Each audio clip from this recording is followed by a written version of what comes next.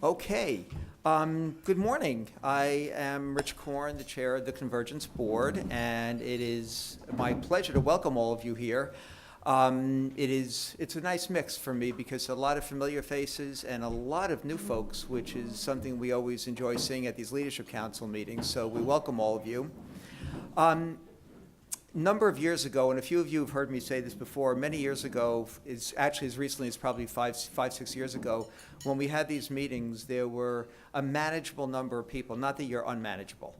There were a manageable number of people, and we could ask everybody to introduce themselves. And we have long since moved past that, and just too many people to go around introducing yourselves. But we do have a wonderful practice, which I'm sure the new folks will appreciate, which is that we ask each of the first-time attendees to introduce yourself. And this is a bit like speed dating. It's a speed intro, okay? It is just your name, your organization, and how you came to be here, okay? So we're going to keep it short, and I have a list of all the new people, so I know who you are. So you can't say I really had to get like a muffin or something. It's not going to work. Okay, so if we can just go around and ask the new folks to introduce themselves. Let me start with Andy Burness. Again, name, organization, and what brought you here. And Andy, I caught standing up in the back. Get a mic for Andy. Thanks, Tal.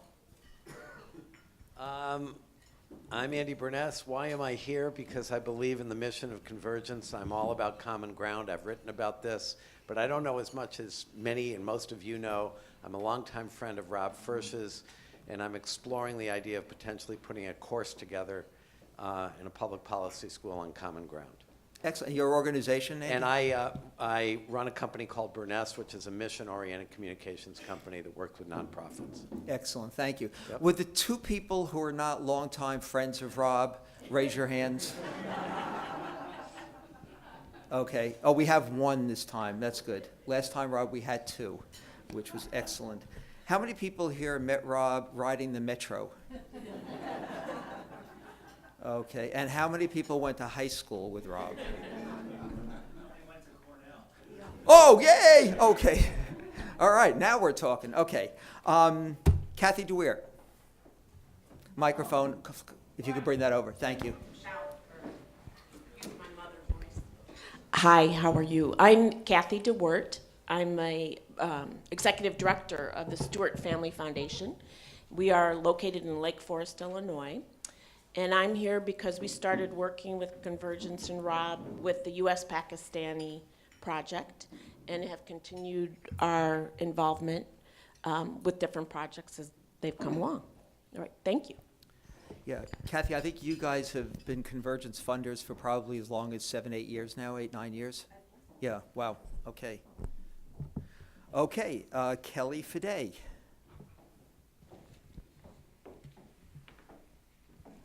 Hi, I'm Kelly. The name of my company is Agility Transformation. I'm a professional coach who specializes in working with companies in transition, especially moving towards a values-based way of working, like failure culture, collaboration, respect, experimentation. I'm here because I'm inspired by the mission of Convergence, and I want to contribute. All right, thanks, Kelly, welcome. Carrie Galloway. Hang on, we will mic you so we can all hear you. I'm Carrie Galloway, I think. Can you hear me? Yeah, Yes. there we go. I'm the executive director of Friends of Guest House. We're a nonprofit in Virginia. We provide residential housing for women coming out of jail and prison. I don't know Rob. I've never met anybody else in this room before this morning. But I'm really excited. We emailed. I'm sorry, we did. I did email with Stephanie, but I wouldn't have known. Yeah, I was. Rick, you took my line. That was. So okay. anyway, I'm really looking forward to meeting many of you, probably not all of you, and hearing about the work. Okay, well, welcome and thank you. And I'm sorry you don't know anybody, but that's okay. You'll meet everybody today. Okay. Lance Gilliam.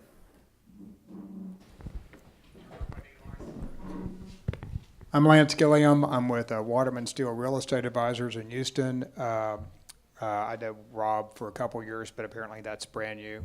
I'm not quite sure why I'm here. I served in a former administration in Houston under a mayor, was chairman of our housing authority, and ended up being kind of an unexpected voice for social equity, which has always been a core value, but just not one I express. So the tools I've learned here have been real helpful in getting people who generally hate each other at a core level to at least work together on a rare occasion. So I appreciate it. Okay. Lance, were you at one of the Houston events? Is that where I was. you were? Okay. I've been at More than one. Okay.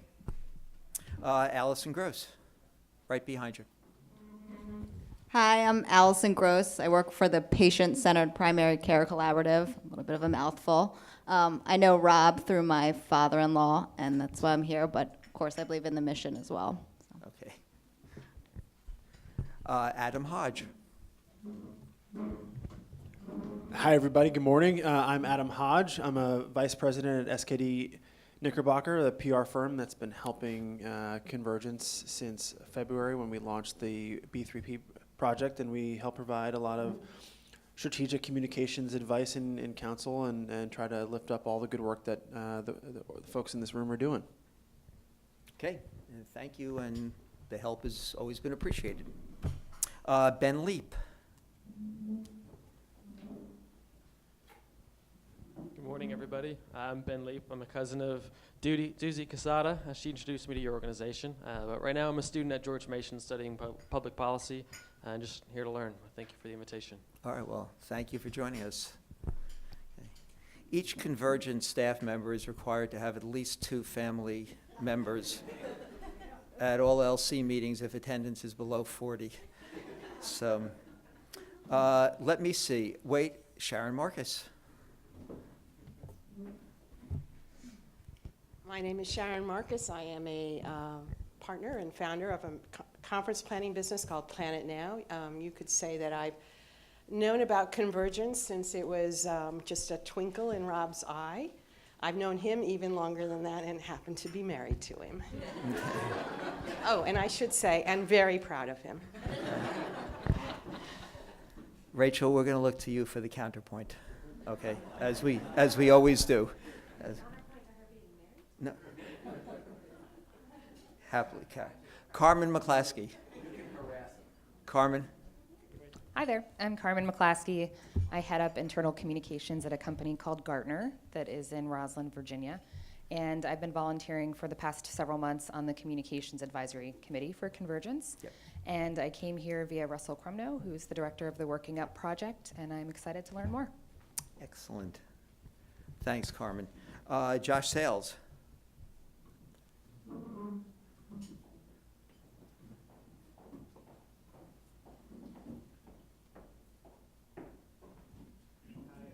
Sales. I'm the Director of Community Relations for the Jewish Federation of Greater Pittsburgh. I've known Rob for all of 2 weeks. He came to our community to basically kick off a major civil discourse initiative that we're trying to launch within the Jewish community in Pittsburgh. I've said to a few of you who I've met that these are polarizing times, and you've all kind of said, really, why? And I think that Rob's message that there really aren't a lot of bad people in the world, just a lot of people who have very different points of view and are very smart and all want to accomplish the same thing is something that our community can really take advantage of. Okay, thank you. Lindsay Tirico.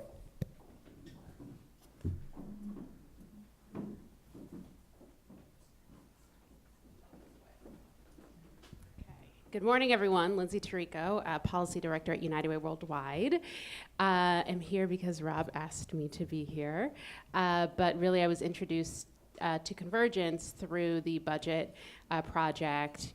And I'm really committed to the work of Convergence to bring people together to create meaningful change and to tackle some of the big, hairy issues in our country. So. Okay.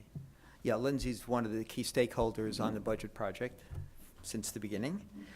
Charlotte Alice Weissglass.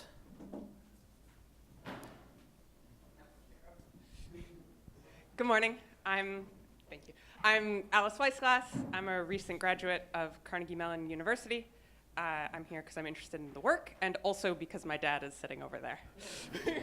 Is your dad also Rob First? No, I'm just kidding. Yeah, now Jeff Weislas, by the way, having 2 of his children here has fulfilled his quota for the year, but some of the other board members have been a little bit light. Just as board chair, Rob told me to say that. Wait, Daniel Weisglass. Hi, I'm Daniel Weisglass. I'm Jeff Weisglass's son. I'm production manager at a place called Baltimore Theater Project, and I do theater work, but I was a political science student, and I'm here to listen. And to participate. All right. All right, and the last one I have is Ned Whaley.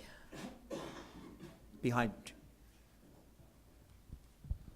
Hi, I'm Ned Wally. I'm a student. I'm studying conflict management at SAIS down the road, and I'm here at the invitation of Rick Callahan, who's an old friend. Okay. Thank you.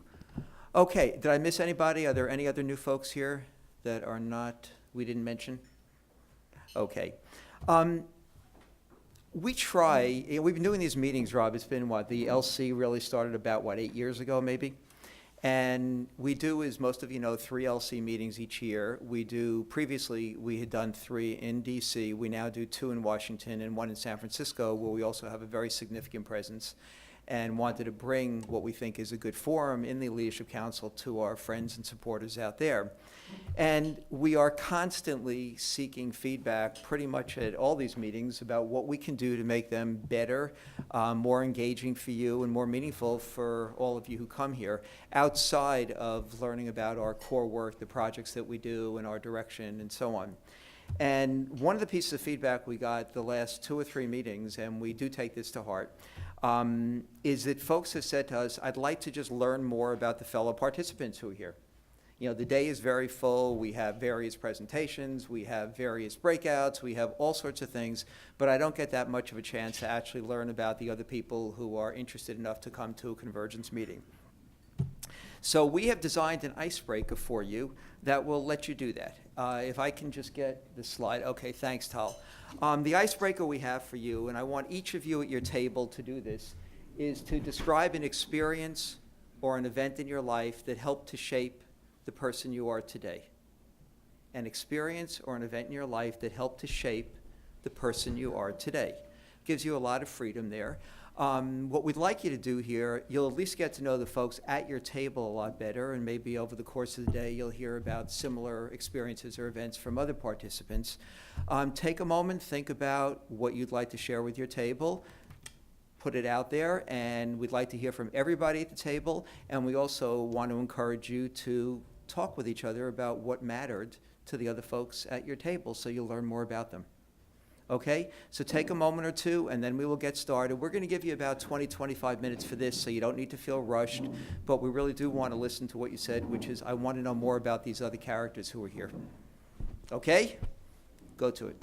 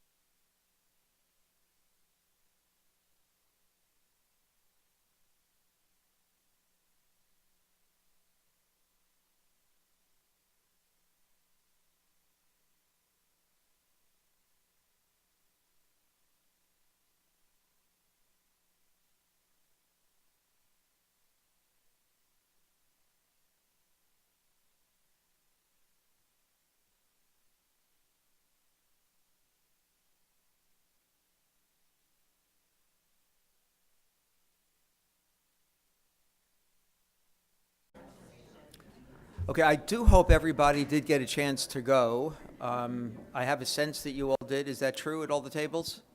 Okay, terrific. One more thing, feedback that we got a couple meetings ago was from a couple of our folks who have been in many LC events is it would be great if we could introduce more of an artistic component into these meetings. And so in order to respond to that, and again, you never know how these things are going to work, some of you might recall that in the invitation that we sent you for this meeting, we asked you to consider bringing a collaborative art project that reflects in some way or another the message of convergence or the organization of convergence. And a number of folks did do some work. If you look way in the back there are a couple of cork boards, and there are various manifestations of art projects that indicate what convergence can mean to people and what collaboration means. And I know that all of you, particularly those who traveled in from out of town, probably had to check your projects. But if you did bring something, and we never know who did, please put it up in the back or put it back there. And if you would like to do something artistic over the course of the day, my granddaughter gave me her nursery school supplies. They are all in the back, and you can use those to create something during the day today. So feel free to let those artistic impulses go. We would welcome that. I'm going to ask Rob to come up here. Obviously, all of you, well, pretty much all of you, know Rob well, our founder and president. And Rob's going to catch us up a lot on what's been doing and bring us up to speed and really set the stage for the rest of the day.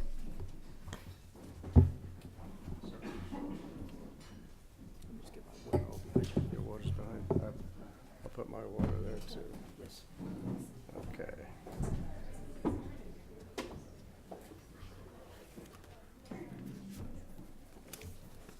Well, good morning, everybody. Hey, Art. I also want to welcome everyone and thank you for coming. I feel like this is like a neat, cozy group today. And even though a lot of you are new faces, I hope we're going to create a lot of relationship and really have great conversation, and we have a great program that awaits us. So thank you for being here. I want to welcome warmly all the new people. I also want to mention there's so many people here who come year after year and support us, and I want to just thank you for your ongoing commitment to the work. And I guess I want to start with that. We are, above all, an organization of relationships. And it's true in how we relate to our stakeholders. It's what differentiates us in the work we do. I think it allows us to create results not otherwise possible. I mean, you have to be smart, you have to know policy and everything else, but the key to our work is to create relationships of trust so people can actually speak and understand each other and get beyond their surface differences. And one of the things we want to do in these meetings increasingly, and this is based on your feedback over the years, is to make sure we create these relationships so that we're maximizing the give and take between us. So we have a lot of information to convey today. I hope you'll be excited about what you hear, but we want everyone to participate fully, whether you've been here for 9 years, as some of you have been, or you're at your first meeting. We hope everyone will feel welcome to participate. Kelly, feel free to sit down. Yeah. So she's getting ready for the closing standing ovation, I think. Yeah, it's funny, I was thinking about this morning. I looked up the Gettysburg Address. You know, Lincoln said, the world will little note nor long remember these words. And since that didn't turn out to be true for him, I wanted to be someone who said that it was actually true for. So that's what this remarks are about. You'll little note and long remember what I have to say today. But I want to just introduce the day, as Rich said, and give you a sense of where we're going for the day, and then provide some context about where we are as an organization. Obviously, we just had an icebreaker, which is listening to you all, trying to create some deeper relationships amongst us. You're going to hear in brief from 4 of our key projects today. Normally, we have a lot more project presentation, but they will be brief and meaningful presentations from our dynamic leaders of those projects. There's going to be an amazing panel this afternoon on Reentry Ready, Stephanie's project, where we have outside speakers coming in from around the country. We're really excited about that. I think it'll be a hugely impactful session for all of us.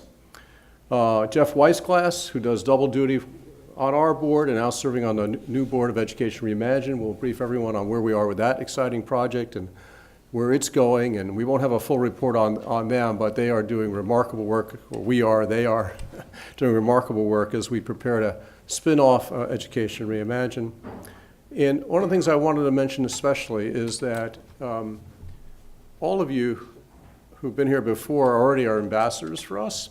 The new people, we expect you to come and kick the tires, but we hope you will become ambassadors for us, and we're going to have a special session to help you become even better ambassadors for us. And we hope, whether you get involved in Convergence or not, I think this will be very useful training for you to be an ambassador on behalf of any causes that you want to fight for and work for. So we hope that will enrich your day, a real kind of training opportunity.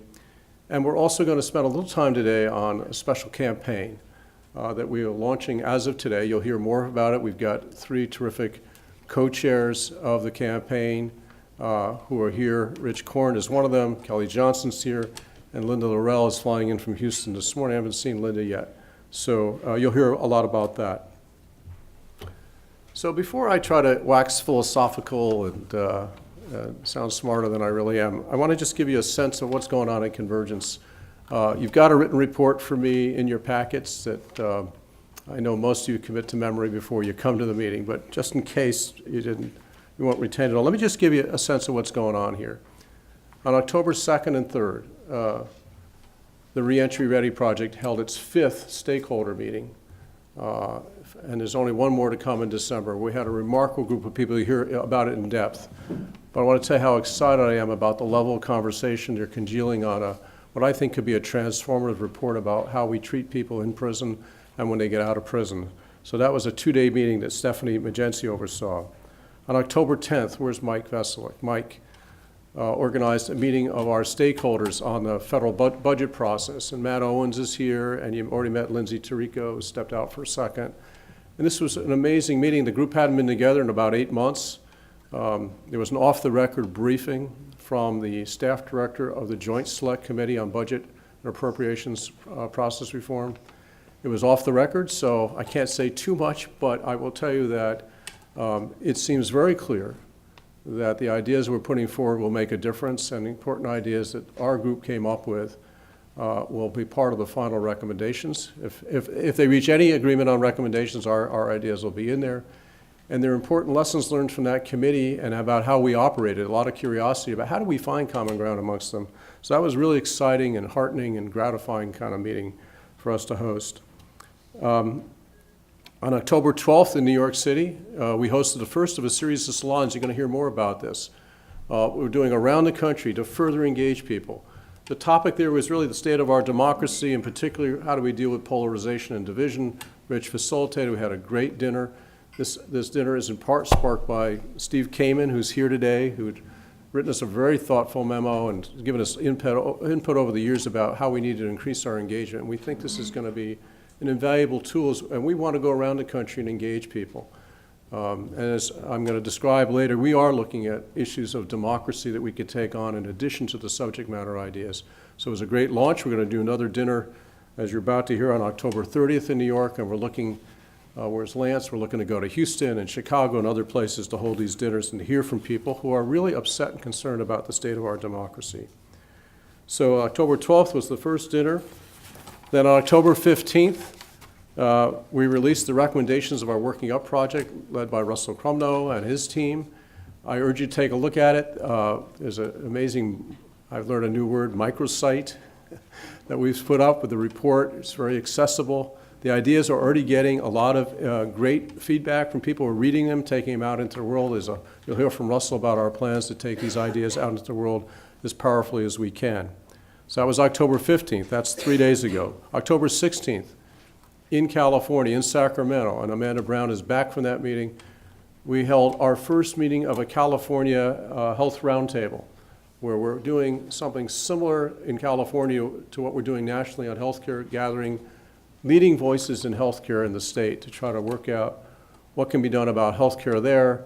It's a very hot issue, a lot of momentum towards single payer, and a lot of concerns about how that could be done, and probably, what we sense, and I've spent a lot of time out there meeting with state legislators, there's a lot of people on the left and right who really want to have a conversation about how do we meet the goals of healthcare in a way that is, practical and affordable, and delighted to report that the first meeting went very well, and we expect that project to continue very strongly. So that gets us to October 16th. Also on October 16th, Art Taylor's here. Sharona and I went and presented to his board. Get to know Art Taylor while you're here. He has a remarkable organization. They're all about collaboration, and as part of our efforts to spread the word of collaboration, we had a terrific exchange with them. And Art, I think some good things are going to come out of that on a lot of levels. Obviously, we're having this meeting today. This is a big enterprise for Convergence, to put together these meetings, to bring you in and to get your input and get you more involved. As I mentioned, on October 30th, we're going to have our second New York City dinner event, again, testing this model, and then we'll take it around the country. Also in late October, we'll have the second meeting of our National Healthcare Roundtable. Where's Karen? Karen Hederman leads this magnificently. We had a very strong first meeting in August. Ron Pollock, who's here, and Stuart Butler helped conceive of this idea and helping moving it forward. And it's, again, trying to have the conversation we need to have in this country. And I'll let Karen contradict me later, but I will simply say that if there's any table in the country gathering today that might potentially have the knowledge and wherewithal to reframe the healthcare debate in this country and redesign important elements of it, it's the table that Karen and her team have assembled. Very proud of it, and we also know it's ginger and fragile and difficult. So we'll keep you posted on that, and Karen will report more fully than I can today on that. And lastly, on October 32nd, which is actually November 1st, but I wanted to fit into the 1 month goal, we're going to host a unique dinner. We have long thought that as part of our multiplier, our projects require a lot of energy and time to put together. But the notion of having dinner discussions that build relationships of trust, get people wanting to work together, is something we really wanted to do, and Kelly Johnson on our board has suggested it for a long time. And finally, a bell went off when Stuart Butler and I were at a Hewlett Foundation meeting in June. We've built such trust amongst the groups that are involved in our budget process. Trust me, none of them agree a whit on what the budget priorities ought to be. We have American Taxpayers Union and Americans for Prosperity and the Chamber of Commerce sitting with the Center on Budget and Policy Priorities, Center for American Progress, the Food Research and Action Center. And so they probably really disagree on what we ought to do about the budget, how serious is the deficit and debt. But we said, okay, you all know each other, you like each other, work together. Let's have a conversation where let's see if we can get underneath and understand how each other thinks about these issues. What are your assumptions? What do you care about? So we're not just having bumper sticker debates about the budget. We hope whatever happens, it may just be these people talk to each other differently over time, or maybe it leads to some project on our part, but we're breaking through on the salon idea and trying to get our muscles, grow our muscles on how to hold these kinds of events. So that's an exciting development for us. There's a lot more going on. I can't possibly tell you about everything going on. Kelly Young is away giving speeches around the country on education and doing a remarkable job. Russell was in Texas earlier at a major conference presenting on our work. So lots going on. So let me try to put this in context for you. And I think the context is found in your packets. I hope you have a chance to look at it at some point. And that's that we're operating under a new, I would like to say, visionary 3-year strategic plan. And I want to give you a sense of what we hope to accomplish there. And I want to acknowledge, where's Amanda? I can't keep track of anybody. Amanda Brown led our executive vice president led our strategic planning process. So here's the headlines to think about us and what we're trying to do. And let me also start by saying we do get self-absorbed about what we do.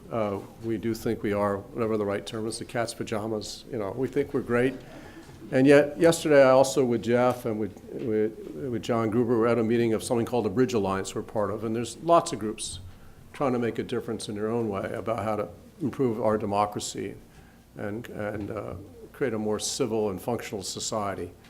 But I think we have a huge role to play in it.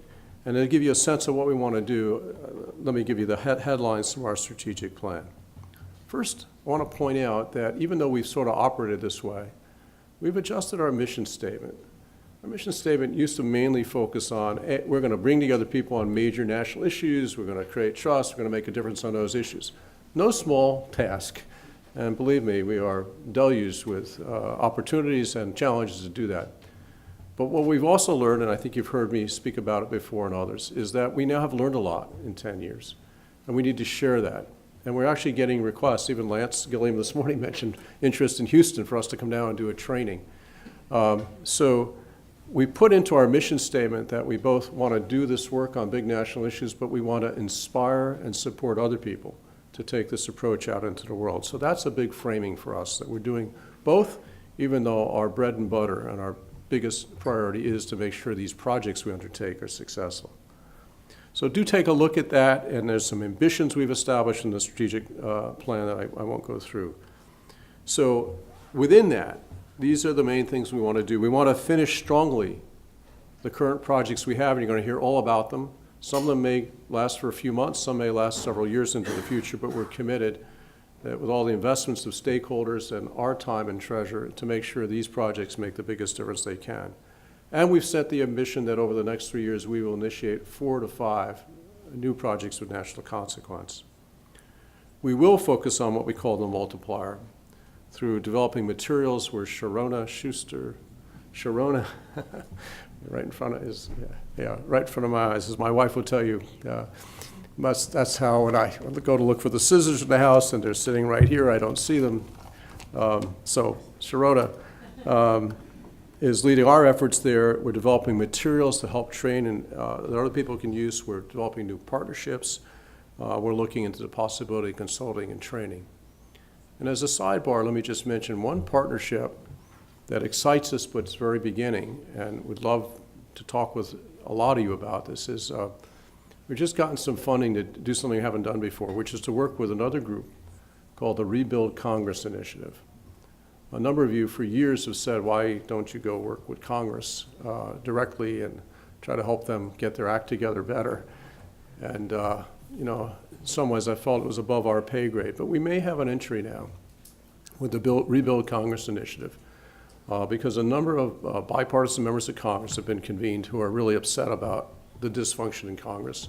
From far left to far right, they were worried about money and all the money you have to raise. They're worried about being primaried.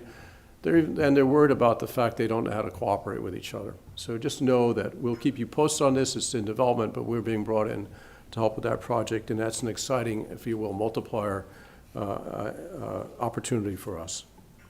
So let me get back to the larger context. Strategic plan. Finish our projects strongly. Start a bunch of new projects. Multiplier impact. Increase our visibility. In a few minutes, I'm going to bring Adam Hodge up to tell you more about that under the leadership of Susan Jerrison. We really want to do a lot more with our communications, both to forward our projects out powerfully, but to also have people understand our larger message about collaboration and to also assist our fundraising efforts. So we're going to make that a major focus. We're also investing in our ability to raise money, and a key focus is financial sustainability. And you're going to hear about the special campaign, which is a big step forward. Our dear friend Kathleen Lair is helping us to guide us forward on that. And internally, we have other goals to continue to build out our board, build out the diversity of our board and staff, and make sure that we have a sustained career path for people at Convergence, because our model doesn't necessarily lend itself to that as we stop one project and start another. So we want to build some continuity in our career paths and make sure that our people who want to work for us have a long-term future with us. So that's what the strategic plan is about. Let me just read something that we said in terms of the context of our times and why this plan matters. We said, our nation's unsuccessful efforts to come together on issue after issue, healthcare, education, fiscal policy, immigration, gun safety, privacy, economic opportunity, and even civility itself, leave great needs unmet, the public frustrated, and confidence in elected officials at low ebb. We consistently fail to harness the power of all sectors of our society, government, business, nonprofits, and the public at large, to work for common purpose. Convergence's approach and proven track record offer great promise for achieving the creative and effective problem solving the nation needs. So that's really the context in which we're operating. So,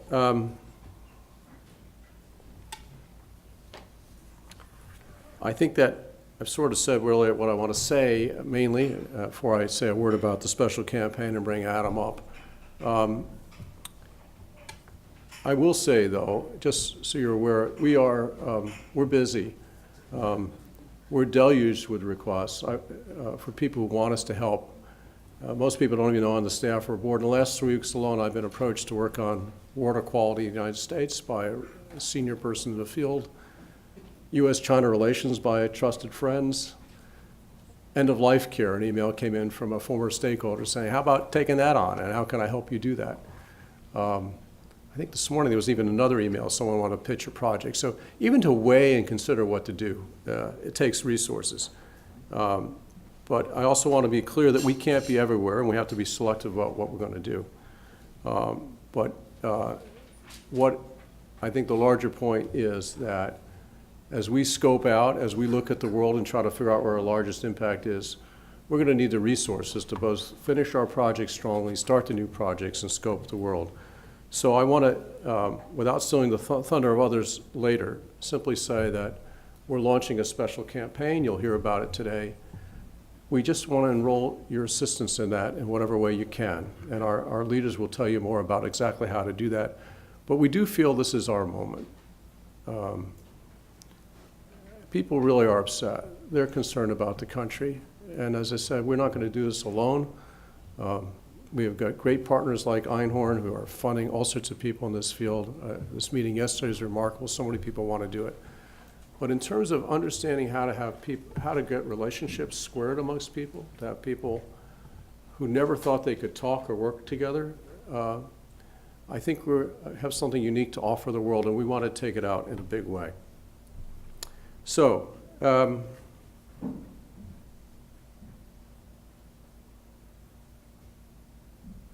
I scribbled some notes this morning on the train coming in, and I'm having trouble reading my own writing. But let me just say this is my final words, and I want to bring Adam up. I think, you know, what I really want to say from my heart to everybody is that people ask me, well, what kind of group are you? A policy think tank? Are you a process organization? What are you? And I think at bottom line, you've already heard me sort of say this in these remarks, is that we're a group committed to values about how human beings should treat each other. We're trying to apply that in the public sphere. And there's one lesson I want to just relate to you all, is that our experience proves time and time again that being civil and collaborative with each other isn't just about a matter of being nice. It actually is more effective. And there's no tension between being civil and collaborative and getting things done.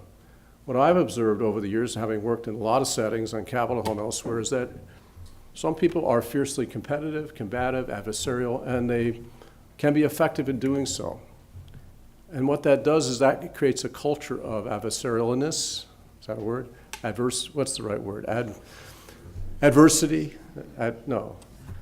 Whatever it is. It creates terrible relationships with people. Sorry about that.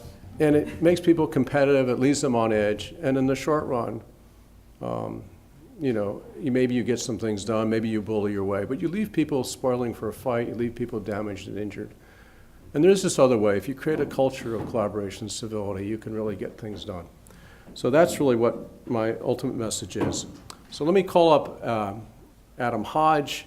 And I'm happy, after all this is done, to answer some questions as well, see if there are. But let me call up Adam Hodge, who's been a wonderful ally and friend. I want to give you a sense of the scope and potential impact of our work on the communications front to have a greater impact and visibility. Adam, thank you for being here.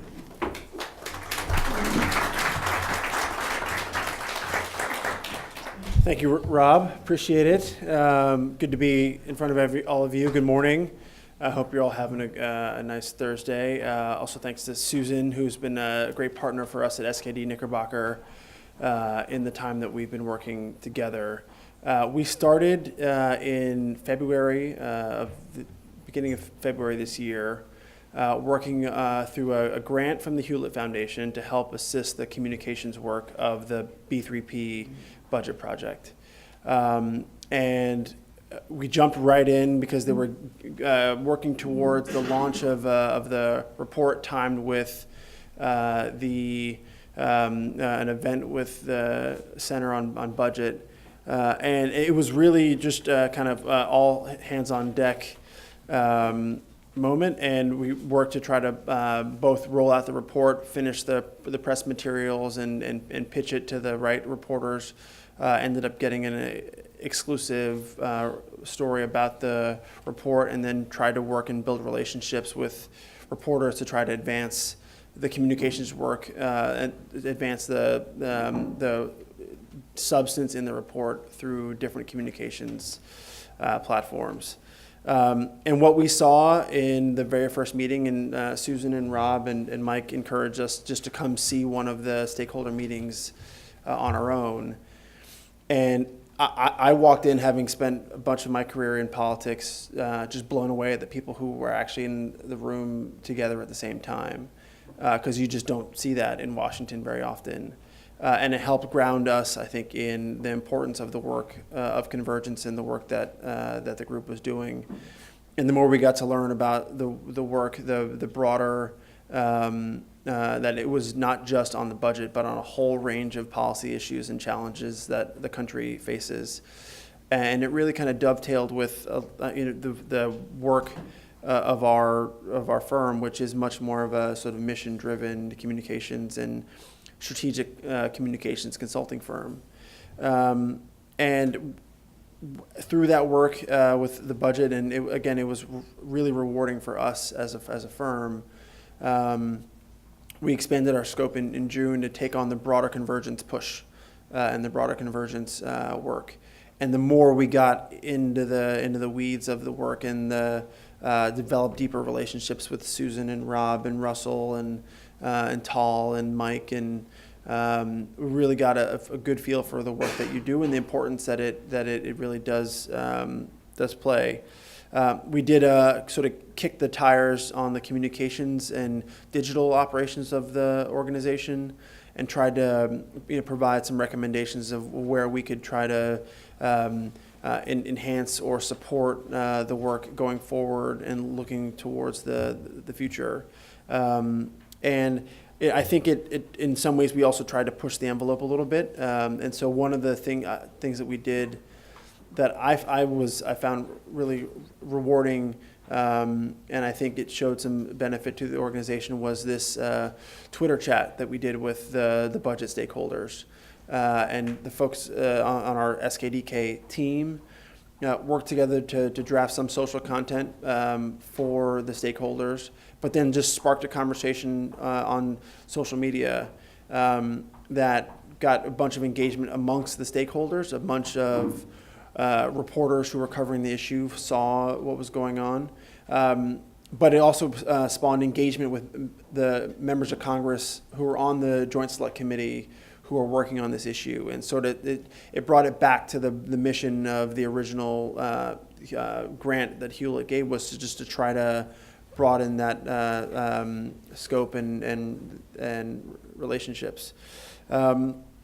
And so that's something that we're trying to think creatively and innovatively through a bunch of the projects.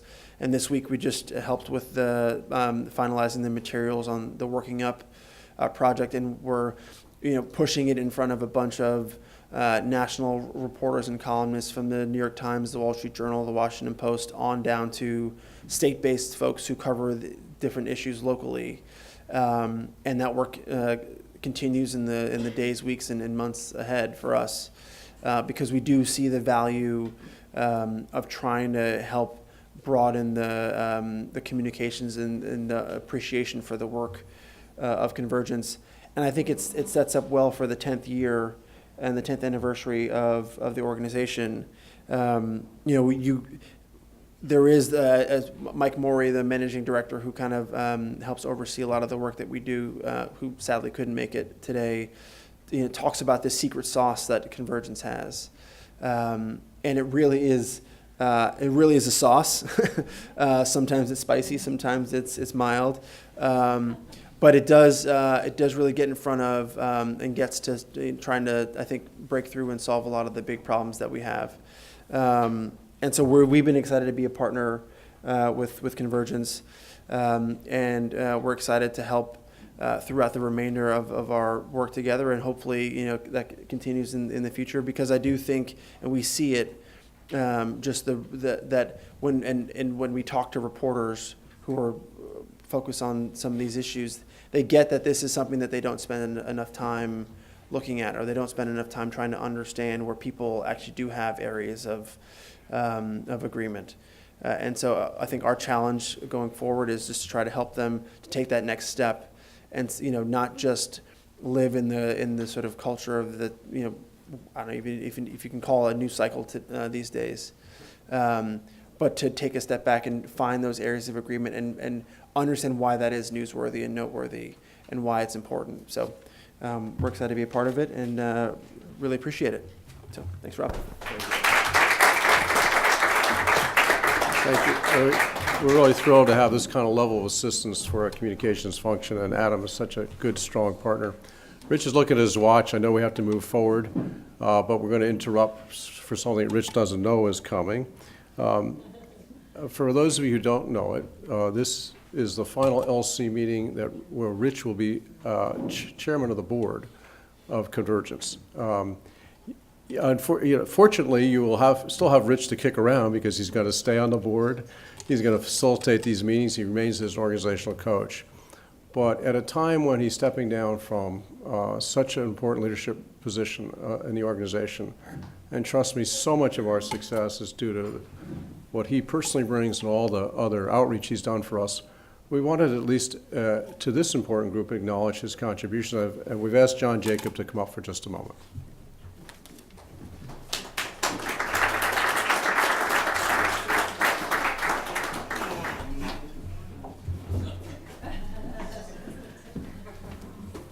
Thank you, Rob. Hi, everybody. So, you've heard that 2019 is going to mark the 10th anniversary of Convergence, and it's amazing to think that until March of 2013, Convergence didn't have a chairman of the board. It's quite something to think. However, and the story goes, and perhaps apocryphal, but maybe true. So Rich leaves the room. This is how I remember it, at least.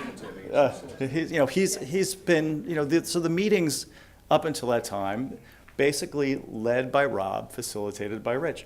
So Rich leaves the room, and someone thought that maybe it was time, given that it's March of 2013, that we actually have a chair of the board. Probably a good idea.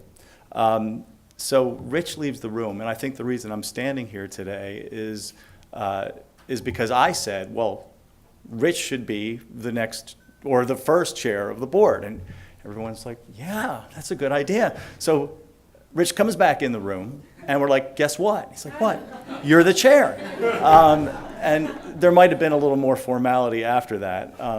But that is pretty close to indeed how it happened. But I want to say, in seriousness, that although I might have been the person who first verbalized the concept that Rich Korn should be the chair of Convergence, I think it's that thought, that concept was front of mind for everyone in the room. On a personal level, and I believe that I speak for everyone that was on the board then and has served on this great board since then, that the humanity, the care, the humor, the attention to detail, the hard work that you exhibited during the board meetings and frankly every day as you travel across the country, as you meet, as you coach. Everything that you've done, Rich, is really quite amazing, and has been a model to be followed by all of us. So on behalf of the board, I thank you for that. I think it's clear that that sauce flows through your veins, sometimes spicy, sometimes sweet. Thanks, Adam, but mostly sweet. Thank you so much, Rich, for everything you've done.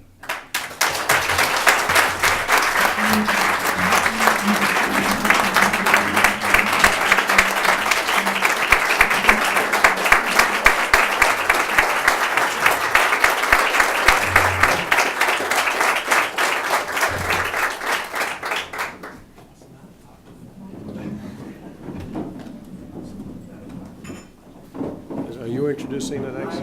If he's not too emotional, so one little detail is that actually when we sent Rich out of the room, he wasn't even on the board. So. I was going to tell the rest of the story. Okay, go ahead, you do it. Yeah.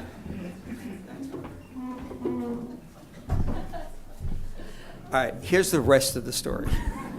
No, I was not on the board. I was facilitating a board meeting. I had been doing pro bono work for Convergence for a couple of years. And actually, John Jacobs said to me, why don't you leave the room for a while? And when I came back in, they said, congratulations, you're on the board. And then John said, and your chair. So, no, that was very kind of all of you. Thank you very, very much. We are going to start our project updates. There's a tremendous amount, as Rob mentioned, for us to talk about. We're structuring it a little bit differently this time. We wanted to give tremendous time this afternoon to the Reentry Ready project with a number of guests. But we want to start with the two updates on our two healthcare projects. So Karen Hederman and Amanda, where are you? Amanda, come on up, as they say.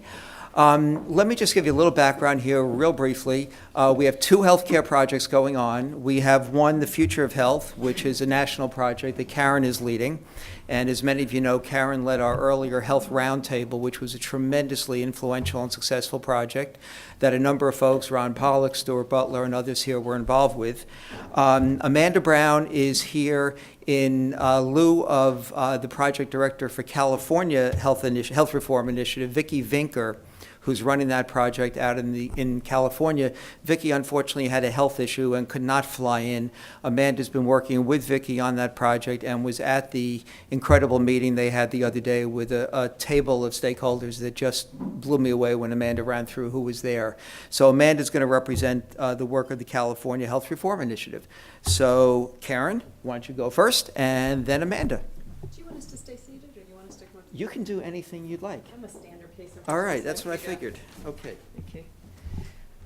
So thank you for supporting Convergence, because honestly, without the support from the LC family and the board, our work could not happen, especially in this kind of time. So what they mentioned a couple of the projects. I also did a long-term care financing collaborative project that continues to have a lot of very wonderful ripple effects on the conversations around how we help pay for the frail and the elderly in our country. And Ron Pollock was a part of that, Stuart was a part of that as well. The current project, Future of Health, is different than the roundtable. For those of you who heard Ron and Grace Marie last year talking about the work of the Convergence Health Reform Roundtable, that work was within the crucible of the Senate budget reconciliation process, and it was very much focused on, can we forge a path forward in this time that feels impossible? Can we create possibility out of that impossibility? And they were very successful in creating relationships with each other, for communicating the possibility of bipartisan work on the Hill and in the administration. It was wonderful. And out of that effort came the idea that we really needed to also have Convergence should take on a conversation with stakeholders at a very high level. So Future of Health launched officially at the end of spring, beginning of summer of this year, and it's a stakeholder table mixed with policy experts. It's starting off confidential in terms of participation and what's happening in terms of the conversations in detail in the meetings, but I do want to share with you the context, because healthcare affects everyone and it affects all the people that we love. Also, I want to share with you, give you an idea of who our stakeholders are in terms of the way they think and where they're coming from, what they're worrying about. And then also some of the issues that we're dealing with. But first, we're going to start with context. I would be surprised if any of you don't have healthcare touch you, but let me do this. I want you to raise your hands if you have not had an experience with healthcare in the last 2 years. All right, see, everybody's affected by it. Now, the other thing I want you to do, and just trust me on this one, nobody's going to be moving around or anything, but close your eyes. I want you to think of your interactions with the health system, our crazy healthcare system that we have. Think of the different experiences you've had and the ones that your loved ones have had and the roles that you've played in that. And then I want you to focus on the words I'm about to say. Customer, consumer, beneficiary, advocate, patient. Okay, now open your eyes. Those all have very different meaning, don't they? And within your own personal context, and that's true for the stakeholders at this table. They all have personal context they bring to these projects. The difference in who we have at this table is that you and many of us in this room, we don't have the ability to pivot a huge company that is a dominant player in healthcare, or a huge association that has all of the national membership in the healthcare. This group does. And it's a high-level group of key decision makers who have been through it all. So what I mean by that is you remember the crucible from last year and all the craziness happening now. We're heading into midterms, and you can't turn the TV on or listen to a radio without hearing some of the pointing and blame. I'm going to run this through. We're going to talk about context just very quickly, and then I'm going to talk to you about some of the issues. Midterm elections, you open your paper. These are just some of the headlines from recent papers that we thought you might have seen. Healthcare is prominent in this election. And it's also prominent for all of the stakeholders and the advocates and policy experts who are working together, far left to far right in the future of health. There's also what you see, everybody's talking about costs and affordability in the papers, right? It's a very trigger issue right now, and everybody's blaming each other at the national level. And one of the things that is very true of healthcare and other industries is that we go through these cycles of who we're demonizing at a certain time, right? Last fall, it was insurers. The insurers were the bad guy. Early this spring, it was the hospitals. The hospitals were the bad guy. Right now, pharma's getting it, right? And it's both the drug manufacturers and the benefits managers, what they're called PBMs. So the blame game in the public sphere for the people in the future of health, they have to deal with their public professional work on a day-to-day basis, which is all wrapped up in this stuff. And then they also are choosing to carve time out of their day to come try to find agreement together across a very, very hot issue. And to put that into the mix, we also have incredible uncertainty across all of the branches of government when it comes to healthcare. If you think about executive branch, congressional, the legislative, the judicial branch, all of them have a lot going on in healthcare. And all of the people at this table are dealing with different aspects of this, and some of them all of the aspects of this at a given time. So it's part of what they're thinking on a daily basis, but it also has to do with this feeling that they all have, a weariness. Some of them have been doing this for 50 years, fighting the good fight, and from their different perspectives. The common theme from our first conversation was a lot of people really feel like Sisyphus, doomed to roll that huge boulder up the hill for eternity. It's hard. So the fact that they're willing to come together and try to create possibility out of impossibility is enormous. And it should be inspirational, and it should be an optimistic, wonderful thing that I want you to take away with when you leave today. So this is another issue. It gets a little technical when we start talking about vertical mergers and all of the things that are happening right now, but the consolidation happening at all levels of healthcare is enormous. And there's a lot of question marks, even with these visionary leaders across everything else. What does this mean for what healthcare is now and what it should be? When you're trying to think about this vision of what an improved future system looks like, you have to start with, does everybody agree about what it is now? This is another big issue that people talk about when you think about where you get your healthcare coverage. Most people in this room, if you're statistically average, most people in this room get it through employers. Not everybody, most people. And that's true for the whole United States too. Over 60%, lots of people count it different ways, but more than 60% get their coverage through their employer. There's a big question mark about, is that going to be what happens in the near future, or is that changing? And there are different ideas around whether it's changing or whether it will always be an employer-dominated employer portal for all of us to receive, or most of us to receive our health care. So that's the context.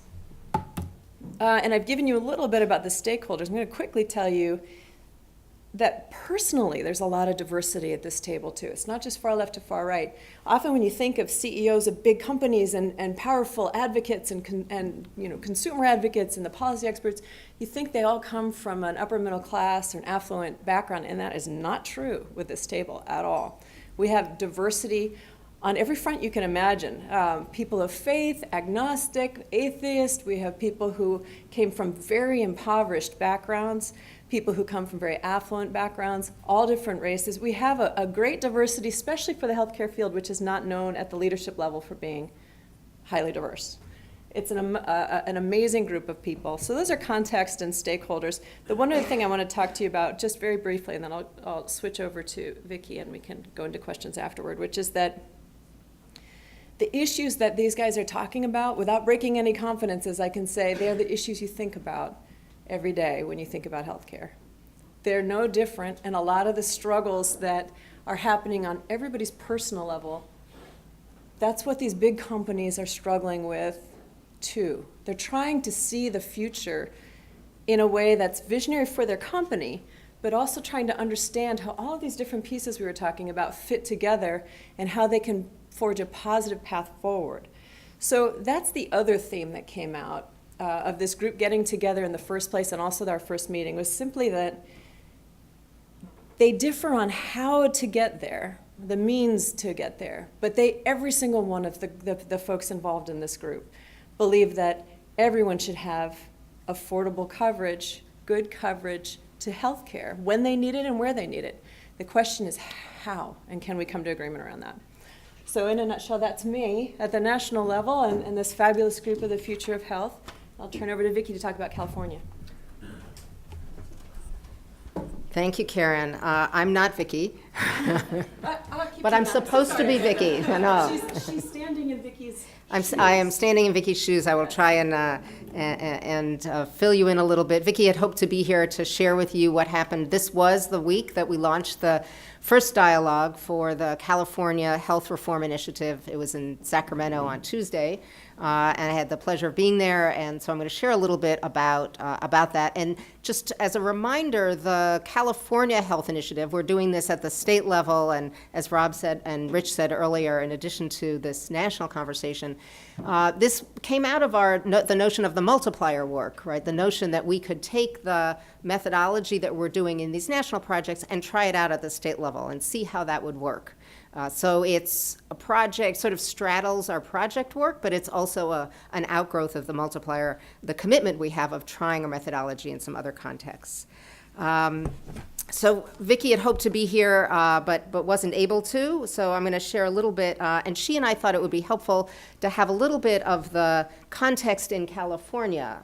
Karen gave us a lot of the national context, which of course affects California, as it affects all of us, but there's also some state-specific context that is the frame in which the dialogue in California is taking place.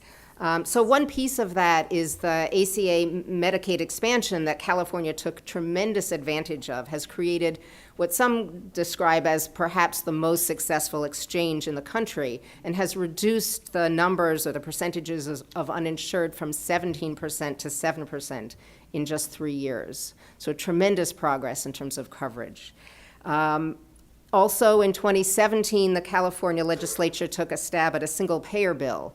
So that didn't pass. It passed in the Senate, but not in the House. It wasn't funded. But that's a big context in which the conversation about health coverage in California is taking place. There continues to be discrepancy in healthcare service delivery between urban and rural areas. And despite California's reputation as being a state with progressive values, the negative health burdens on poor people and people of color are significant. So when we think about strong health and quality outcomes, it's really not for everyone, it's for some groups. And as a result of that, there's a growing interest in health equity and in the social determinants of health. And as Karen said, is also expressed in California, is this increasing consolidation in hospital and insurance markets, physician practices, and an increasing share of practices owned by hospitals is another part of the context in which the conversation is taking place. So there's some that are interested in following California. The question about whether California is really leading the way. There are lessons that we think all of the states will learn from looking at California. A couple of indicators of that are the National Journal Health Affairs was so intrigued with what was going on in California that they dedicated their September issue to what's going on there. And in a conference that took place just days ago, the editor of the journal raised his skepticism about whether really California is a place that we can learn from, but then also said in the context of putting together this magazine and doing the research involved, he became convinced that indeed California has a lot to offer the rest of the country, and people are looking at California to see what they can learn from that context. The election is obviously an enormous context as well. Jerry Brown is a national figure. We're going to have a new governor in California. Gavin Newsom has been talking a lot about health care in the context of the race. And in all of the election races, state level governors and legislature and so on, health care is a huge topic of conversation. And there's a health reform council that's being established in 2019 with appointees by the governor and the state. And so this is clearly going to be a body that's going to help advance the conversation in California, and Vicki is already talking to the folks that are involved in putting that together. The conversation about healthcare is not new. It's been around for a long time. There's this whole set of other conversations that predate the one that we're putting together, as well as the Health Reform Council. And there's some people that have been having these conversations, a core group of stakeholders, some of which are in our room, many of which are in our room, for 20 or 25 years. But the notion is that they have not done that conversation in the convergence way. There's been a lot of position taking and sort of adversarial back and forth, but not the kind of process that we're bringing to it. And for all of those reasons, we really think that our process is the right one at the right time. So a little bit about our first stakeholder meeting. First, we had an amazing collection of leading voices in healthcare from across all the sectors that came together for this first conversation. We're still putting together the table. There are more that are going to be coming to our second meeting, but it was really an amazing group that are the voices that are needed to take action on healthcare and to make progress. And they came together with a vote of confidence that they trusted this process to make a difference. So we're very proud of that, and Vicki has just been an amazing leader in putting that table together. They had a robust, engaged conversation about what they would like to see the health system in California look like. And this is a glimpse, a little bit, of some of the topics that were raised during that first meeting. So clearly the equity of financing healthcare and including a patient affordability. Another set of issues had to do with quality of healthcare delivery, quality of benefits, quality of coverage.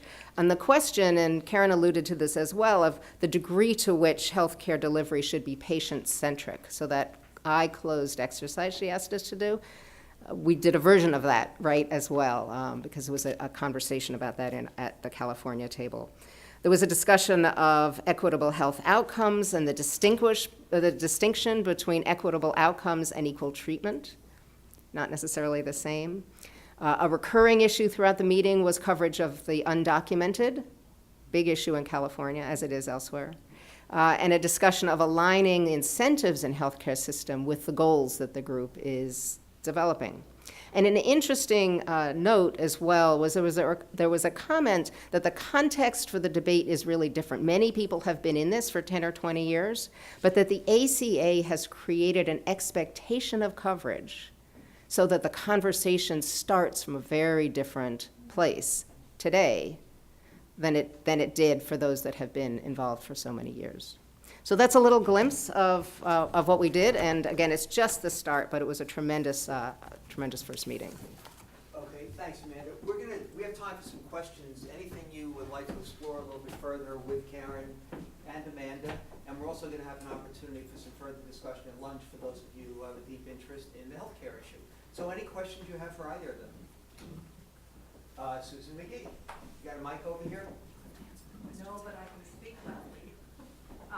And this is coming off the top of my head. Here it comes, Susan. This stuff a long time.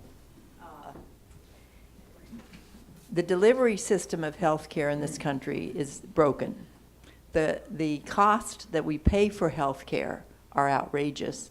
And the system, while it's fabulous that more people are covered, Medicare has there are all these folks gaming the system, and they know, everybody knows that, but they have no, a friend of mine was running the state of California, they couldn't stop the fraud. And when I talk to people who are in positions like the head of human resources in the state of Washington, there's apparently a company in Utah that provides very good health care at reasonable prices. And I said, then why don't you just set that up? Our employees don't want to change. I don't know how you get around any of this. And in California, everyone wants free health care by the state.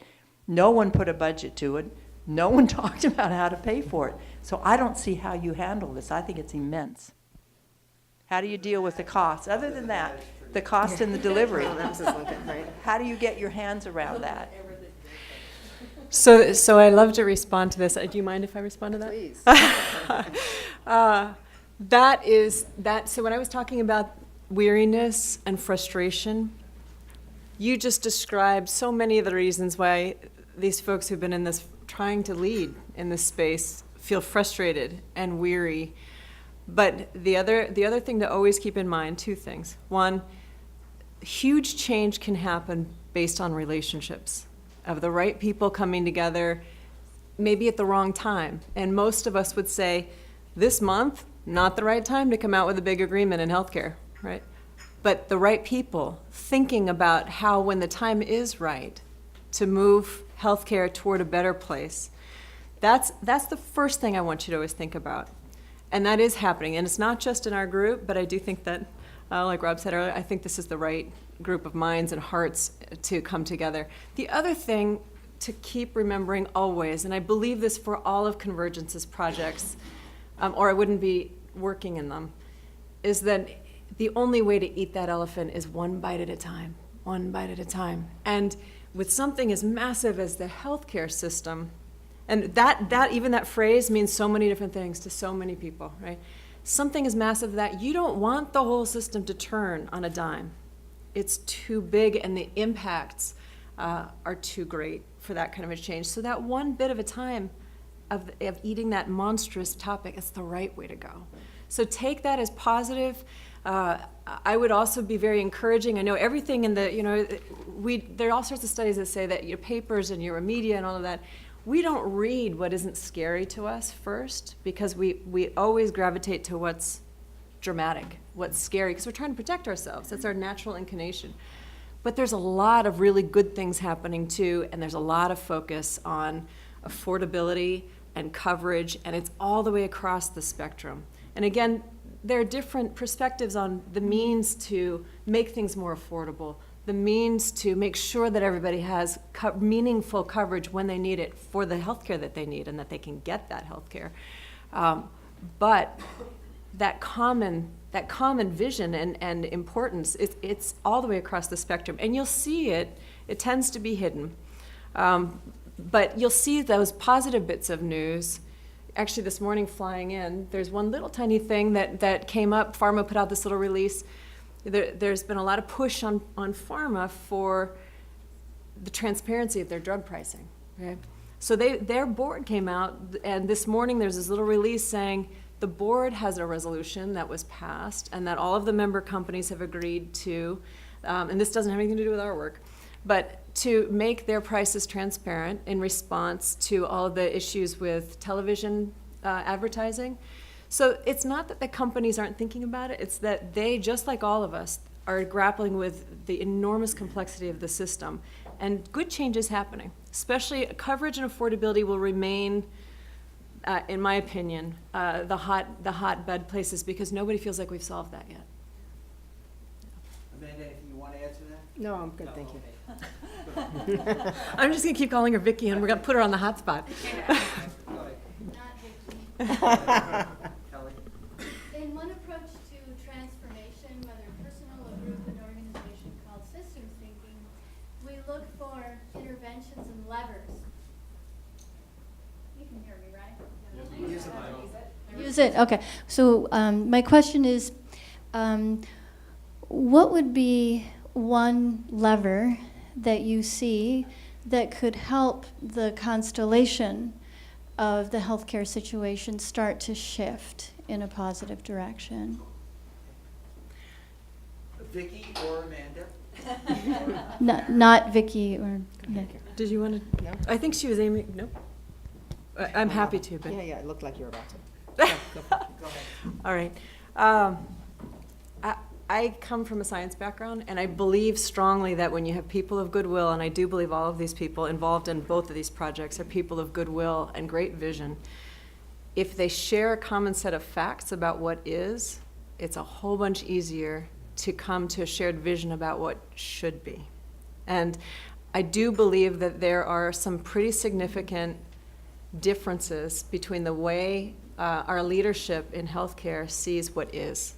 So that, I believe, is a starting place that has to happen. If we can come to a shared understanding of what's happening in the near term, sort of the what is of the healthcare system now, it's a lot easier for these people to come to a vision, shared and core elements of agreement that, that unify around what a better system looks like. If we can do those two things, there's a huge opportunity for improvement.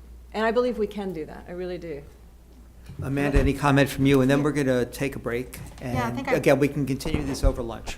I would just add that I think what you said, Karen, is absolutely right. And there's an issue when the issue that you're dealing with has been sort of intractable for so long, and groups have come together, core groups of stakeholders have come together time and again and not made the progress that they collectively aspire to make. There's a little bit of a hump you have to get over before you can get into a conversation that's productive. So I think that's part of our challenge, and I see it, at least in the glimpse I had in California, that we had an amazing group of people, and a subset of them knew each other pretty well because they're day-to-day adversaries in Sacramento, in the capital. And they have a pattern of interaction with each other that they know. They can speak, they know each other's speeches. They said that.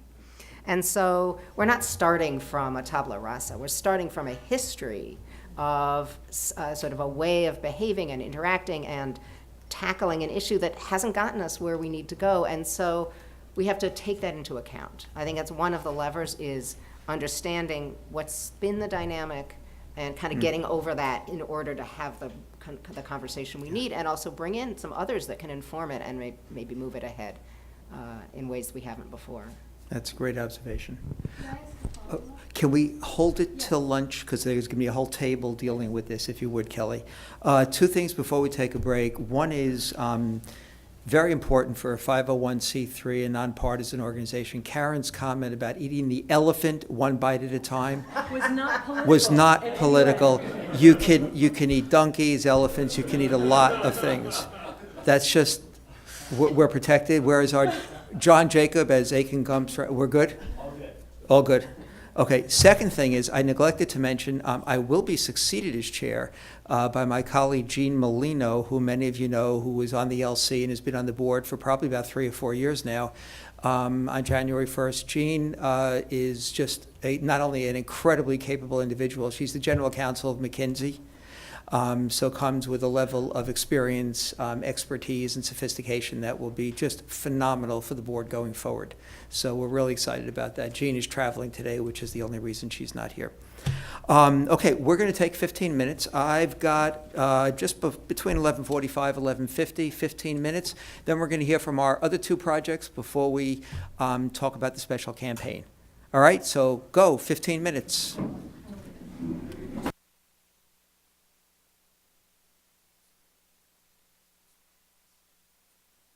Director of our Working Up project, and as mentioned earlier, they just recently issued their recommendations and taught Rob the word microsite, which I thought was excellent. Do you know what it is? Neither do I. Okay. And Mike Veselik, who's the manager of the B3P, or is it BP3? B3P? B3P. I will not try to say building a better budget process project more than once. Mike's the manager of that, and they are, as Rob said earlier, at a very, very important stage right now, and hopefully the work of that group will influence the work of the Joint Select Committee. So come on up, guys, and you can bring everybody up to speed on what you're doing. Thanks. Go. All right, it's great to be here, especially with good news that we have a report, we have a work product after 2 years of toiling away that we are thrilled to share with you. And my main ask is that you share it with other people. So if you hear nothing else from me today, you're going to see in a second the URL and the hashtag. Blast it out to your list, drop it in newsletters, put it on social. You now have the permission and encouragement to share the Working Up report. So that is the headline.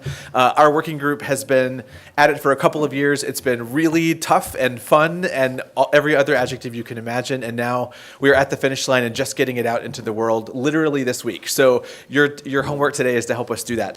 Let me step back for a second. I know some of you have heard us talk about this project a lot, and some of you are coming to it for the first time.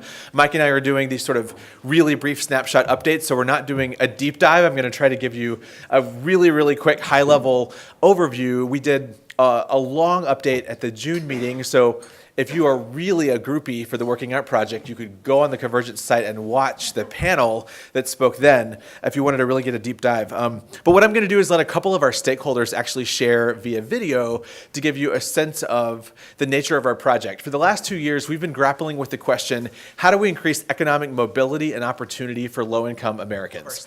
Specifically, how do we do that through work? We brought together a table that I think it's correct to say was probably the most diverse table Convergence has ever convened when you think of all of the ways that we measure diversity. It included big employers like Walmart and McDonald's and Hilton and IBM, and those who advocate for workers, including unions and other advocates that we measure diversity, who sometimes take issue with those big employers and sometimes sue them.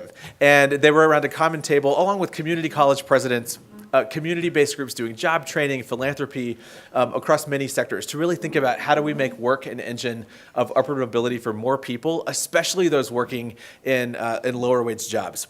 We've now come up with a set of recommendations we're thrilled to be sharing this week, which I'm going to get to in a second. But first, we're going to play a quick video that includes two of the stakeholders who represent some of the different perspectives that we had. Our stakeholder who represented Walmart, which is the biggest private employer in the country, and a stakeholder who represented the National Employment Law Project, which advocates for workers, sometimes sues employers when they believe workers have had their overtime stolen, advocates for paid leave and benefits and supports. These two stakeholders were able, through our process, to develop a relationship and some trust, and we're going to let them speak for themselves for a second. Tal, if you want to roll that video, we'll take a look at what they had to say, and then I'll share a little bit more.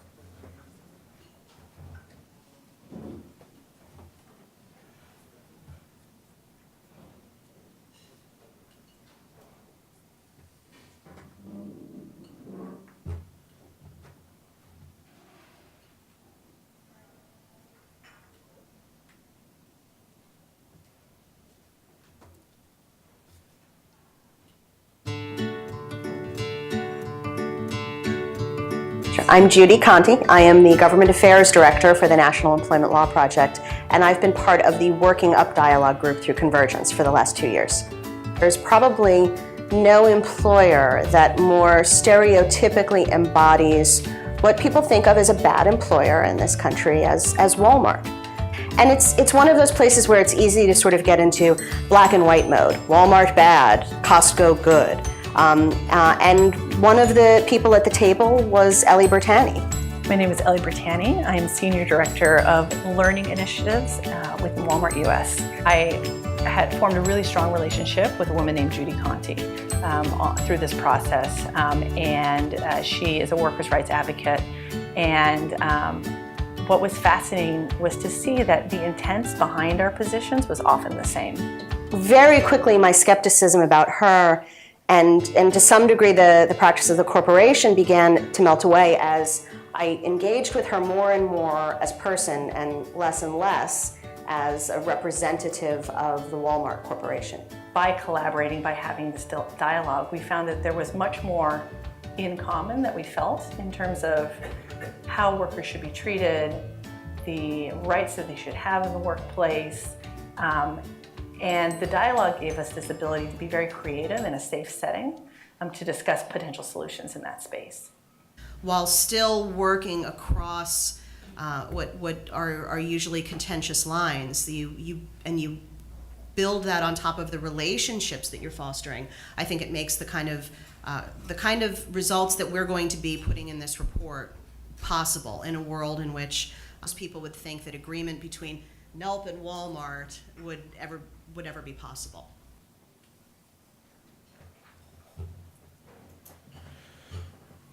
All right, so that's me presenting on stage at an event a month ago, promoting the report, which we're going to be doing a lot more of. And this is what we want you to do going forward, which is use your social media reach and your footprint to promote this report. This is one of our main funders, the Kellogg Foundation, touting the report maybe just in the last day or so. So let me tell you a little bit about it. This is the URL where you can find it. I know we're going to have a break for lunch in a little bit and have more table discussion. You can also pull it up on your mobile device. During lunch, you'll obviously give your full attention to Mike, but when you're not listening to him, you can check it out. What we've done, we did not want to create a stagnant PDF. Those are great. There's a lot of those out there. We worked with a really talented design firm called Bittersweet Creative to build a site where the report lives in a more interactive, dynamic fashion. So we want you to go to this site and check it out. You can click around on the proposals and you can share it with #WorkingUp. There are ideas around three main areas. One is increasing the basic financial stability for low-income Americans. What are a set of solutions that would sort of stabilize the floor under those who are in the bottom half of the income distribution, who have unstable incomes and who often face a tough time month to month just in survival mode? The second set of strategies is around workforce pathways. This is where our employer partners are really important, having McDonald's and Walmart and others at the table that have a big workforce and said, look, we need skilled workers. How do we build those pipelines, not just for young people, but for older folks whose industry was disrupted or who need to be retrained? This is where our community college partners were really important. So there's a whole set of creative ideas around workforce. And then thirdly, how do we increase access to quality jobs? These were the hard, very contentious discussions around what the minimum wage should be. Are people entitled to paid time off? Are they entitled to know their schedule a day in advance, a week in advance? These are hard questions with very deeply entrenched positions on both sides. It's not a utopia. We didn't solve it all, but we were actually able to find some places where business and labor said, there is some common ground here. And so I encourage you to explore the report and check those out. Our group is calling for a paid leave standard that we believe should exist. We believe that will be a big issue in front of the next Congress and in the next presidential election, probably for both parties. It doesn't make a lot of sense that people that happen to work in professional jobs have paid time off and people that have physically demanding lower wage jobs have no paid time off. And so our group said, business and labor disagree on what the standard should be, and business doesn't want a lot of government mandates, but we as a country should move to a place where we find a way to give people some paid time off. We talked a lot about stabilizing schedules and income for people who have part-time work or gig work that makes their income more volatile, which will continue to be a challenge as people are more mobile. They're less likely to be tied to employer-based healthcare going forward. And so how do we think about stabilizing benefits and supports around people? But we also really thought about what businesses need and the workforce that they need. So you'll see all those perspectives represented in this final work product. So go and check it out. We've been promoting it at conferences. We're going to be doing more of that. I'm just back from an event in Austin, Texas yesterday, where we were in front of the Close It Summit there, and we have more events on the horizon, including the Future of Work event the Atlantic puts on in a couple of weeks in New York, where we'll be sharing as well. Now we're really taking this work into the world. We're excited we've had a really practical impact on the stakeholders at our table. During the time that the dialogue's been going on, some of these employers have put forward practices consistent with our conversation where we know we've had an impact on them. There's a lot of things impacting big companies. We can't claim to be the only perspective, but we have dramatically moved the individuals at our table who are now advocating internally for an opportunity agenda for their workers. Walmart recently rolled out, as you probably saw, a $1 a day college for all their associates. That's a really big deal. Many employees at Walmart, some of them have not finished high school, but many of them have not gone on to any higher ed. This is a massive way to build ladders upward, not just with four-year degrees, but credentials and certificates that allow people to get better paying jobs in the community they live in. McDonald's made a similar major expansion in their access to higher ed training for their workers as well, just in the last several months. So we're really excited to see that practical impact. And we're going to be promoting these ideas and socializing them, including at an event at the Chamber of Commerce Rob and I are doing in a couple of weeks, really advocating for the fact that there are non-zero-sum solutions that are good for business and good for workers. We don't have to live in a world where we have to choose between one or the other, and we believe that going forward, that's going to be the best place for our dynamic economy to continue to grow, especially as the unemployment rate is now lower, and we have a lot of folks who are still in lower wage jobs. So I'm going to stop there. There's a lot more we could share. I know we're going to do questions in a minute, but my main message is, what do I want you guys to do? What's your homework? Share the report. Check it out, read it, click around, and share it through your networks. And if it's on social, please use the hashtag. I want to thank Talia Harris, the associate, has been with us, working with me on this project since the very beginning, and Kelsey Pierce, our awesome project assistant, who've both done a ton of work to get us here, as well as the comms team and others here on the Convergent staff as well. Thanks for hanging in, and thanks to all of you for your support the last couple of years. Now help us get the word out on not only the methodology, but the good ideas here. Thanks a lot.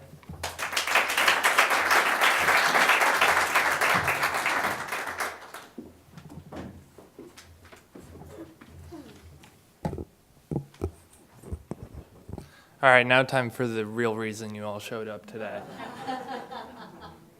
So first I want to do a round of thank yous here. Lindsay's here, Matt's here, Stuart's here. Without them, this project wouldn't be possible, without our stakeholders. And also without the work of Frank and the communications team at Convergence and SKDK, the success you're about to hear about would not be possible.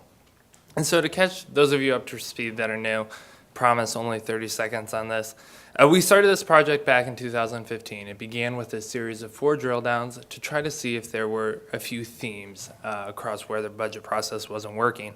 We then went out and did over 100 interviews around the city, knocking on every door we could and going to people if they said yes, even if they said a maybe, sometimes showing up.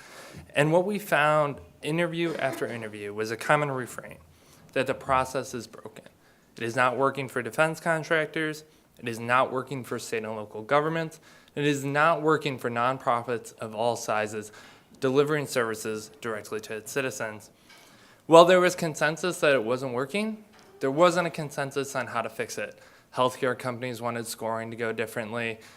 Discretionary programs were saying we got to reform mandatory programs. Mandatory programs said, do not touch my stuff.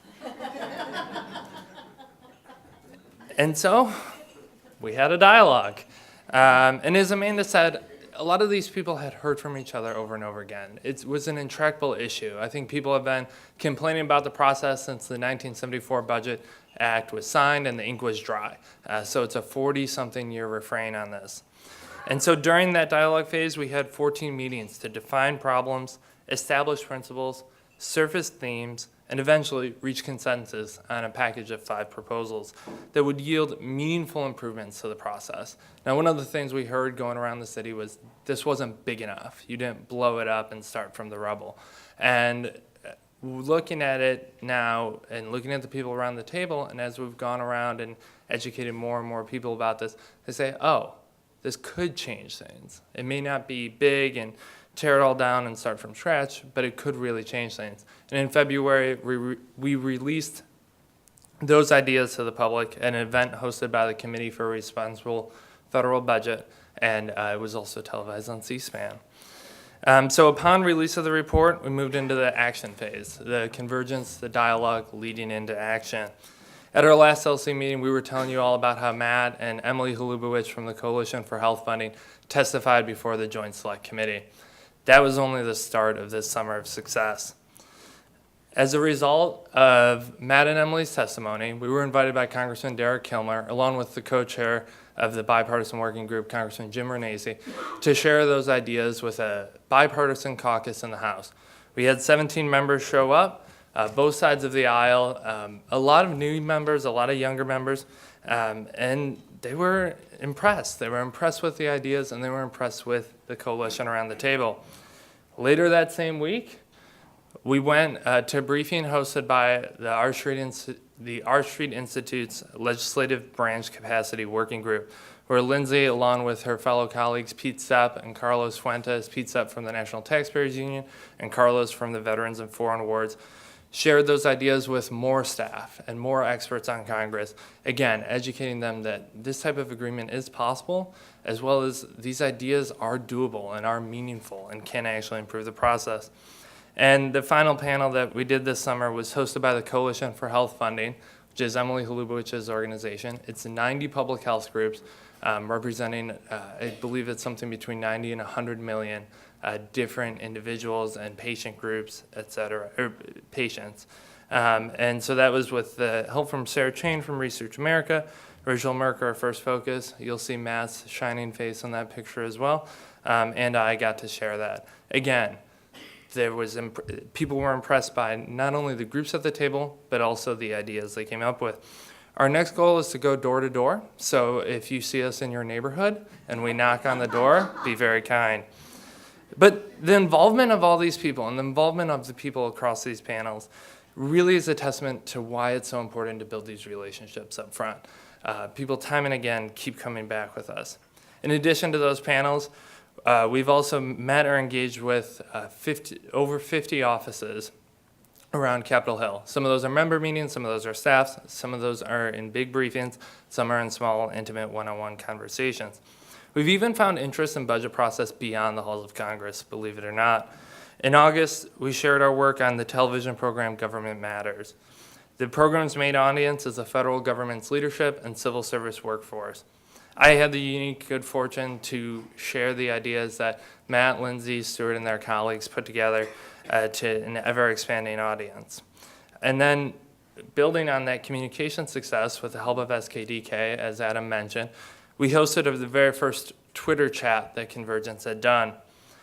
During this chat, stakeholders engaged with us. We asked them some questions, had them surface ideas, surface things that they had been hearing in our Hill meetings, as well as what they had been hearing beyond that.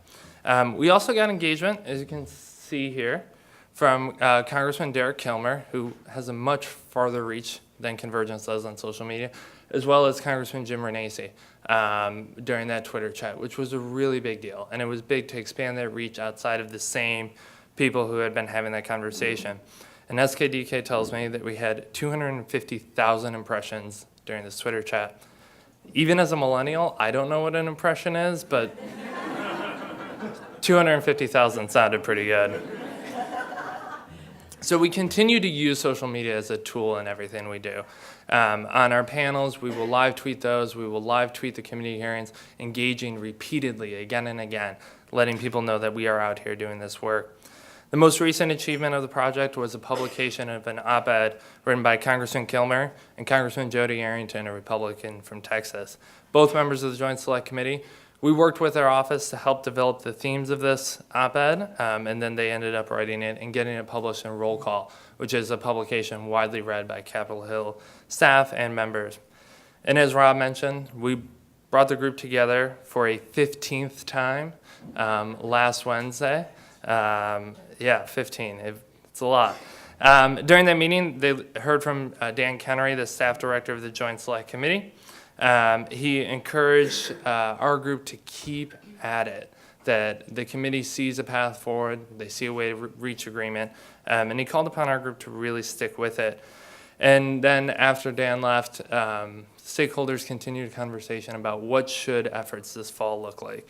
What should these efforts look like to not only engage the committee, but engage Congress more broadly, as well as engaging the general public, letting them see that budget process isn't about resolutions. It isn't about appropriations numbers or 302B allocations. It's about the real lives of real people on the ground, real people who are waiting for a grant, who are waiting to know that the VA is going to be open, who are waiting to receive their benefits from the government.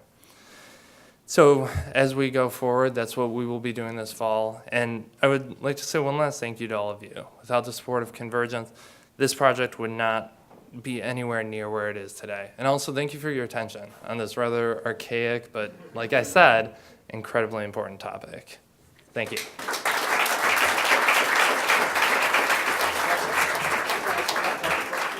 Okay, we've got time for a couple of questions. And again, both Mike and Russell will be overseeing a table conversation at lunch for those of you who want to really delve much more deeply into this. Ron Pollock. Thank you. I wanted to Stand up, Ron. Here's a microphone. By the way, I knew Rob in preschool. I wanted to ask Russ a question.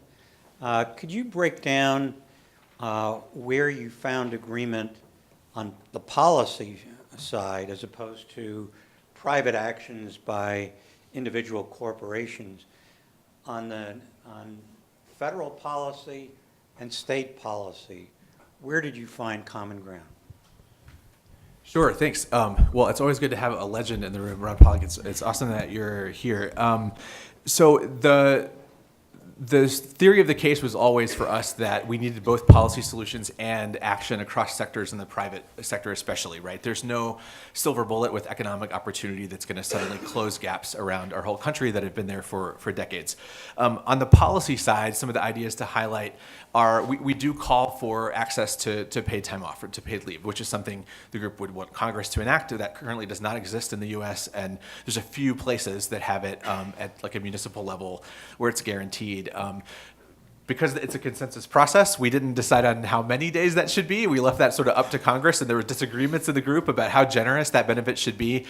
Obviously, we thought that smaller businesses should be exempt from the requirement and that bigger businesses should have to provide it, but we left some of the details there. So that's a big policy lift federally the group is calling for. Expansion of the earned income tax credit is another important one that I think could be enacted at the federal or state level. Many states have an EITC too, so and some of them have been expanding it. So calling for folks without kids to also have access to the EITC, where it largely targets people with children, which is great, but there's a lot of childless adults who are right at the poverty line as well and could use that boost. We also call for a big expansion to access to childcare, which can be done through the private sector through a benefit you simply make available. So we're not dictating the ways that we do it, but the group also said that can be a place for public investment too. We know that lower income workers that are juggling childcare, it makes it very difficult to move up. Just sort of managing, your day can be a Herculean task. Commuting and picking your kids up when you may not have stable or affordable childcare. So those are some places where there's some real policy action we could take alongside the many things that we call for that can be acted on in the private sector and elsewhere. That's great. Thanks, Russell. Take one more question, and Rich Alper.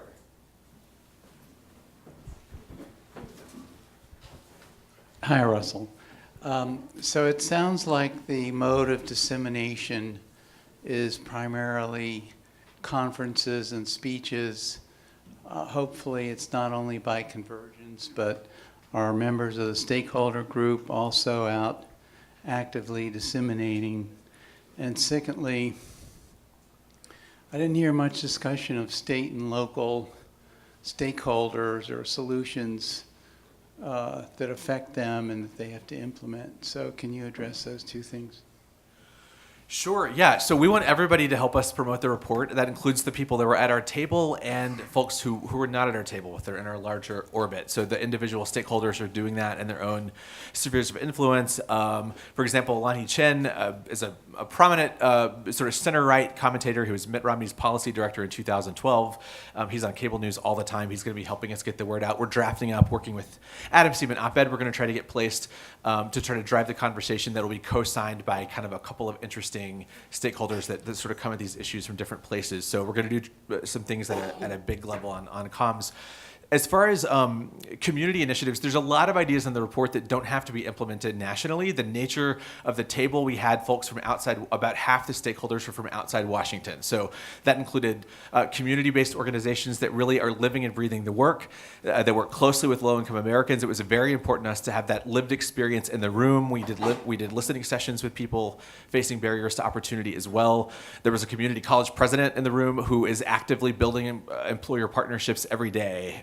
in Western New York. So there's a lot of things that can be done locally. I'll give you one quick example. This is a new initiative that we're hoping to help get off the ground.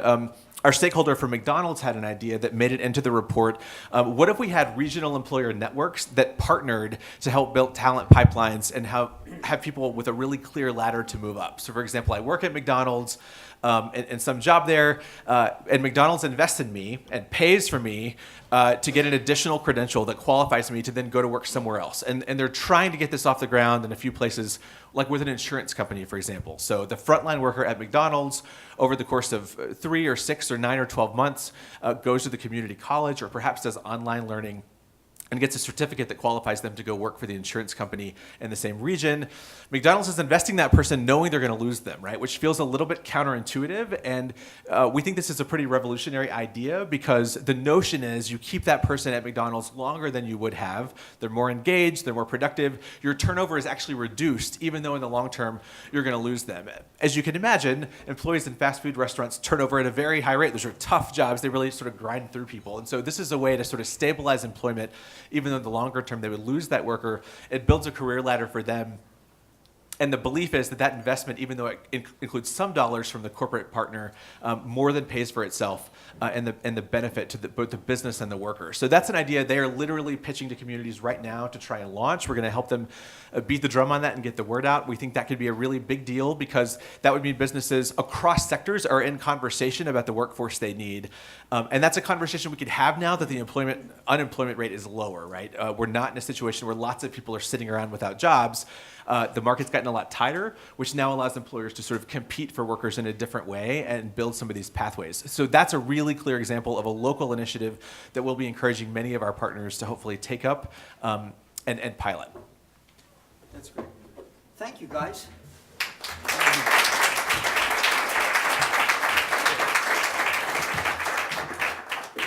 Yeah, just building for a second on what Russell was just talking about. I don't know if you've seen the McDonald's ads. They now have ads that basically say, we want to provide you with the best first job experience you can have, which implies we know you're not going to be staying here for long, and that's okay.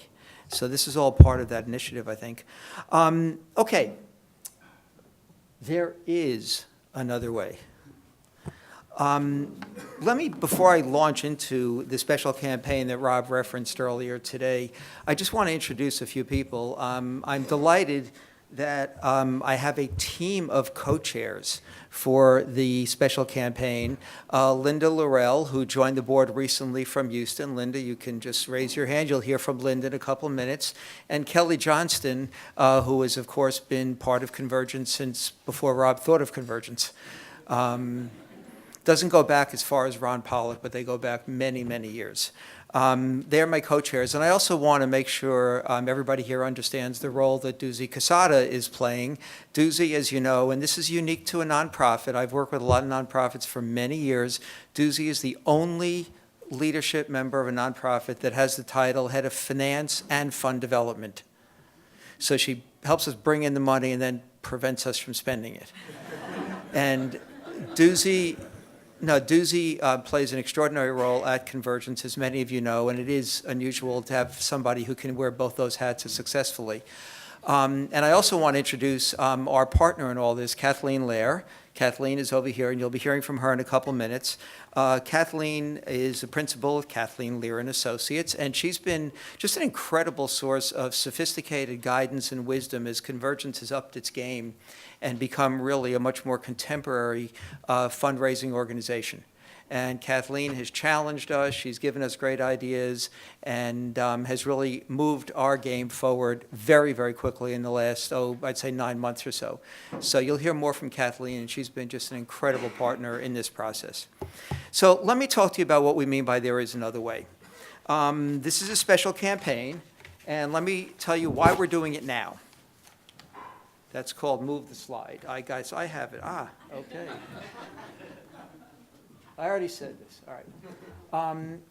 We've already demonstrated that our process works. All right. There is proof of concept out there. And dialogue leading to action can achieve results. Sometimes we don't always tell the story probably as well as we should about all that we've achieved in terms of impacts and outcomes, but we have proof of concept and the results have been just extraordinary. Rob talked earlier about the tremendous divide we have in the country right now and the need to empower people to come together more effectively across differences. And the time is now. And Rob used the phrase, I think, earlier, that this is our moment. And it truly is, and that's why we're launching the campaign now. We talked also earlier about our strategic plan and what we're hoping to do over the next 3 years.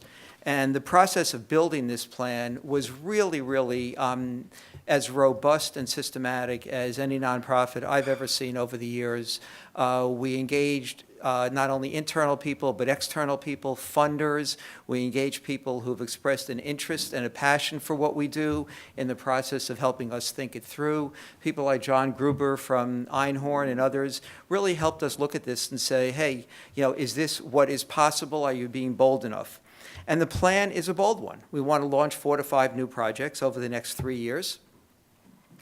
Rob referenced the training and consulting arm. This is all part of our opportunity, of our effort to get out there much more widely understood and appreciated the value of collaborative problem-solving techniques in a broader set of communities than we're now in right now. You heard earlier from Adam about the communications work we're doing, and Susan Jerrison, of course, has been leading that effort. We've got a lot more visibility than we did 12, 18 months ago now, but we don't have nearly the visibility that the power of this idea and the results that we've achieved should have. Not even close.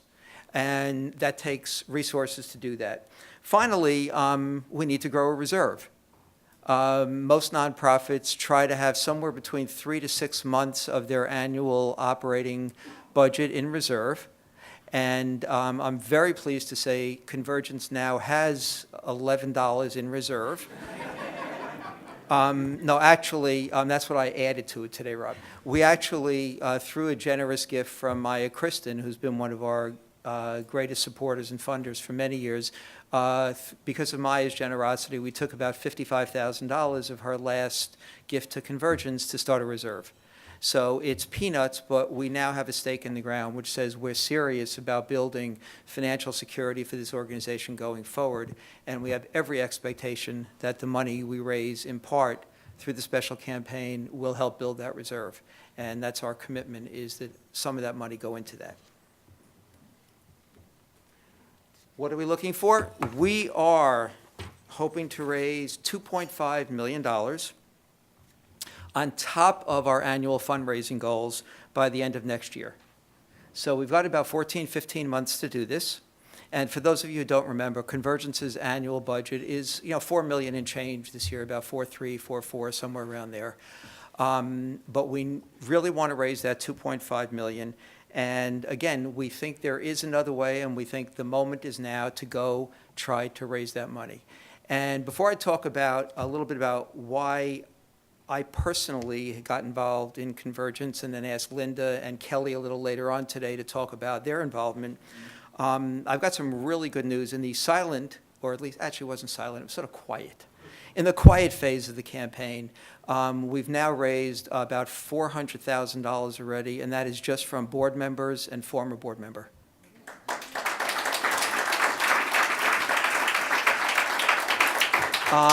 Which is a pretty good start. When Kathleen said to us, you should really go out there and try to target about $500,000 in the quiet phase, we looked at her, we giggled, we spit food out of our mouths, and then we said, sure. And we still haven't heard from 3 or 4 people that we're waiting to hear from. So we will be, quite a bit over $400,000 before this is officially launched, and that is as of today. So we're absolutely delighted about that. So let me just take a minute. Rob and Doozy asked Linda, Kelly, and myself to just talk about why this matters so much to us. And I got involved in Convergence about 8 years ago.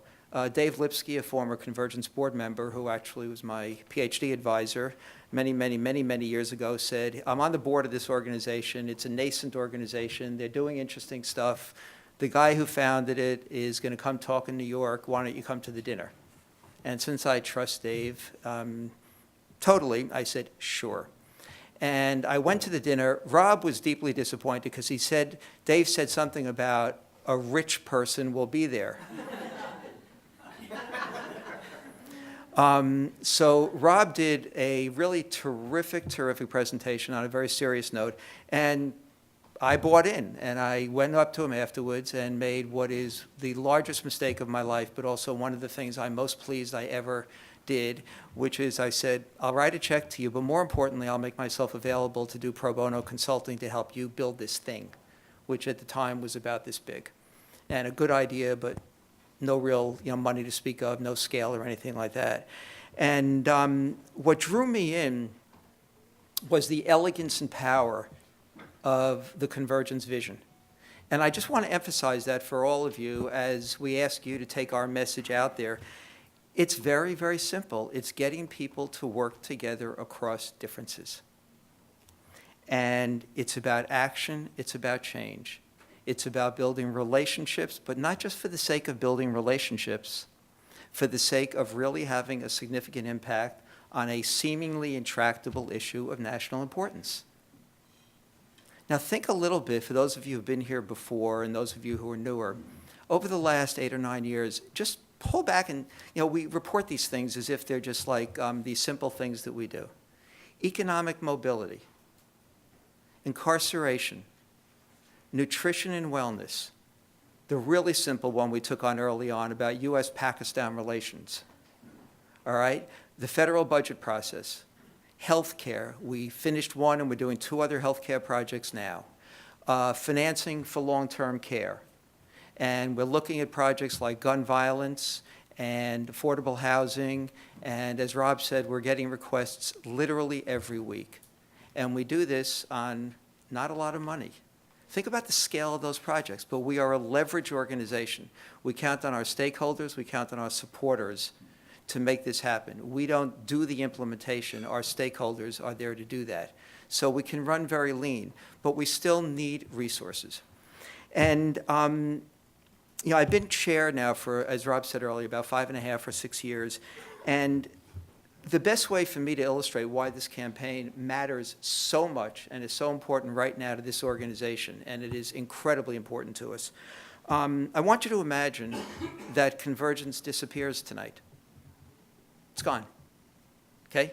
The projects you heard about didn't quite get them to completion. Convergence is gone because we couldn't raise the resources we need to launch new projects, complete existing projects, get the word out there about what we do and so on, and build a reserve.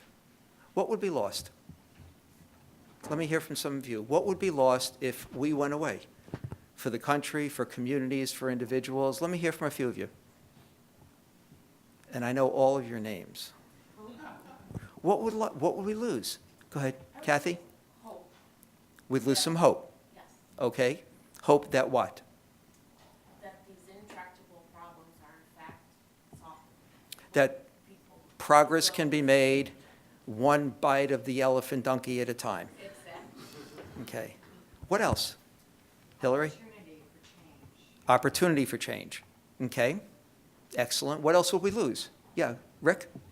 It just seems like this is the only template that I've come across to actually work this changes out, as you put it, across differences. And if you toss that away, then it's got to start all over again. Yep.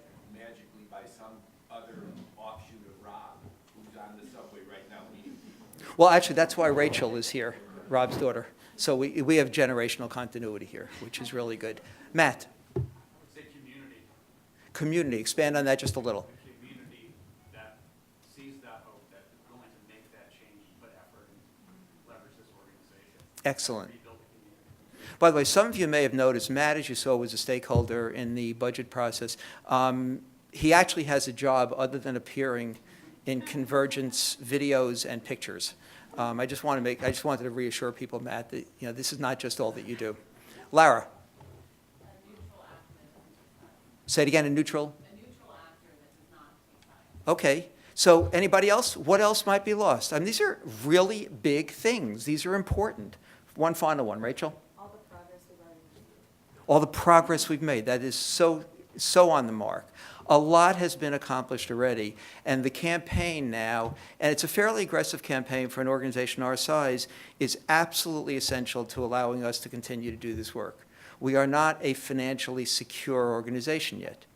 What we are is a financially fairly stable organization, which we couldn't say 4 or 5 years ago. Huge difference between the two.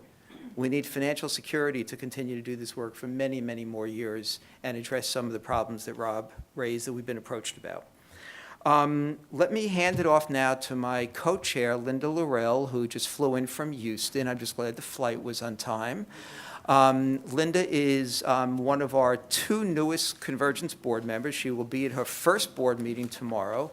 And I should mention also that we've elected another new board member just last week, Neil Bradley, Executive Vice President of the Chamber of Commerce, who also has been a stakeholder in some of our projects. So you'll get a perspective now from someone who's kind of new at this.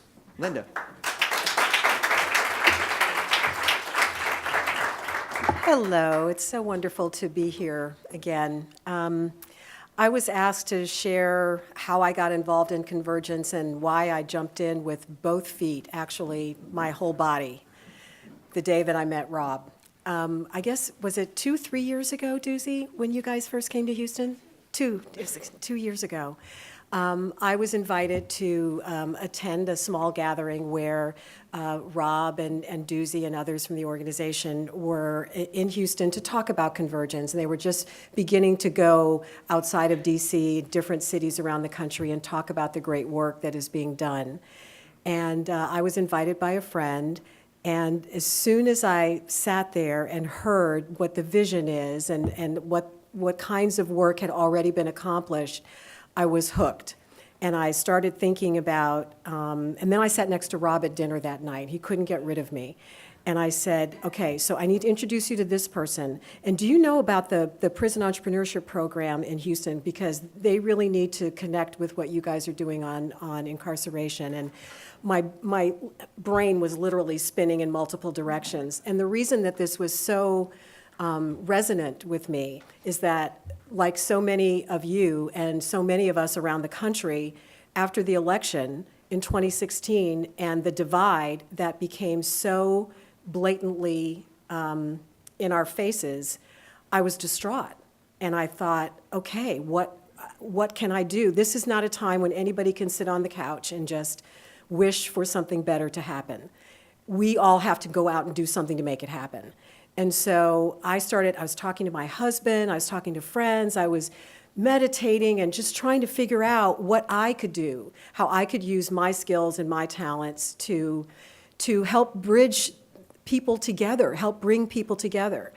By profession, I'm a journalist. I was a news anchor at the NBC affiliate in Houston for many years.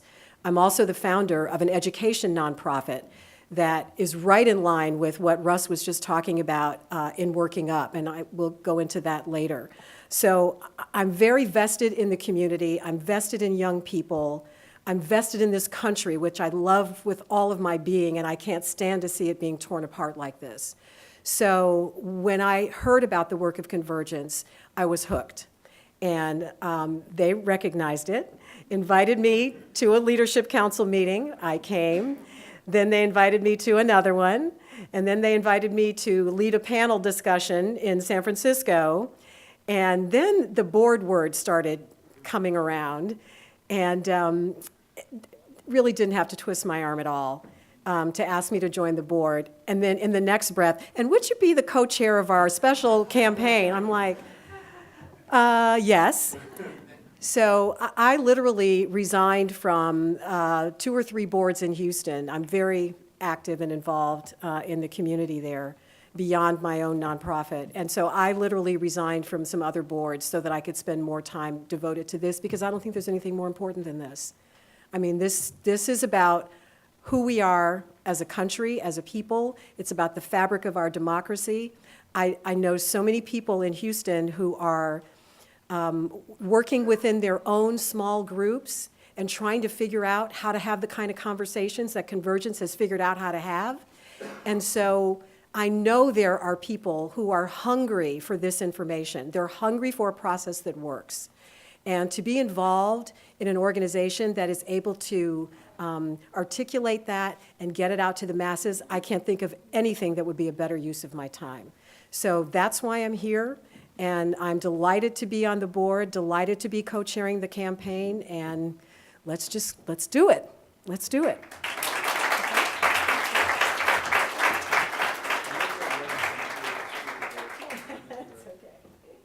Okay, I'm going to bring out Kathleen Lair for a few minutes, and then Kelly Johnston will have some concluding comments here. Kathleen, as I said, has been instrumental in shaping this campaign and frankly, getting us to feel confident enough that we could actually go do it.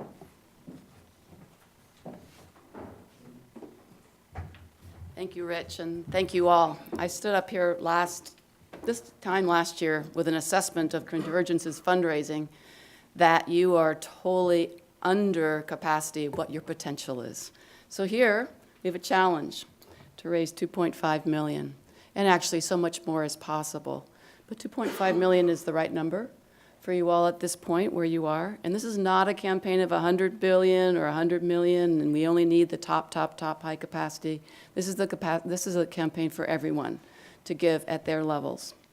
One of the reasons I think we've been able to accelerate fundraising at Convergence is that we use the model that is at the table of all these great programs also in our work and fundraising, i.e. we put you in the conversations, we put you in the practices. It's behavior that makes change, not just presentations and knowing information. So for the next 5 minutes, we're going to put you at the table where you are in practice. These 2 questions we want you to take inside yourself. You've heard about the strategic plan. It's also in your folder, and I'll put those back up. And you will be helping both decide for yourselves and your own families how you will support Convergence in this campaign. And then you'll also be pivoting across the next year to be able to help get others to join us in this campaign. So the first question is, what is most compelling to you in the campaign? And we'll put back up the 4 points of the strategic plan in a minute, but also there might be something else that's compelling, that's allowing you to say, yes, I want to give, as Linda said, my whole self into Convergence. The second one is, what do you want to learn more about? The campaign is just kicking off, and we absolutely need to hear from you about how it can be more clear, what more information you need to be successful. So I think, there we go. So now turn to the tables, and just in 5 minutes, just share your answers to these questions. Just quickly go around. Choose one recorder, just someone to jot notes. Nothing formal, we're not going to pick these up, because we're going to have you also present out. We want to hear from all of you for another few minutes after this. But starting now, take 5 minutes and talk. Own the campaign. What's compelling, and what do you need?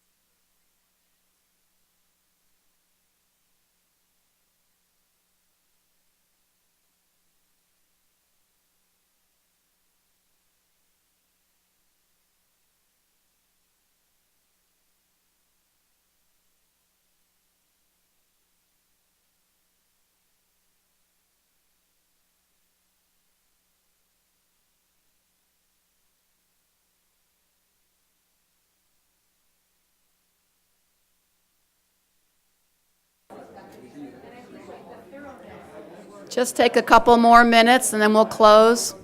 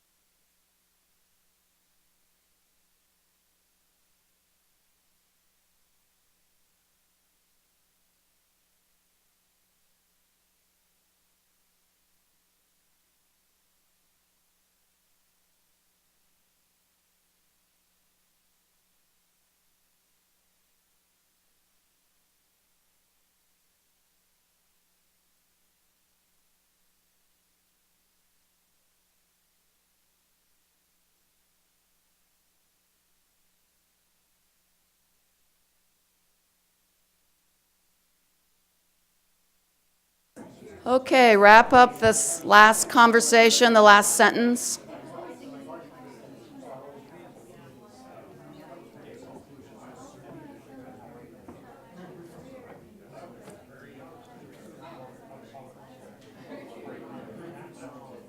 Okay, let's bring this to a close.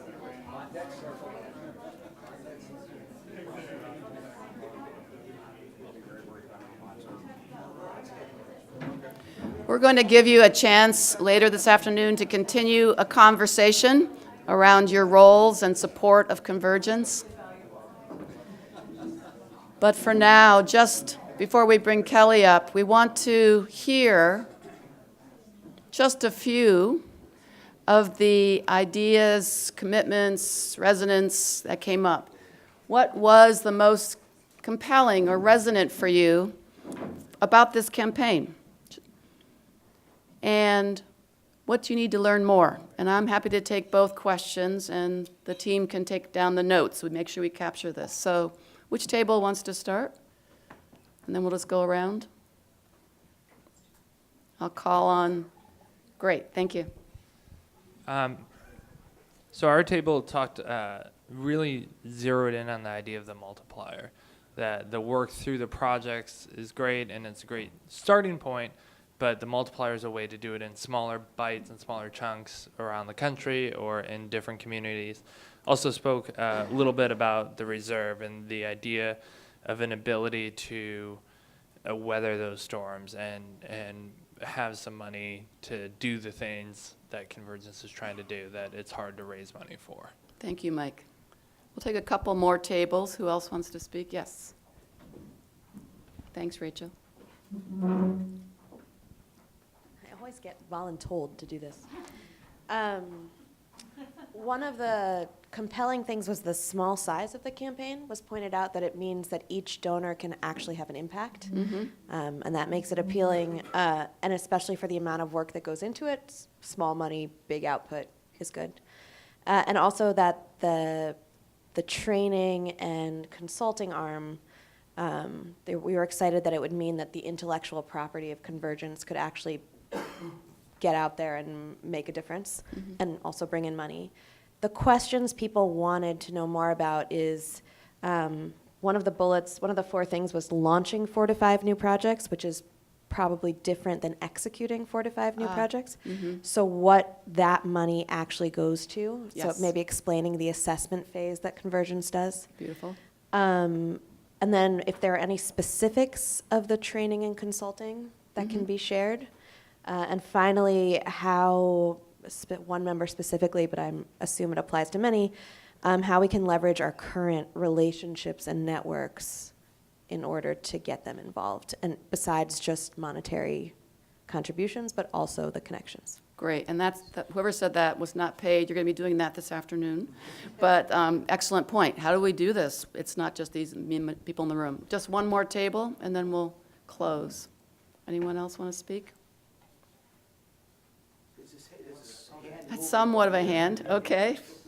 Frank, do you want to do it? So I took notes, but we had a lot about the training arm and hearing more about the Convergence Way. So the fact that Convergence has a unique way to facilitate conversations and how that the training will hopefully be able to bring that to other groups with community involvement and just discussions in general about politics.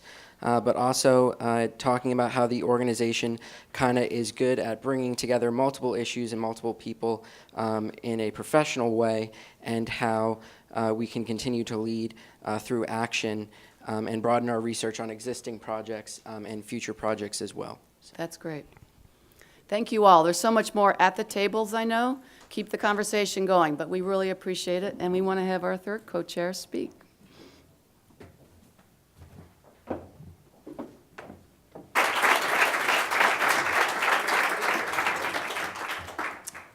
Okay, you've earned lunch.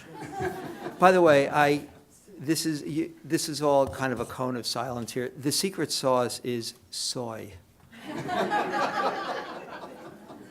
With not a lot of salt, by the way, but it is soy. Okay, we are going to break for lunch now. Couple things. In the room in the back, we've set up 2 tables, one for the budget project and the other for the economic mobility project. So those of you who are interested in talking further with Mike and with Russell, please, feel free to have your lunch over there.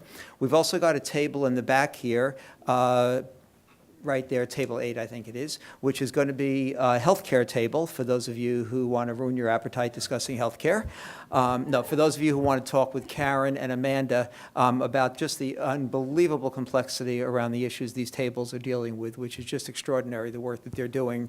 That'll be a table over there. And everybody else is encouraged to move around. Find some new people to sit with, take your stuff with you, and get to know some new people over the course of the afternoon. Lunch is all set up in the back. We actually are on time, and after lunch, we're going to spend a good part of the afternoon learning a lot more about the Reentry Ready project with Stephanie. So go, please, help yourselves.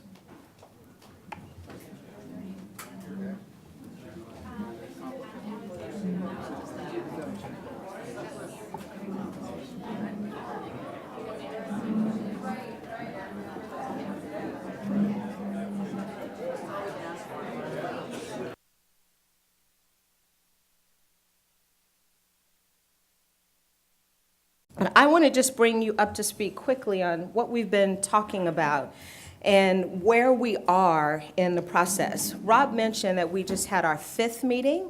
We're planning for our 6th and final dialogue session on December the 4th. And I just want to highlight one quick thing. We've been talking about the barriers that are in the way of systems providing transformative services to people who are involved in the criminal justice system. We've surfaced metrics on how to measure progress, strategies, actors, but I highlighted the box at the bottom around incentives, because at the beginning and end of the day, we need actors across multiple systems to do things differently. And between now and the next meeting, we're going to dig in a whole lot deeper around what some of those incentives are. Besides a lawsuit, which could compel a system to do things slightly differently, and waiting for that, Messiah-like leader of a system to create change, and then perhaps we lose that person or they transition to another role. So to not be so dependent upon the dollar and not so dependent upon the goodwill of a single individual, what else could we do to incentivize change and growth? So we've got a bunch of opportunities, much like Russell was describing earlier, to share what we have created over the last year with the Reentry Ready stakeholder meetings. We are planning to go to all of these meetings. It'll be really fascinating to talk with all of these different audiences. Leanne Burst, who is the director of the North Dakota Department of Corrections, was also hoping to be with us today. She sent me an email this morning. Leaving out of Bismarck, she was delayed, which meant she wouldn't make her connection, which meant she couldn't get here to us. But she is really taking on a huge responsibility and is doing a pilot to solve some of the data challenges in this space. So we're super excited to see what she's going to learn and then be able to share with the rest of the field. And then we are going to spend some time doing some field building work, including potentially doing some work with specific jurisdictions that want to take the strategies that our stakeholder table has created and put them into action. What would that look like? We're still not sure, sussing out, thinking about all of that. And then a real deep dive into systems change. I think at one of the my first or second LC meeting, we were talking about the value and importance of having groups like the American Correctional Association as a part of our stakeholder table, because they are the institution that creates the standards by which correctional facilities are accredited and monitored for their effectiveness. Well, we have some opportunities to perhaps influence how correctional facilities of all different types are assessed in terms of their ability to provide services effectively to gin up more successful reentry. That would be, in my estimation, ladies and gentlemen, like a major thumbs up and coup for us. So we're planning for our final meeting and launching our dissemination and implementation plans. We are going to jail tomorrow, the DC jail, to talk with a group of 30 residents of the DC jail and basically get their feedback about our set of recommendations. And it would be, I think Rhett and Jeremy would co-sign on this. We have been pretty clear and consistent in our thinking that our work is great, but we need the feedback of those most affected by the issue to validate and affirm that we are thinking, in fact, in the right ways and in ways that will be most helpful to them. So that's one opportunity. And Carrie, is she still here? Yes, she's in the back. We're gonna hook up and we're going to her facility and we're gonna talk with women who are formerly incarcerated and make sure that we are meeting their specific needs as well. And we'll talk to as many people as we can talk to between now and December 31st before we have to let some ink dry on some of our thoughts. We'll get more feedback from other people in the field about our work and then start to think about how to share everything that we have done in really interesting, interactive, and compelling ways. So that's the super quick update about what we are doing and what we have been up to. And see that? Please ask questions. Right, you can transition over now. You can. You want to show the video now? Nope, later. Yeah, Leanne's not here, but she will be here with us later. So, like I said, I have a series of questions for them. And the real estate that I'd like to cover in the dialogue that we'd like to have with you now is not just around the recommendations that we've created, and not just around what it has been like for them to be a part of the process, which they'll speak to that as well, but to also, this is the opportunity for some of the questions that you've asked me over the several LC meetings, deeply about what's happening in states and jurisdictions, in correctional facilities, about the challenges of incarceration and reentry. I've shared data, we've watched some video. These two gentlemen can give you a true bird's eye view of the kinds of things we've been talking about before, and neither one of them are shy in their presentation in life and in the work, and they are both expert at what we're doing. So we can't have two better people to be responsive to any questions that you might ask. So I'll ask the first one, and then if y'all have some, we'll come to you. But if you don't, I have like a 2, 3, 4, and 5, but I'm guessing that once we get started talking, there will be more questions. So Rhett and Jeremy, many people have, I think, a preconceived notion about what jails and prisons are like. Most of it probably informed by our favorite prison movie, Shawshank Redemption is mine. And when in fact, and that we think of them as these very closed and hostile environments almost. You both represent systems that are doing innovative things and creating a whole different type of culture and environment inside correctional facilities. Tell us a little bit about some of the things that you are doing. And why don't we start with you, Rhett? Okay, so I'll dovetail with the Shawshank Redemption movie, because when most of you think of Louisiana Corrections, you think of what? Angola. You think of the farm and conditions much like you would see in the movie. We have not had that situation since the 70s. We went under federal oversight for 20 years. In the mid-90s, we came out from federal oversight because we became 100% ACA accredited, which is why we are pushing y'all to do stuff through ACA, because then the rest of us will actually follow suit. I think that to talk about some of the innovative things that we've done at Angola itself, it's gone from one of the bloodiest prisons in the nation to one of the safest prisons in the nation. Our trustees can go across the property between any of the camps with very little oversight and supervision. We've done away with all of our towers. We've gone to shaker fences and roving ATVs. It's not like they can go very far. We're surrounded three sides by the Mississippi River, and the fourth side is very rough terrain through the Tunica Hills. But we've also faced a lot of cuts over the past 10 years in our education system, which has meant that the students tend to bear more and more of the cost of education. So before, in the 80s and 90s, we had an entire vocational campus, education campus at Angola. That is closed. We've gone from about 4,000 students with technical college, in technical college courses down to about 400 today across the system. To combat that, we looked at our strengths, and we found that we have about 5,000 lifers. Because in Louisiana, life means life, so you will die there. And we saw that we had many people who were masters in their trade, because we need people who can work the farm, who can repair things, and so forth. So we've turned them into instructors. We do industry-based certifications through NCCER, ASC, et cetera.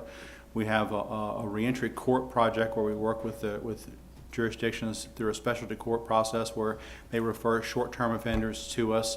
We actually have trained mentors who are also lifers, who give up their trustee status in special dorms to go and live with these short-term folks who've not yet adjusted to life on the farm, and be a father figure to them. And then we have vocational mentors who train them and get them certified and prepared. When they have completed the program, which takes about 2 years, we return them to court and they're placed on probation. So we've kind of made lemonade out of lemons. We're using the talents that we have within our system to create innovative programs that are now being emulated in several other states because they've been so successful. And we're at this point expanding and replicating the model in all of our state prisons to regain some of the ground we've lost over the years. That's just one example, and I could go on. But Excellent, thank you. I'll take a little different tact than Rhett, just kind of address the closed nature of criminal justice system, prisons, correctional facilities. I work for CoreCivic. We're a for-profit, private sector, publicly traded company. We've got 80 facilities around the country, including about 30 that are solely focused on reentry. And that's why we came to this project. But the term, private prison kind of connotates a closed, secret operation. And as Rhett knows, as a public sector professional, these are not closed facilities. These are, transparent. They're operating under a contract that's been negotiated, certain standards. Oftentimes, in federal and state contract facilities, we have public sector oversight professionals that are in the facilities every day, making sure we're meeting the obligations of the contract. Kind of free reign to tour around the facility, talk to staff and inmates, make sure that we're carrying out our duties appropriately. So that's one. I think where also people would be surprised to learn at how innovative I think the corrections industry is, both public and private. For us, as we've built facilities and operated facilities over the last 35 years, we have a book of experience that, you know, in terms of design, use of technology, programs, staffing, and all those things are brought to bear in the facilities on a daily basis. We have 13,000 employees in the company, 80 facilities nationwide. Our CEO actually started as a correctional officer, graduated from Kansas State in criminal justice, went to work in a correctional facility as a line staff, frontline staff correctional officer. He's held every position in the company, has been CEO for the last 8 years. 4 years ago, he said, we are a reentry company.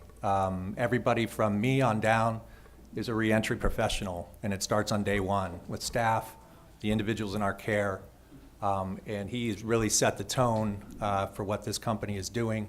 I'm really proud to be part of that, and this is Convergence Project is a great way to be able to kind of talk to people that may be of a different background or experience and opinion, and really share best practices and find solutions.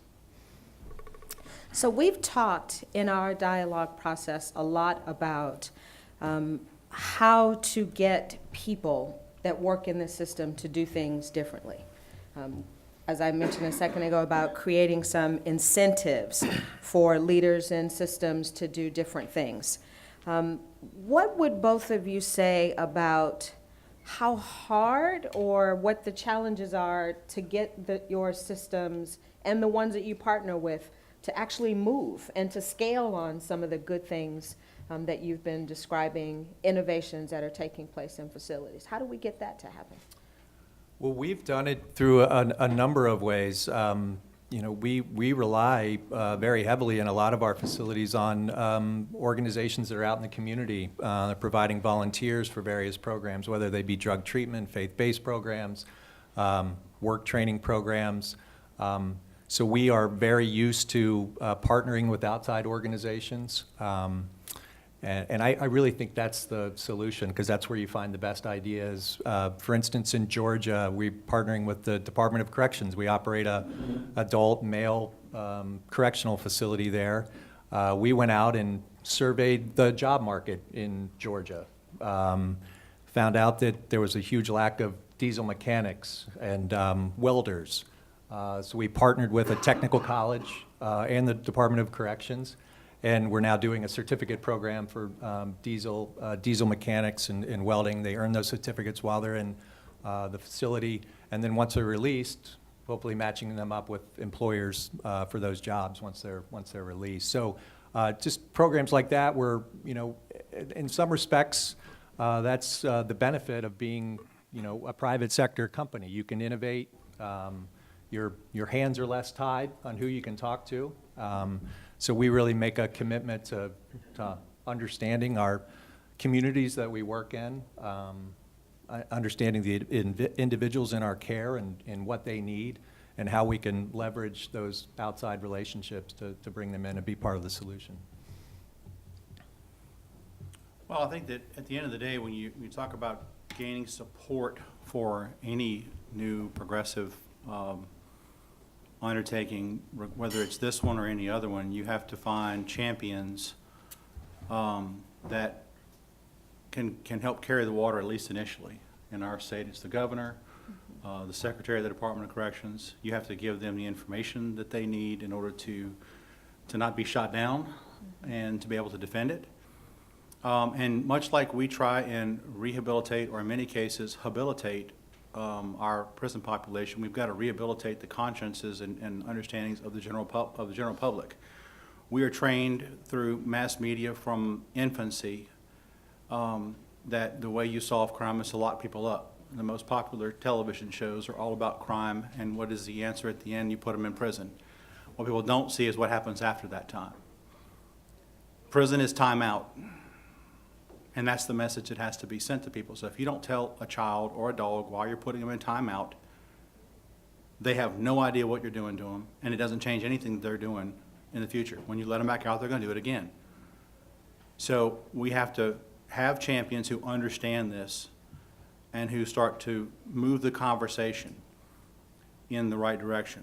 We have to have data and metrics that actually back up what we're talking about. We have to have success stories to combat all the negative stories, because the first thing they're going to do is trot out somebody who gets out of prison and goes and murders somebody as the reason why none of it works, even though all the statistics show you that 80% of them are successful through this particular program. The one that fails is the one that's going to kill the program. So you've got to have success stories, and people who, especially who were victims of crime, even the victims of those who were successes, to come out and talk about that for them. So it takes a long time, though, because we didn't get here overnight, in whatever our situation is, whether it's the reentry ready or any other ones. We didn't get here overnight. So your successes are going to be small. They're going to be incremental. You're going to face opposition. We faced a lot of opposition. We're facing it right now with reinvestment in Louisiana from some of the same folks who signed on to the package. Another key thing is to get politics out of it. Get a bipartisan agreement if you can. Start where you have successes on both sides of the aisle and work from there. We have some people that I never thought would ever think that this was a good idea in Louisiana, who are now one of the strongest champions because they saw that it works. And I think lastly, humanize the population that you're serving and addressing. One of the reasons why we're so polarized in this country today is that we dehumanize the opposition. They don't think like we do. They're not the same human beings we are. They're not human, whatever that situation is. And we do the same thing to people in prison. Rehumanize the other side and understand where they are. I see Rachel, Rick, and then Ron. Ready to stand? If you had to ask, you have to stand. You answered some of my questions, but I think a big one for me is, how representative are the two of you of the rest of the people having this conversation? And secondary to that, what are the biggest obstacles you face? Is it just public perception that needs to change? Or is it money? Or is it entrenchment? Or a combination of all of the above? I think it's all of the above, but I think that how representative am I in Louisiana? When I first started down this road 10 years ago, I was an anomaly. And I will say that because I have been a Republican my entire career.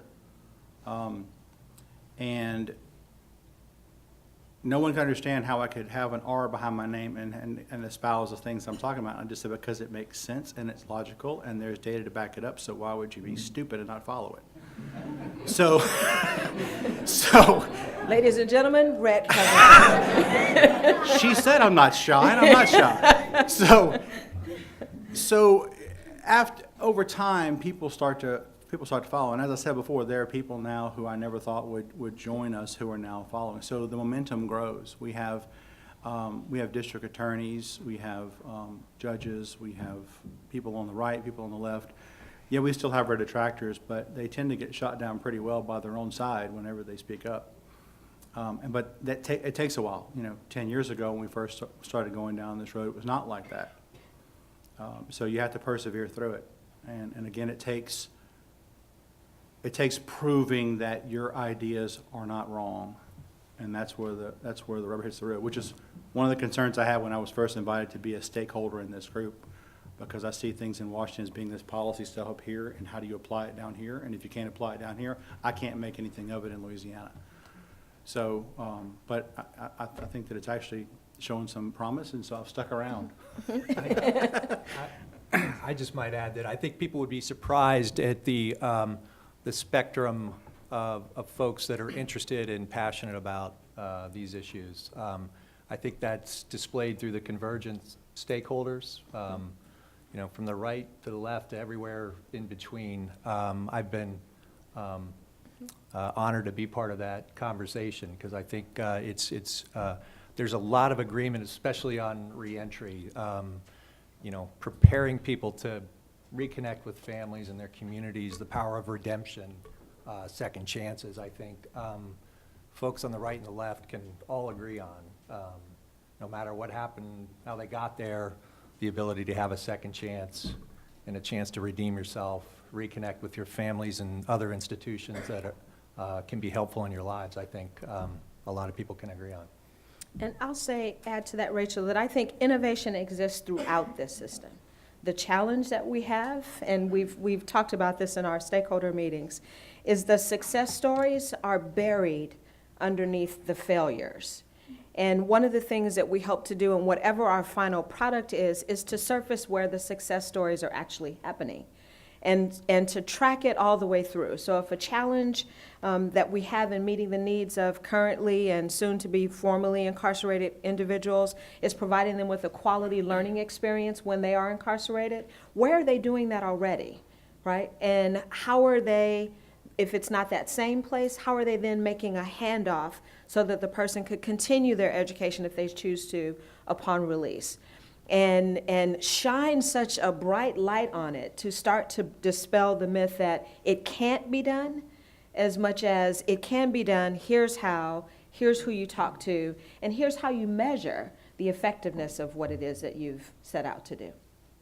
Rick, you had a question. Technology is our friend. Okay. Could you, anybody give a specific example of how the convergence process either helped you change a policy or come up with a procedure that you would change in the future? Think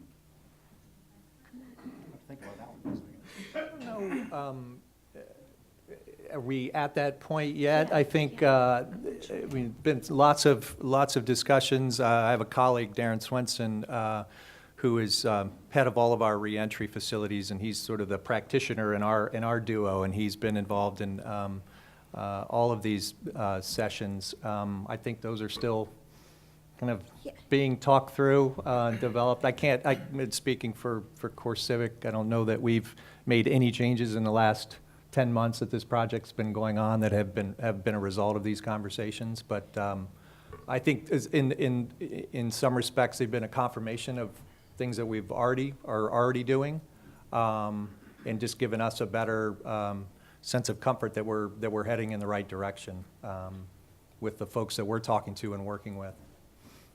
And I would just say that, when I first said I have to think about it for a minute, I'm thinking about it from the standpoint of the process and the outcomes itself versus the discussions and the networking that we had among the stakeholders providing good fodder. Because I've gone back to Louisiana with some things I've taken from what's going on in other states because of what I learned in this group.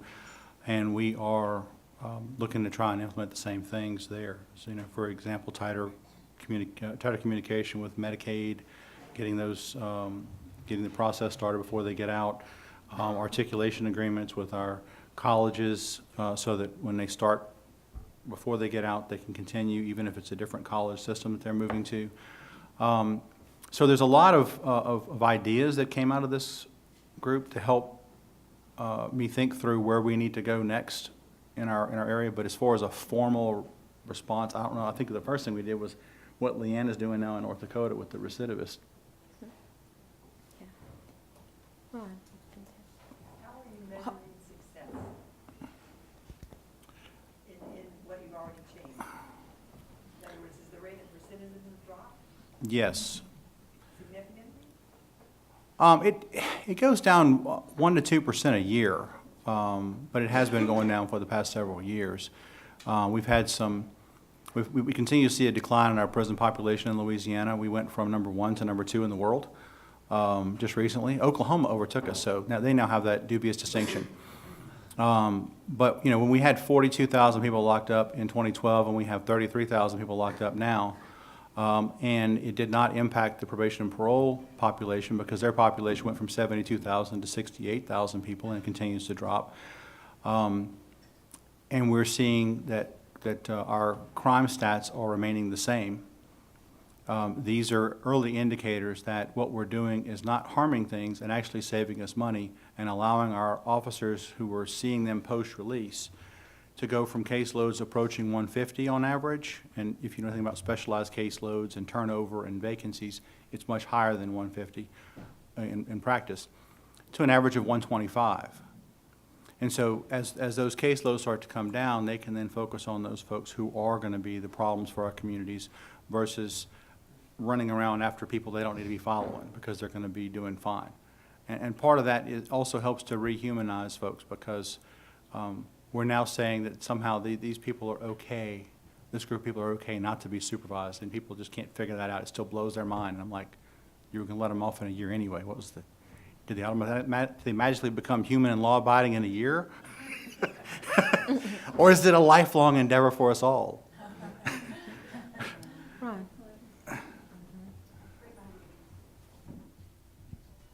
So I had actually several questions, one of which may not be in the purview of the group. The first one, have you, in your discussions, talked at all about regaining the franchise when people leave prison so that they can vote? Second one is, what are you suggesting as best practices when people leave jail about getting health care coverage? Because many of those folks were uninsured before they went to jail, and they may become uninsured again when they leave jail. Question which may be beyond the purview of the group. A pretty high percentage of the people in jail are people who couldn't pay bail. I don't remember the metrics on it, but it was a pretty high percentage. Did you talk at all about reforming that system that brings people into jail exclusively because they can't pay bail? Let me answer the first one and the last one, and then I have a follow-up way to bring in Jeremy and Rhett. We have not talked about, as a part of our dialogue, bail pretty much at all, as a pathway to bringing someone into prison or jail. We have focused on what happens to them once they are incarcerated, and then on the back end of that, when they are released, not on all the litany of strategies that can be implemented to keep people from going to jail and prison in the first place. So that has been somewhat outside of it. But back to your first question about voting rights, and we have talked about, and I'll come to Rhett to give some more texture to this response, all of the ways in which we disenfranchise formerly incarcerated people. So whether it is the loss of their ability to vote, whether it is the loss of the inability to access social safety net programs, whether it is stigma and from private employers or anyone that is in a position to provide a support that they need to be successful upon reentry. So, and fines and fees is a whole nother bailiwick, and I'll ask Rhett to talk about some of the things that they've done in Louisiana in that regard. And all of the ways in which we as a society, I guess, don't even think about all of the consequences that are attached to being formerly incarcerated. One of the previous LC meetings, I've mentioned a database that exists that has over 48,000 collateral consequences of being criminal justice system involved. And if I can send that out, and I don't know how we might share it with everyone, but you can look at what those consequences are by state. So in your state, they could be different than, let's say, the next state. But there are consequences, and dozens of them nonetheless. And it essentially adds up to, and I heard this in a young man who gave a presentation at the Smart on Crime conference a few weeks ago. He said he's released, but he's not free. And fines and fees, not having access to health coverage, housing challenges, all of that are the continuation of our processing of what it means to be a formerly incarcerated person. But Rhett, why don't you talk a little bit about bearing the expense of incarceration and community supervision? Well, everyone believes that, or we've been raised to believe that the user should pay for the system. But as we know, poverty and lack of education tends to drive a lot of crime. So you're trying to squeeze blood out of turnips most of the time.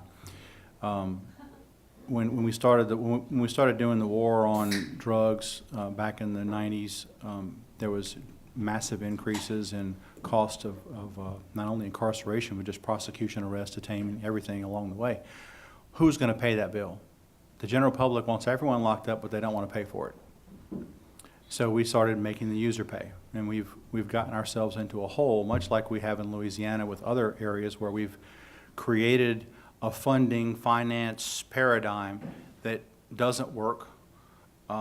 It actually saddles people with bills that they're not able to pay and drives them back into crime and keeps them in poverty for a long period of time. And it creates, not only does it create a problem for them, but it creates a problem for their family and their support system, because that's who they then have to depend on while they're having to pay these exorbitant fines, these exorbitant fees, the restitution to victims, child support, which can rack up the entire time that you're incarcerated, so that you owe 50 grand the first day you get out, and you don't have money to get an attorney and go back to court to get the payments changed. And so the first payment, the first paycheck you get is your last, because the next paycheck is going to get garnished at 60%. And so most of them quit. And so the kids are not getting pay, you know, the kids and custodial parent are not getting the child support payments that they should get, because they've been set up to fail from the get-go. And we've also created in this system, in the name of confidentiality, we've created walls and barriers that do not allow us to address those problems unless we have a one-on-one process where everyone is agreeing and signing releases of information. So, for example, with child support, not only do I have to have releases from the offender, I have to have releases from the custodial parent to even know what the child support payments are. Well, how can I set up a payment plan and get the person back to court if I don't know he even owes child support? And so we have a lot of these problems that people don't think about that create inherent problems going forward. And there are ways to change it, but it's getting folks on board to understand that it's the right thing to do. I would just stay to your point about the voting rights, and I don't mean to diminish that by any stretch of the imagination. I would just put that in, you know, some of these folks that are getting out, that's the least of their worries. Housing, healthcare, a job, reconnecting with your family, you know, meds, whatever, you know, these just basic necessities.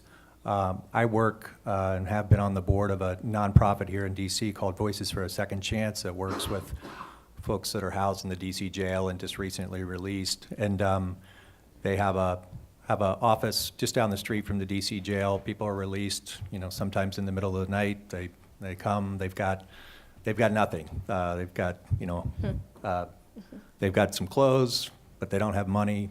They come for a bus token or a smart trip card for the Metro to try to get to the next spot, whether that's an attorney or a family member. So it's, there are so many barriers out there to folks re-entering and re-entering successfully, and I'll just sort of put a coat on it by saying that I think the work that's being done in the re-entry space with programming and facilities, that work needs to continue. It needs to be expanded. It needs to be done before these folks re-enter their communities. It needs to be done from, like I said, day one, preparing them. Making sure they're connected with those resources when they actually walk out the door. They might have a job already. They might have a place to live. So anyway, I don't mean to diminish that in any stretch of the imagination, but that's one of those. Stephanie, could you just ask what are the best practices? You can ask. Well, I did. So question about getting health coverage as you leave jail. Some of these folks may or may not have had coverage before they got into jail. It's too bad we don't have What are Andy. the best practices to make sure that they're not uninsured so they can get the health care they need? So, real quickly on the voting piece, I mean, in some states like Florida, you lose your voting rights forever. In Louisiana, when you're full termed and you finish your sentence, you get your voting rights restored. We recently passed legislation last year that if you are on parole, because some folks may have had a very lengthy sentence and are on parole for 20, 30 years, once you've been on parole for 5 years, you can apply and get restoration of your voting privileges.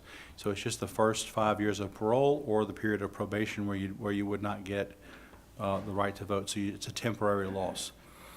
So there are practices. I'm not saying ours is the best practice. Ours is just moving in the direction of actually restoring those rights. Medicaid is what most folks who are indigent use as their health care coverage. And so just like with education, with Pell Grants and anything else, We have to stop treating folks who are incarcerated as if they're in another country. If you're eligible for it on the street, you should be eligible for it when you're incarcerated. There should at least be a mechanism to suspend it if they don't want to pay for, you know, the infirmary at the prison to treat your wound or whatever it is. Right now, you lose everything, yet we have to start all over again. We're working in Louisiana right now with a process to do suspensions. We've reduced the amount of paperwork that has to be done to a one-page sheet where they pick their managed care organization, sign a piece of paper, and they're done. Everything else is auto data transfer. But even with that, because of the disparate funding mechanisms, there's a 7-day gap. Okay, so even if we gave them the Medicaid card the day they walk out the door, for the first 7 days they have no coverage. So and that's because of how it's set up at the federal level. They have private insurance, which almost none do. Then at least in my state, then there's not that issue. So it's making sure that we don't have these silos of funding that kick in and kick out, because then the person has to know how to navigate all of those processes, and so do we. And Ron, we've talked about it in the dialogue in two clear ways, two specific strategies. One, like Rhett was referring to, is that Medicaid benefits are suspended, not terminated upon incarceration. That's one. And the second thing is to create opportunities for the walls to be more porous, so that when you're nearing the end of your sentence, that Medicaid, housing, whatever entitlement or safety net program that you're eligible for, there's an opportunity for you to enroll in that in time for you to actually be able to access the service immediately upon release. Now, barring, required deadlines or waiting periods once you literally cross the walls or cross the threshold of the prison, but that you should not be first applying for anything when you get back into the community. All the applications and things should be done while you're still inside. Carrie, you had a comment to this question or another question? Sorry. I just wanted to talk about the disenfranchisement, because I respectfully disagree, having worked in the reentry field for 14 years. I also in the DC metro area, I know how important the smart trip cards are. I know how important the employment, and I work with women, so for women, that's the family reestablishment is the single most important reason they don't go back into the system. But some of my women worked in Virginia, we just had voting rights restored last year, or a year and a half ago or so, 2 years ago, I guess. And some of the women in my program worked for that legislation in Virginia. It was one of the most powerful experiences for them, for a group of people who have felt so powerless for such a long time. It seems like a small thing. It was the biggest thing. It's one of my most proud moments in all of the work that I've done in this field. On the voting day, I cannot tell you how many texts I got with pictures of people with those "I voted" stickers. It made me cry every single time one of them came in. I was just, it humbled me, because lots of times I'd take that sticker, I don't even bother to put it on. I keep every single one of those stickers now. I've never missed an opportunity myself to vote. It was a big thing in my family. It was really a very big thing. And I've held an elected office myself. So I really think for people that have felt like they have no piece and no part, I don't think we can overlook. Talk about your stakeholders. Those are your stakeholders.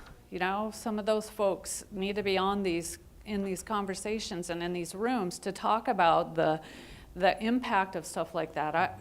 It really did blow my mind, and I'm just I know all the work is really important, but I'm glad you asked the question, because I think this is a really critical part of the dialogue of how we give people back their dignity, not their humanity, their dignity and their self-respect and their sense of who they are in this world and how important a role they can play in making it a better future. I appreciate you sharing that. I apologize if I diminish that in any way. I think I was just trying to say in the context of what these individuals face, while they're incarcerated and then immediately after release, that may be down the list of priorities for them to deal with. But I appreciate you sharing that, and I apologize if I diminished that in any way. Jeff?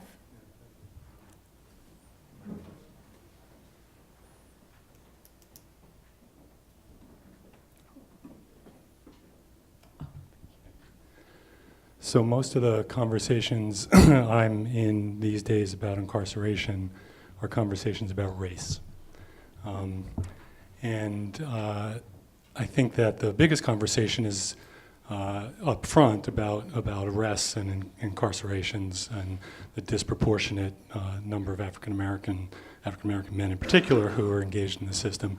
And I know that's not the purview of the reentry project, but I am wondering if you have any thoughts on that, any thoughts on how race and feelings about the arrest, disproportionality in arrests, if in fact that's right, affect the culture within the prisons while people are there, and how the impact on, again, particularly communities of color, of, I know James Comey does a great talk about his and President Obama's different view of the term mass incarceration, but how the impact of the disproportionate incarceration of black men is affecting the communities that many of folks are going back into. So if you could talk a little bit about the way that race plays into all this, I'd appreciate it. So let me start, and then I'd like, if either of you have anything to add. In our dialogue, Jeff, we had an explicit conversation in meeting 4, I think it was, about race and ethnicity, disproportionality, mass incarceration, how the world sees incarceration. And it was probably one of our, I would describe it as one of our more contentious discussions. And not because there was disagreement about the fact that ethnic and racial minorities are disproportionately represented in incarceration. It wasn't that. But I feel like Rhett and Jeremy wasn't at that particular meeting. We spent a lot of time talking about how we need to build a system that responds to what each individual in the system needs. And that right now, the way pretty much incarceration happens is it's one size fits all. It doesn't take into consideration the fact that women have different needs than men in incarceration. We do not think about reentry in terms of the communities that we are returning people to.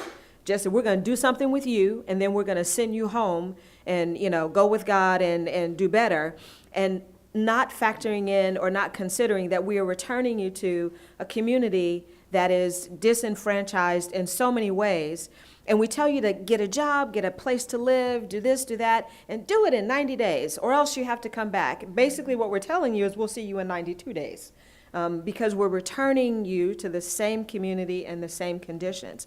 So our approach to the dialogue has been, for the strategies that we've developed, for whom does this strategy work especially well? And for whom will this strategy not work as well, and why? And what do we need to do to tweak it a bit to be more gender responsive, to be more responsive to the fact that we're returning you to a disenfranchised community? And the question of how people come into incarceration, the systematic way in which black and brown men particularly are incarcerated, we have not talked a lot about.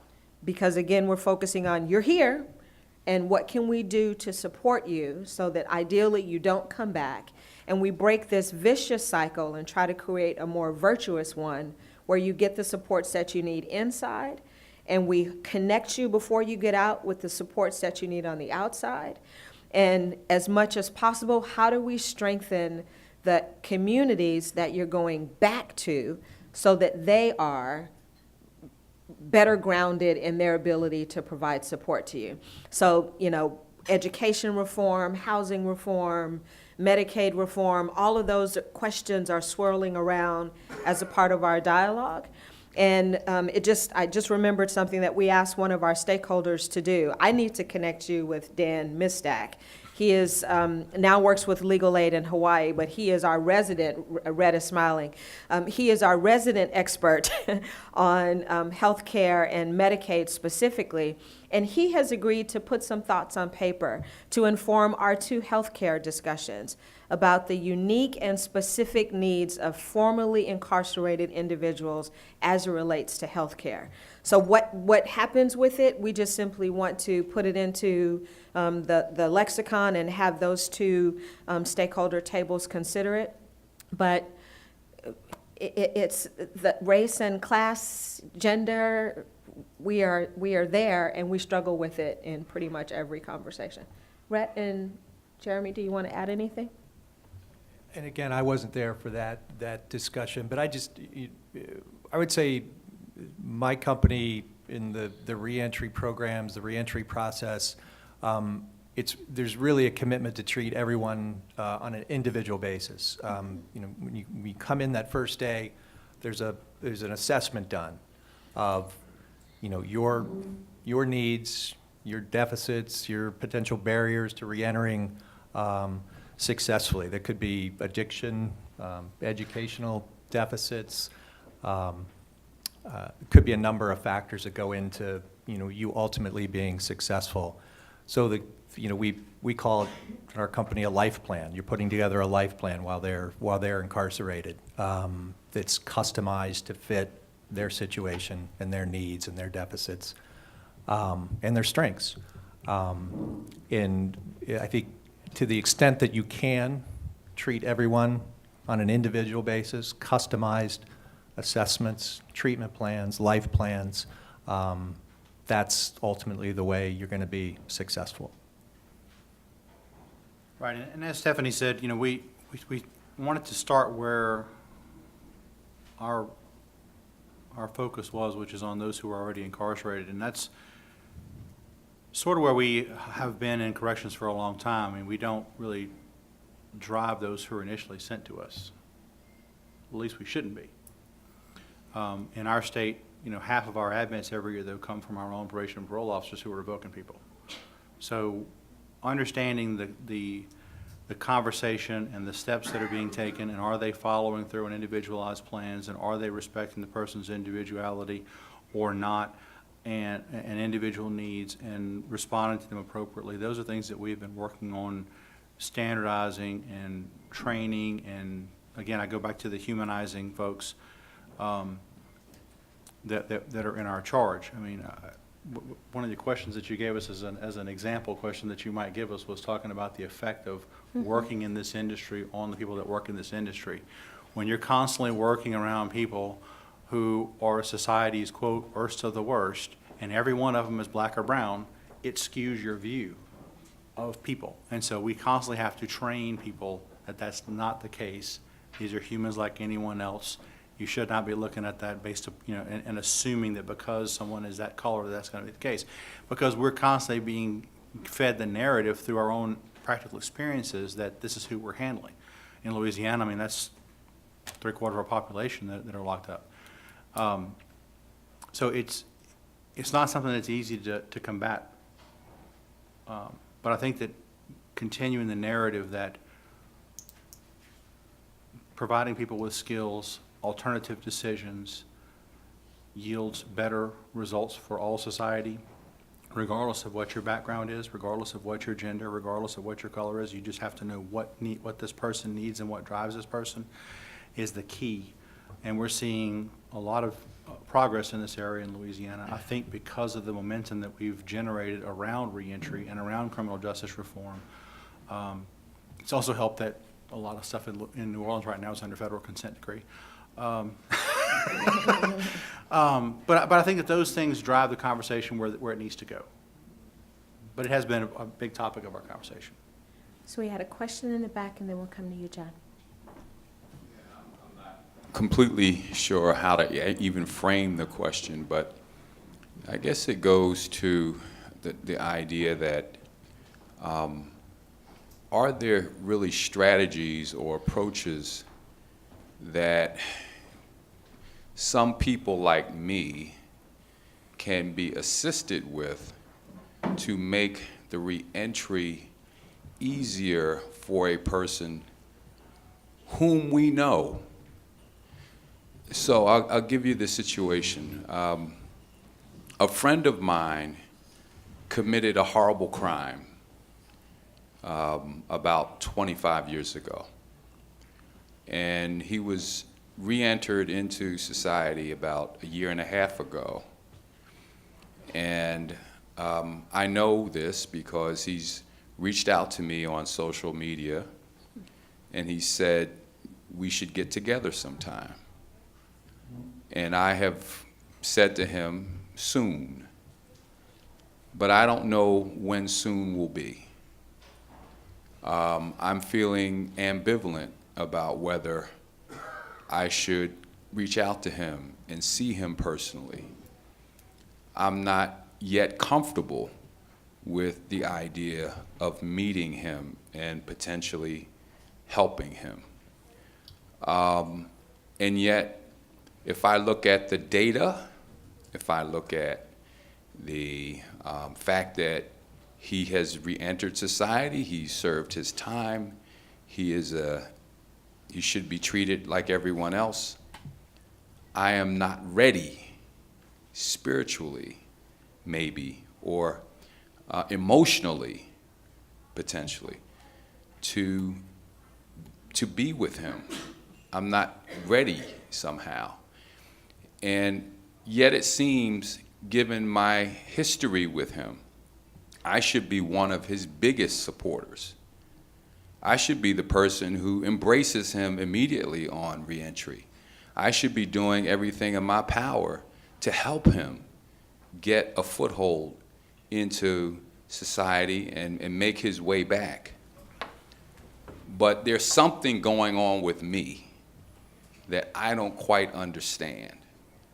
And I just wonder if there are ways for people like me to better understand what's going on with us. Because if it's going on with me and I know him, I can't imagine what's happening to people who don't know him and find out about his crime.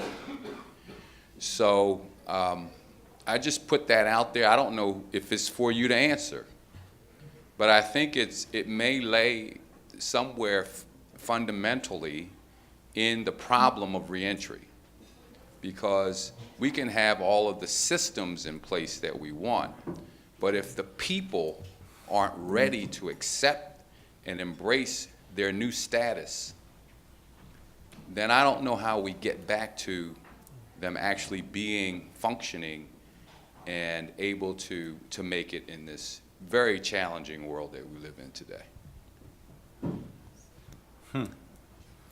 That's very insightful.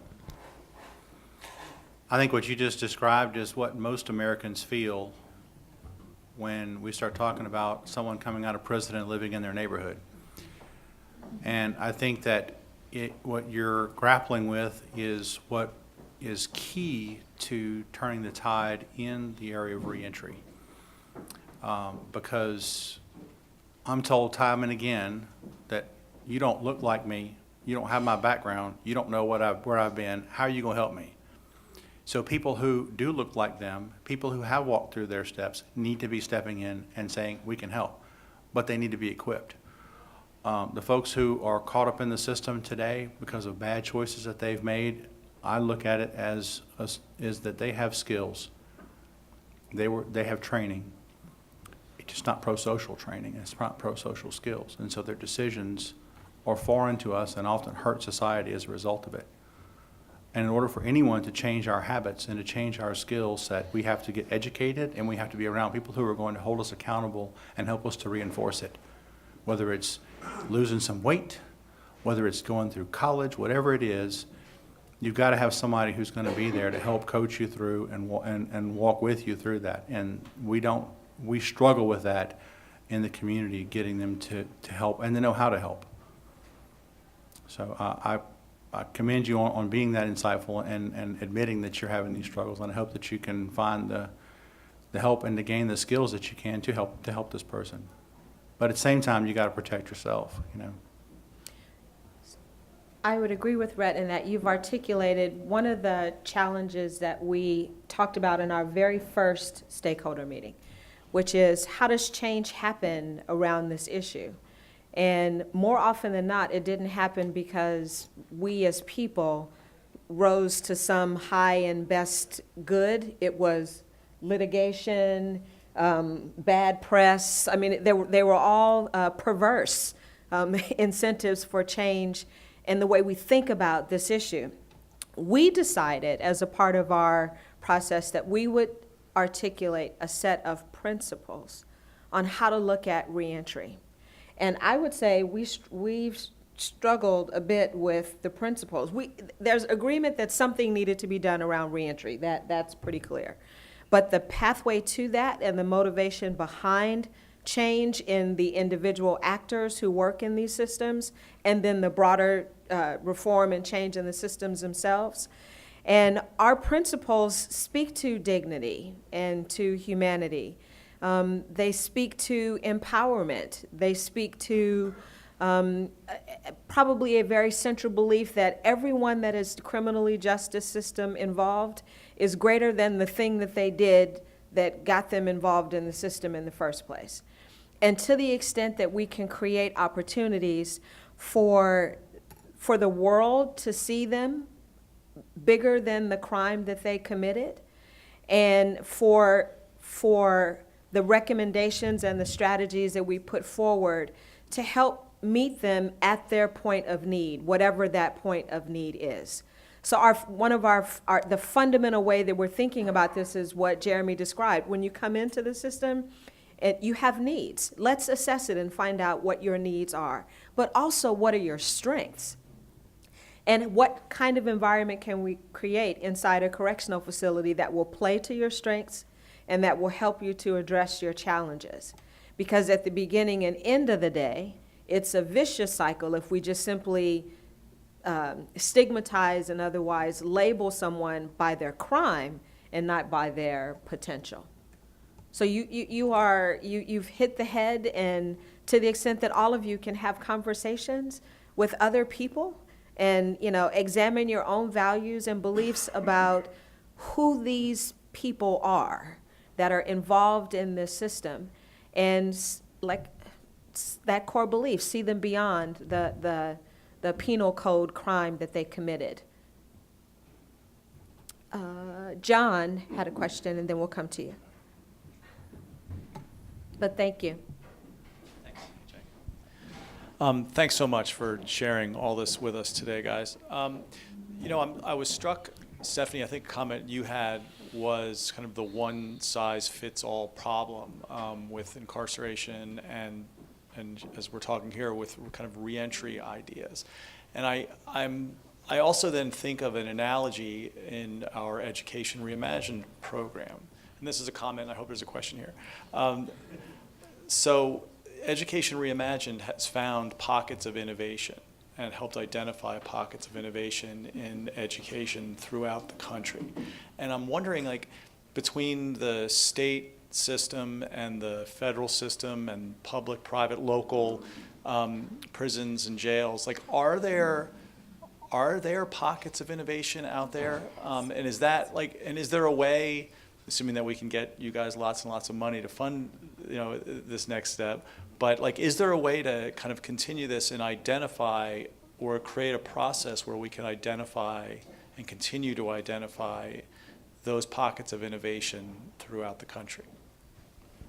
So, yes, there is a way to identify them. Rhett, you were shaking your head because you travel in circles with your peers at all of these conferences talking about the great things that are happening nationwide, but it's the one of the country's greatest untold set of stories about what's happening across the country. What do you think we should be doing to surface the innovation and the success? Well, I think it goes beyond just cataloging the programs because we already have groups out there. The I'm drawing a blank now on the reentry. Resource Center? Resource Center and others that catalog these programs that are out there that are best practices. I don't have the time to go and read 680 pages to figure out what is the best program I need for this particular area. I think that providing networking opportunities, providing technical assistance opportunities where we can bring in experts to help us, just like the individualized plans that we need to be creating for those that are incarcerated with us, we need every state and every jurisdiction's needs are going to be individualized and slightly different from others. So just grabbing what they're doing in Georgia and sticking it in Louisiana is not going to be successful. Our population is housed differently. We have different levels of resources, different levels of funding. We struggle sometimes to even get qualified staff because of where our jails are located. So every location is going to have to overcome its own individual struggles. And so just giving us a report of, oh, this is going on here, this is going on here, that's great, but that doesn't tell me how to bring that program and put it here. So how do I do that? And those are the things that I grapple with every day. Faith.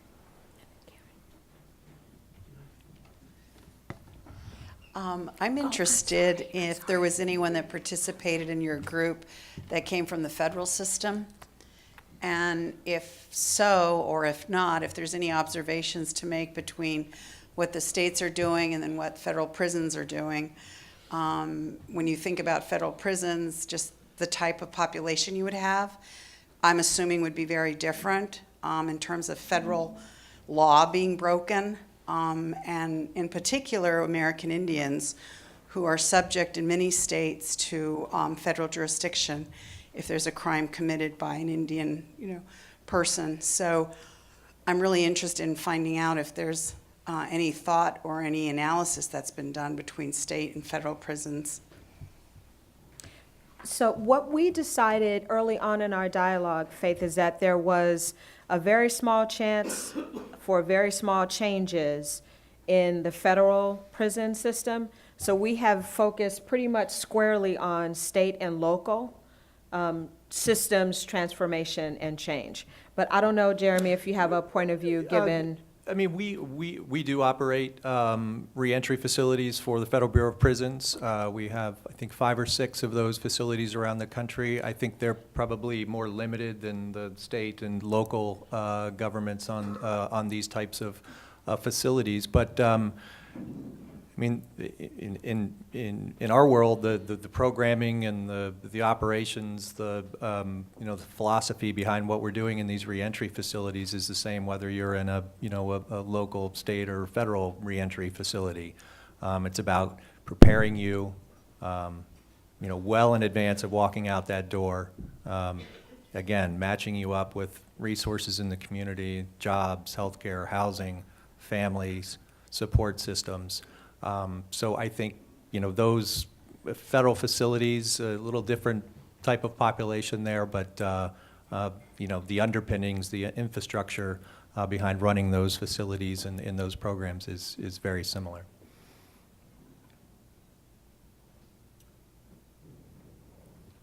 No? We can go to the next. So are you Chris? You're Chris, okay.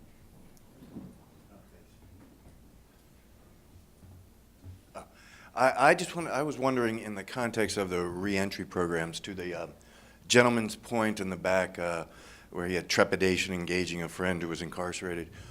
In the context of reentry, prior to one being to leaving a prison, does the prison have some sort of program where you get some sort of support group or advisory board, if you will, where you engage former, friends or friends, family, and where the prison actually does it, and they say, look, he's going to need some help, and we want you to be part of his, X group.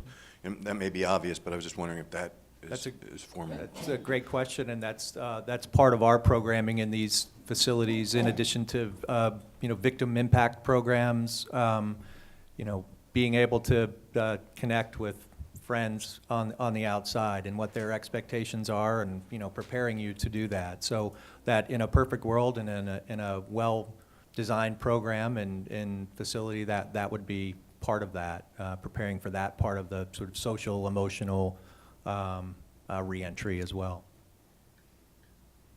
Well, and I'll just say that it really depends upon where you're at, where you're housed, and how close you are at home. 2/3 of our population serve their time in North Louisiana, and 2/3 come from South Louisiana, and it's a 4-hour drive to get there.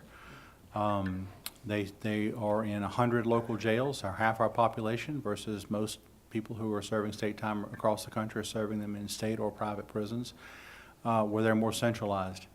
And so we face significant challenges in Louisiana, and I'm sure other states aren't far off, in being able to figure out what programs we need to have. Because just doing discharge planning, we do that. We contact the family or next of kin or whoever they tell us to contact as potential residence plans, employment plans, and figure out who we can work with on the outside. Our probation and parole division does a good job of being able to help us reach out to people that if they've supervised this person before, that they know or were part of this person's life before. The challenges are what is a meaningful conversation? If you have a person who has been down several times for drug convictions and they're a long-term addict, the true victims in their life are the ones you're wanting them to go live with again. And are we counseling them and trying to make sure they're not codependent and making sure they're not jeopardizing their future and making sure that there's a good handoff there that's going to be positive for them? I don't think that's happening. And it's really beyond the scope of the prison systems, particularly in Louisiana, where we're so spread out, to do that piece. I mean, we're going to be experimenting with that in Plaquemines Parish, where we're doing a jail consolidation there, where we're going to bring folks in who are coming back to Orleans and Jefferson. That's going to be one of the hallmarks of that program, is to look at how we can do a better job of family reunification, finding the responsible significant others than we are doing now, because it goes a lot deeper than just, can you help him out when he gets out? Because there's a whole lot of pain, there's a whole lot of trauma. There's a person who's coming back into the house probably without a job, it's going to be another mouth to feed in an already poor household. And so there's a whole lot more going on than you first think when you think about this. It's not as cut and dry, unfortunately. Karen, you had a question? Actually, it dovetails to what you were just saying. That was the first time I heard the victim side and the perspective, and I was looking at the list. And are you also going out with your recommendations and talking with victims? And do you have victims' rights organizations represented in here? We did have a victims' rights organization as a part of the table. She wasn't able to continue to be a part of the table, but has agreed to do more than just a quick review of the recommendations.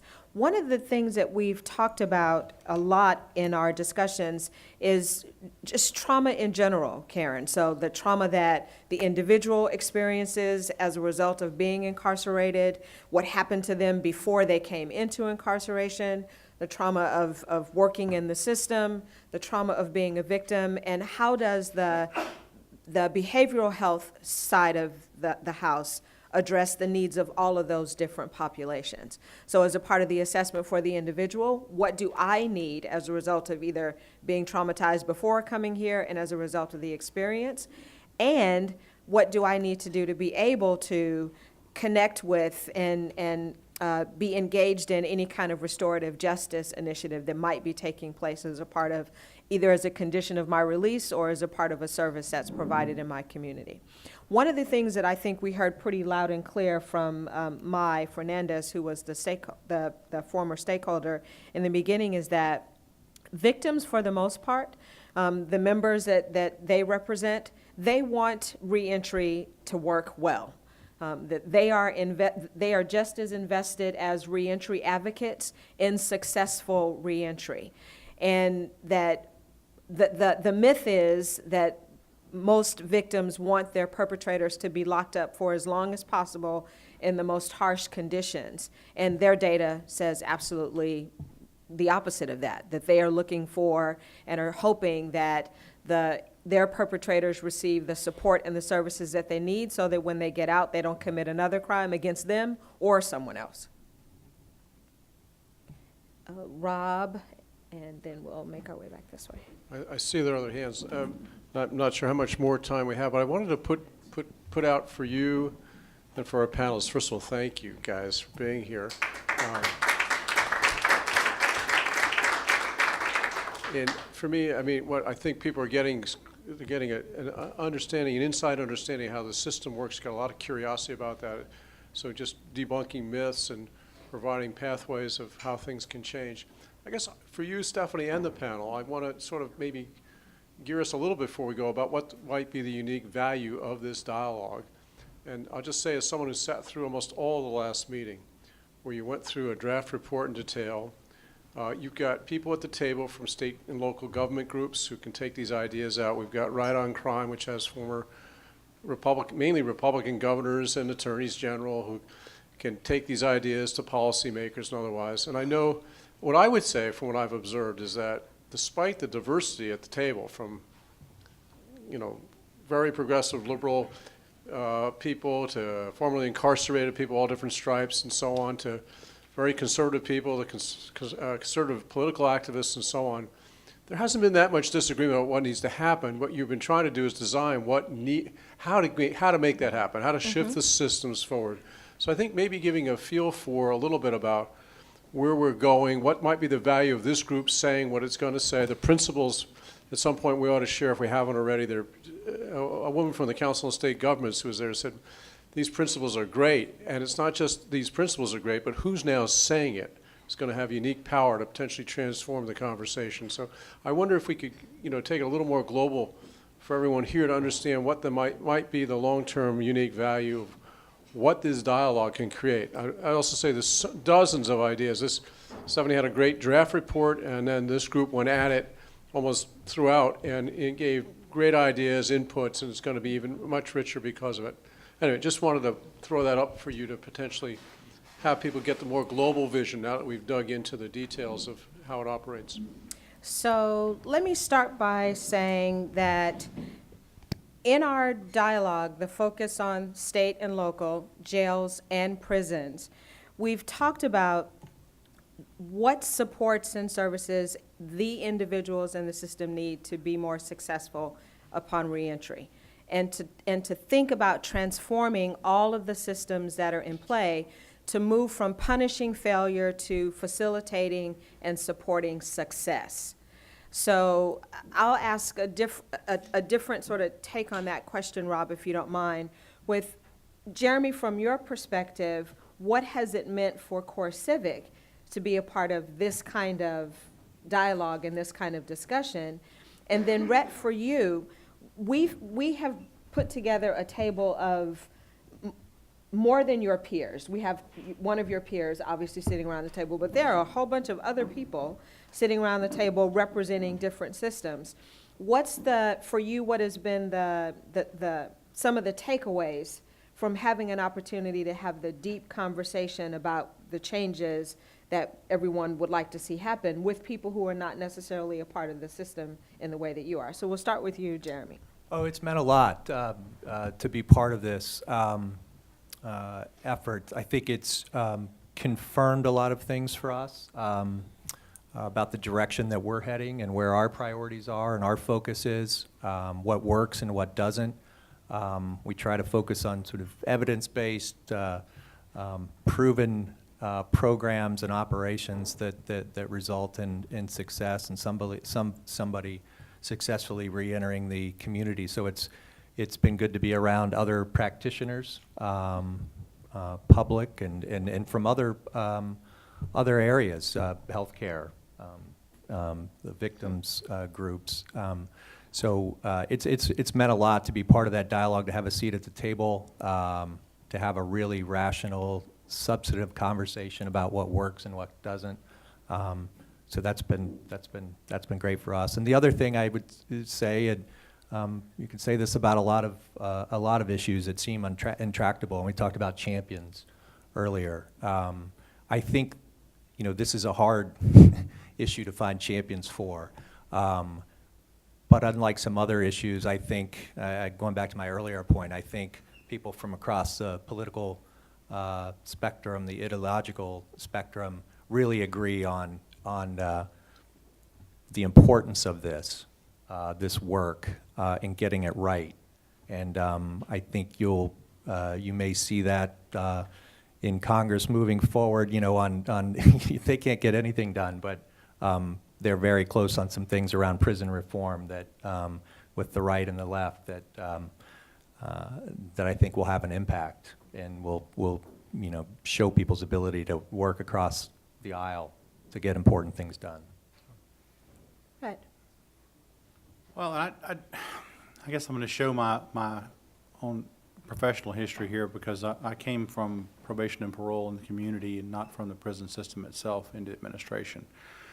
And for me, I see the prison system and those who are incarcerated, we can do a whole lot for them, but unless we give them the ability to put it into action in the community and we help walk with them to navigate the hurdles that they're going to face, then all of that is for naught. Having folks from multiple groups that work in the community that represent healthcare and education and all of the different experts is fantastic because for me, not only does it help us to solve some of the issues that we talked about before around Medicaid and other things with those who are incarcerated, but it gets to showing that, or the discussion to start talking about the need for community ownership of those folks who are going back. We tend to think when someone gets incarcerated that, you know, oh, we're done and the person's gone and 95% are coming back. And so when they come back, we don't want them living anywhere around us. We don't want them being anywhere around us. And we want to make it as hard as possible for them because they deserve it. So getting beyond that with people who have some innovative ideas to be able to see how can we not give them handouts, but give them the same chance that everyone else should have to succeed and not go down that road again is what I take from the meeting, and being able to hear how we can work together as community organizations to address them not coming back. And I think our last question will be Rich. This is pretty ignorant stuff. So in addition to job training or job skills, are there any states that have sort of a job bank statewide data system that let reentering prisoners know what kind of job opportunities there are in the area they plan to go to that are relevant to their skills? There are a couple of nascent things, meaning one of our stakeholders is behind a mobile application that is sort of, it's called SmartLine. It's like Yelp for returning citizens. So you put in what you need and it gives you the resources that exist in a community along with ratings from formerly incarcerated individuals who have actually received services from those organizations, and a couple of other smaller scale things that are in development that would match formerly incarcerated individuals with jobs, that would match them with housing, that would match them with resources, but they're very small scale. Well, Arkansas has the Good Grid. Okay. Yes.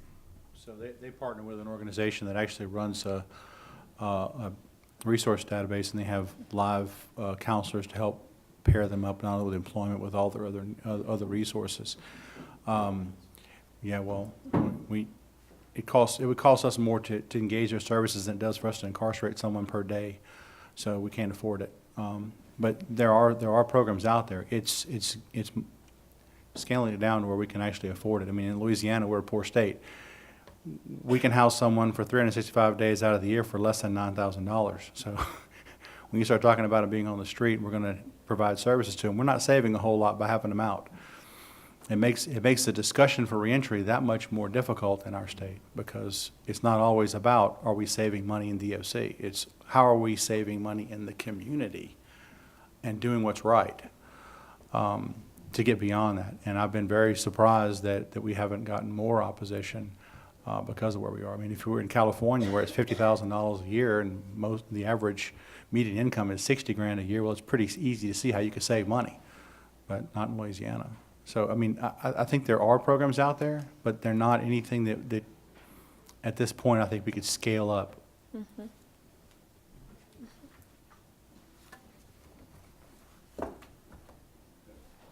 Oh, I'm sorry. Now the last question. Thanks.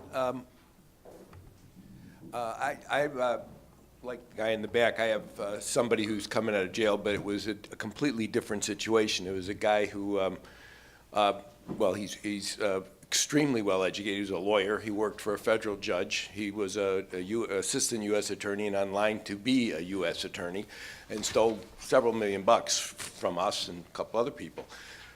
When somebody like that gets out of jail, they certainly don't need educational help.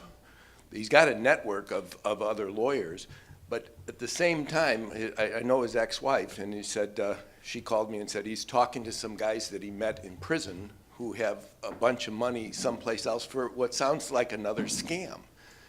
So what is somebody like, unless you start talking about Maslow's hierarchy of what somebody needs as a person, instead of what somebody needs almost as what you need to eat. You know, like the physical stuff, somebody's getting out of jail and needs a job, or they're living on somebody's couch, and somebody else, but there may be something in that guy that's just like my friend who's missing something. And was there any discussion about that, or is just this too weird to even?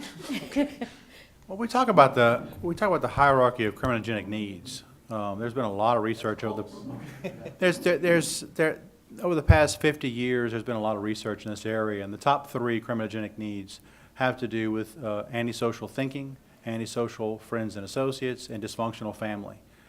Okay, and if you don't deal with those 3 things, lack of educational achievement, lack of employment history, substance abuse, all of those things, which are also criminogenic needs, you're wasting your time fooling with them, because you got somebody who's still thinking like a thug and still hanging around people that reinforce that, which goes back to our person in the back who mentioned, you know, about being around them or not. If we as pro-social thinking people are not willing to walk alongside folks and say, you're just like me, walk with me, who's left to walk with them but those who are going to lead them down the same path they went down to get locked up to begin with? But the question is then, how do you deal with those needs? Is there, Well, again, it's going to be individual. With this guy, it's going to be probably different. So what about what they're doing is attracting you to this, and figure out how you can move him in a direction of pro-social thinking about his decisions. Because his decision-making process is the same antisocial process as someone who's going for their next fix of heroin, okay? It's just they're not going after heroin, he's going after a big score, okay? So you got to get him to think about, so why are you going in this direction? How do I get you to think differently about it? What can I use to motivate you? I mean, our biggest issues in Louisiana, and I'm sure it's not anything different in the rest of the country, is there's a huge sense of a lack of self-efficacy. He may be doing this because he believes he can't go back to doing the same thing he was doing before, and this is a way to make fast money quick. How do you get him back into getting legit money?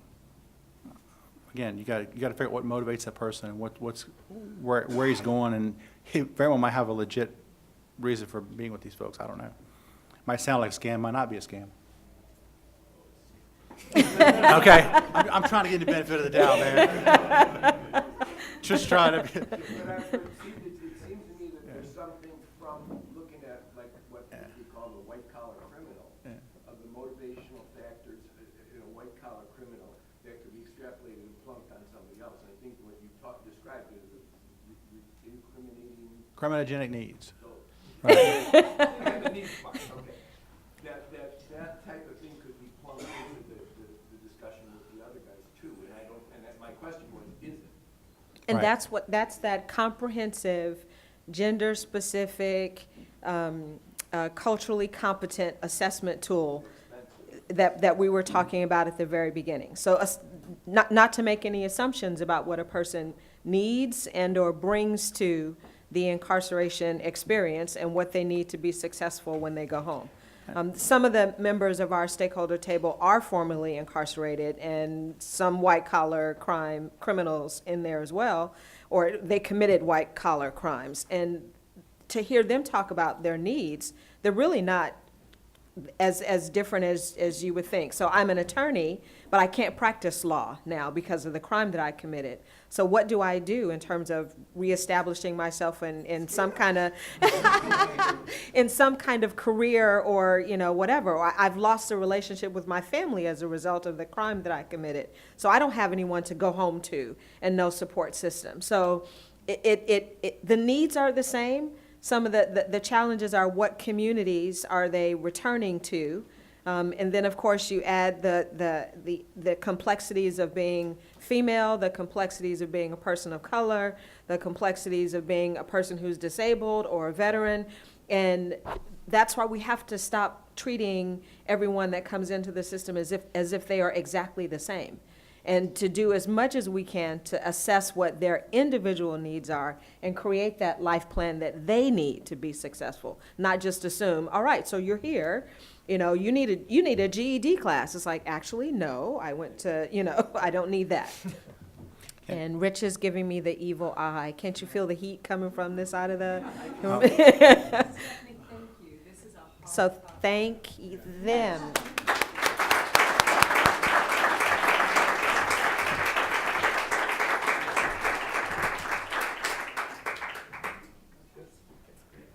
Folks, we're going to take a 15-minute break, and then we will reconvene.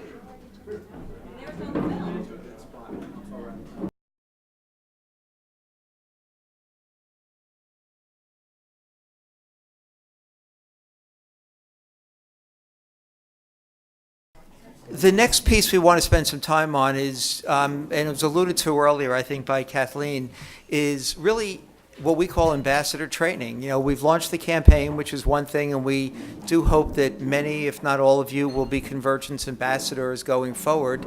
But whether you are Convergence ambassadors or ambassadors for other ideas and other causes, I think what you're going to learn here in the next 45 minutes or so will help you make your case. So I'm going to turn it over to Kathleen and Doozy, and they're going to walk us through this exercise. Okay, thank you, Rich. So I'm going to continue a variation on the theme you've been hearing, but at the last LC meeting in June, for those of you who were there, we had a discussion about the Convergence community, the robust and diverse group of people across the country who are supportive of Convergence's work in some way. And we asked you to tell us how the Convergence community could help us achieve our mission and what we can do to support its growth and impact. And so I'm here to say that we heard you. And we want to thank you for all of the input that you provided, which gave us a lot of food for thought, and we spent some time thinking about it. And I kind of am summarizing what we heard in 4 main buckets, which you've heard about a little bit already today. But one is that you told us that you want to see us strengthen our communications, develop more content for you, stories, videos, podcasts, etc., highlighting our work. And you want to see us develop greater external visibility for the field of collaborative problem solving. And we also recognize the importance of this, which is why it's one of the main pillars in our strategic plan, and why we're working with the colleagues at SKD Knickerbocker you heard from this morning. You also said we should consider developing things like curriculum or training tools to share the Convergence methodology and approach, and that we should consider organizing projects at the local level, and that we should partner with other organizations to do this work effectively, especially potentially with universities, was mentioned a lot. So this is also a main pillar of our strategic plan under what you've heard us call today multiplier, because these are activities intended to multiply our impact. So we're doing things like developing training materials, sharing our work at conferences, and publishing articles that highlight our success and best practices. So for example, we are, for those of you that read the President's Report, you might have heard this, but if not, I shall repeat, that we're teaching a class at Georgetown this spring for conflict resolution students, which we're excited about. Shona will be teaching it. And we, for example, in your packets have an article called 10 Tips for Getting People to Talk Across Political Differences, which was published just last week in Greater Good magazine. So we're figuring out the most strategic interventions for convergence, and that remains a work in progress that we look forward to getting your input on as we go forward. You also said, help us connect to one another. And can we organize a retreat to foster connections with the convergence community? Or can we organize you into subgroups or teams to help you get to know one another and work together? And hopefully you recognize that we thought about that a lot as we put together the interactions for today, and it will continue to inform our thinking as we develop our plans for next year's Leadership Council meetings. So last but not least, what does it mean to be a convergence ambassador? We heard this loud and clear. We heard you ask for clarification, for tools, for training, for help. And so right now we're going to delve into that. And again, if this is your first meeting, we don't want to be presumptuous that you're going to be a convergence ambassador, but this training is helpful if you want to be an ambassador for any organization. So, convergence ambassadors, what does it mean? We think that means people who are helping to spread the word about Convergence's impact, mission, and future plans. And we expect that all Leadership Council and board members are already Convergence ambassadors, but anyone can be a Convergence ambassador. It's not a formal program that you need to sign up for. It's a way of being out in the world and showing up for Convergence while you're there. But what are we going to do? So we are developing an ambassador toolkit to help you verbally share about Convergence's work and why you're involved for those in their network. And also that will help you forward information about Convergence to people in your network, and will help you as you invite people to events either that we or you might host. The toolkit will include links to Convergence documents, some of which are in hard copy here. You have a lot in your packets, but also in the back of the room, you may not all have seen. We have Convergence's Case for Support, which is a lovely document that we hope you might use, and our strategic plan, which has been mentioned multiple times today. It's not in your packets, but is in the back of the room if you want to go get a copy. And it will include things like where to find Convergence's newsletters, which are brimming with the latest updates on our work, sample social media posts, so you can post about Convergence on your Facebook, LinkedIn, or Twitter.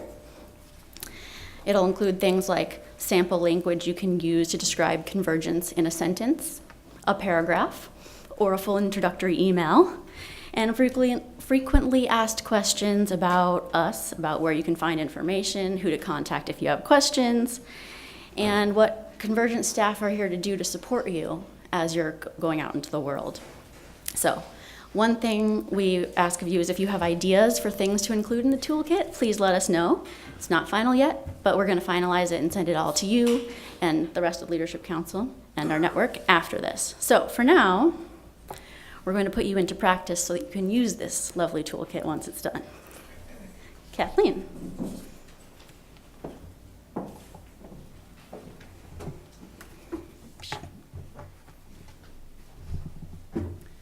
Thank you, Doozy, and thank you, all of you, right? At the end of the day, long day, so much information coming in, like, do you really want to be in practice? This you do want to do, because all of us have causes that we care about. All of us are here because we care about convergence. So as we said earlier, whatever you learn here in practice with each other at your table, you're going to be able to pivot and use it, hopefully every day for convergence, but also for every other cause that you're interested in. So I'm going to do two things at the table.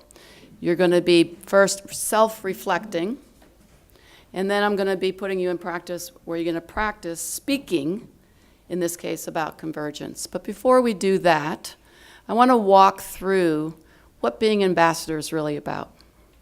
In this slide about curiosity, for me, is the most important ingredient for anything when you're trying to build relationships, when you're trying to learn about this person who's in front of you and what he cares about, how they might want to be involved, and at some point also making an ask. And the ask, fundraising money, but also could be an ask of time, could be an ask of input. Curiosity really helps us, we call it cultivation, but curiosity helps us learn what Kelly wants to do, what Sharona wants to do, how they want to be part of this. I find that these questions are truly openers for important and rich conversations, and these are the types of conversations that Convergence has. People somehow forget to ask these questions when they're in the role of being an ambassador and thinking we're going to have to raise some money.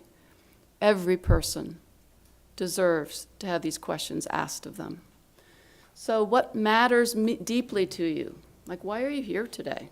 What, of all the things you could have done, you chose to come here. So what matters to you?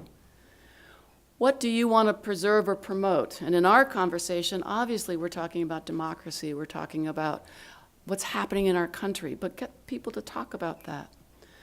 How do your values align? How do you see yourself being engaged? What's your highlight so far? And other questions like this. These are only, this is a quick synopsis of things that I often ask, but you'll have your own.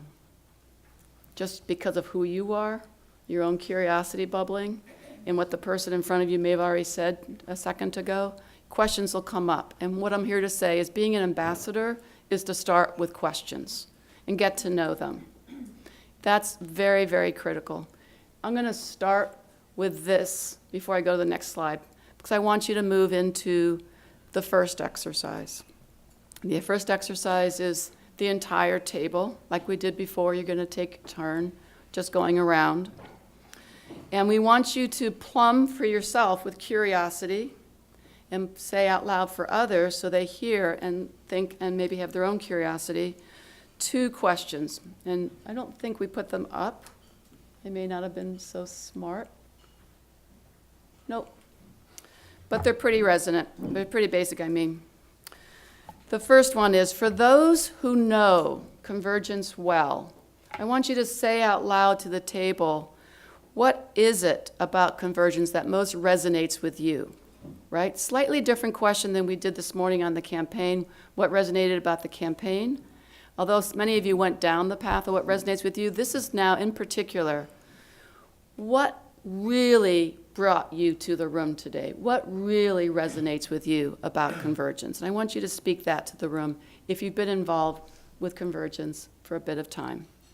For those at the table who are newer to Convergence, I want you to speak to what was the first thing you heard about Convergence that resonated with you. And you may have that may have been this morning, right? You're just newer, you don't know as much about Convergence, but something raised your eyebrow or your ear or got you into the room to come to an LC meeting.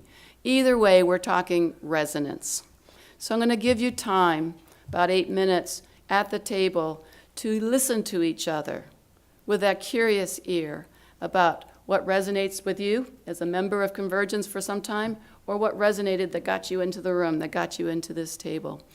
I also suggest that take your own notes about this, because you're going to hear what comes out of your mouth about what resonates, and you're also going to hear other people about what resonates, and that will be rich for the next exercise I'll give you. So turn to each other as a table, and just each of you answer the question from your own point, new or not new to Convergence.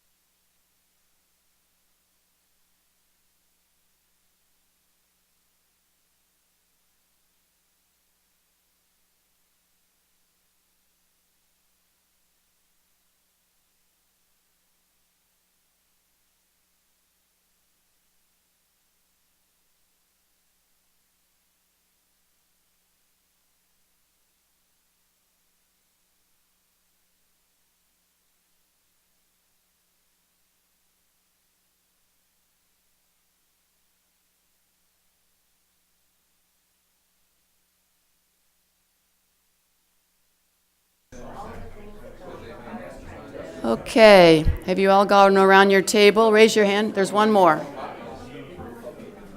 We'll take one more minute.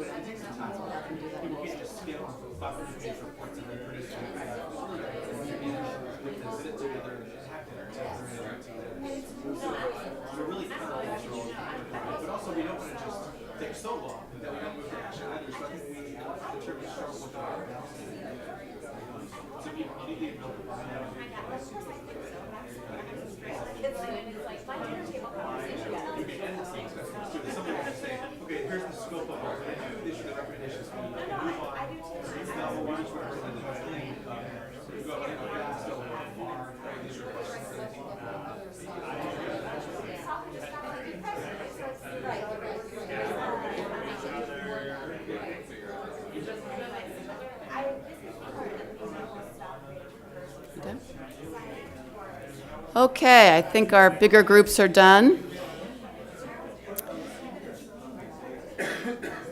Let's get ready for part 2. You thought this was fun. Part 2 is even more fun. I'm actually going to need each table to have even numbers.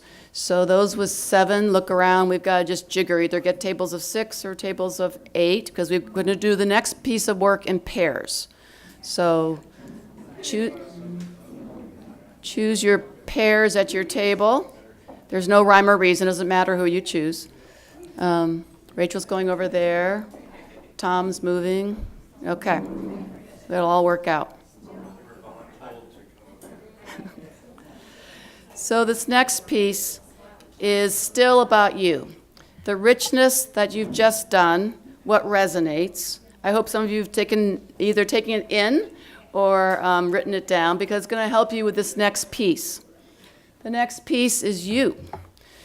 Doozy mentioned the wonderful toolkit that you're going to get, where you can click on a link and get the latest talking points, et cetera, et cetera. But at the end of the day, what we've been talking about all day long, and we know about convergence, it's all about relationship. And relationship starts with how we show up, with our commitment and our passion and our ability with presence to get our points and thoughts out and be in conversation with the other. So to start with you want to have your own narrative around convergence. The practice that we're going to move into now is your, what I call the elevator's pitch. I wish we could find a different name for that. These days, elevators, you can talk maybe across 2 or 3 floors. But at the end of the day, it's about what could you say in a short period of time about convergence. To show your commitment and your enthusiasm and why you're involved, and also engage them to want to learn more, to know more. So we want you to take a few minutes on your own to think about your own compelling narrative. What would you say? What are you saying? What comes out of you easily? It's your story. You don't need to have the FAQs, the top high points of convergence. This is about what you walk around the world saying about convergence. The 3 parts are that whatever you say has to be compelling to you. So you might pick out the budget project, or you might pick out meeting Rob and how turned on you were in the entire model. Your piece, your version. The second is that sense of confidence. Sorry about that. I knew I was going down the wrong road there. The second part is about confidence. So you want to be confident what you're talking about.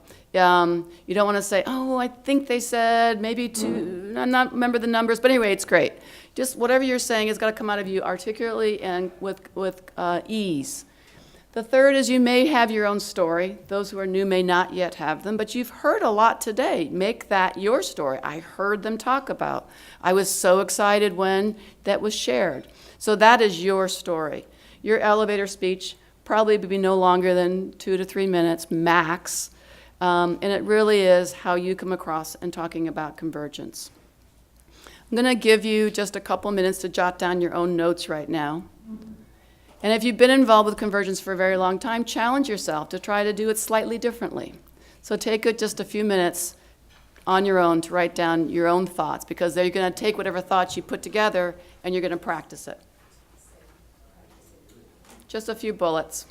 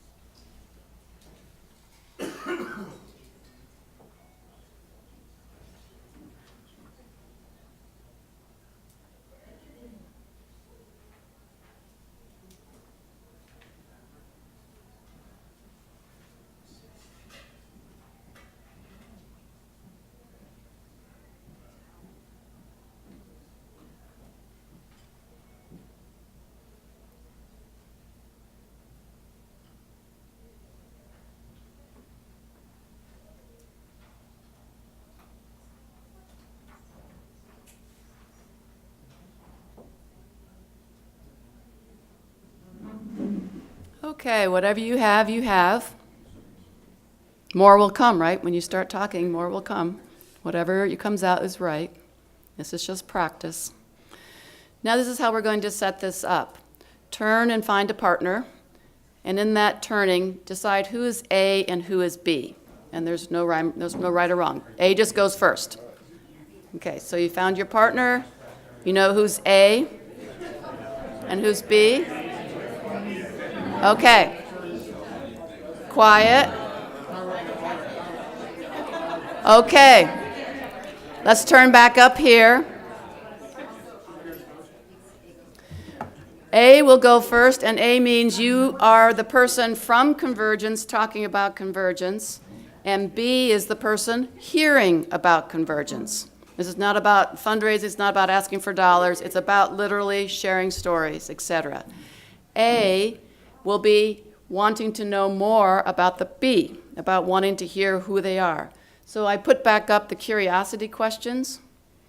So your role in A right now is to speak about Convergence and learn about the person in front of you. And you've got 4 minutes. And I put a short time print on here, not because we've got time constraints here, but we often can go on a roll and talk about what we want to talk about and not say a word to the person in front of us. What did you hear? What do you care about? Or sometimes some of us could be overextending and always asking questions of the other and never get to our own piece. So I want you to practice in 4 minutes, both saying something about Convergence that's meaningful and compelling and powerful to you to grab their attention, as well as asking them questions. It's immaterial to me whether you start with questions and then Convergence, or Convergence first, or questions. Make it up. That's fine. You're just trying to practice both. B, you were listening. Doesn't mean you're mute. You can maybe ask a few questions. It's a conversation. You're going to have 4 minutes to do this. We'll track you. And then we're going to flip. And then B will go first as the Convergence person, and A will be the listener. Any questions? Okay. Go forth.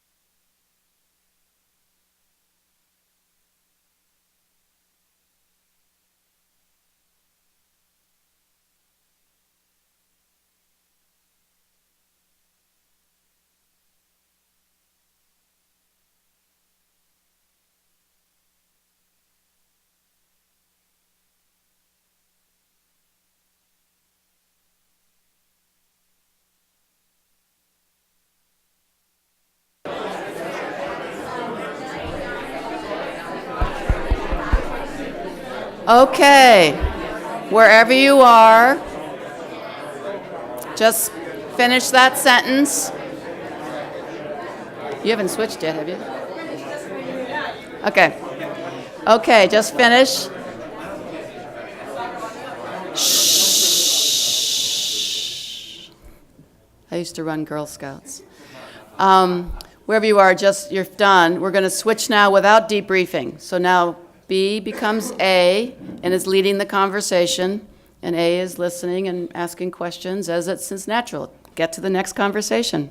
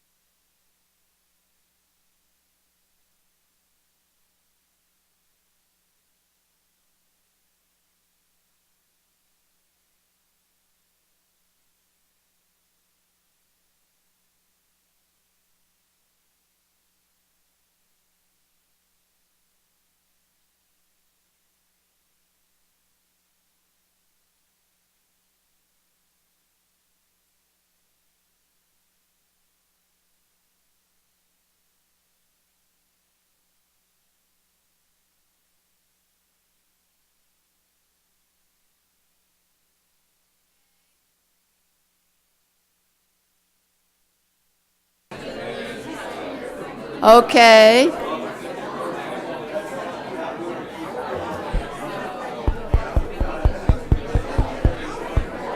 Just close that sentence, finish that sentence.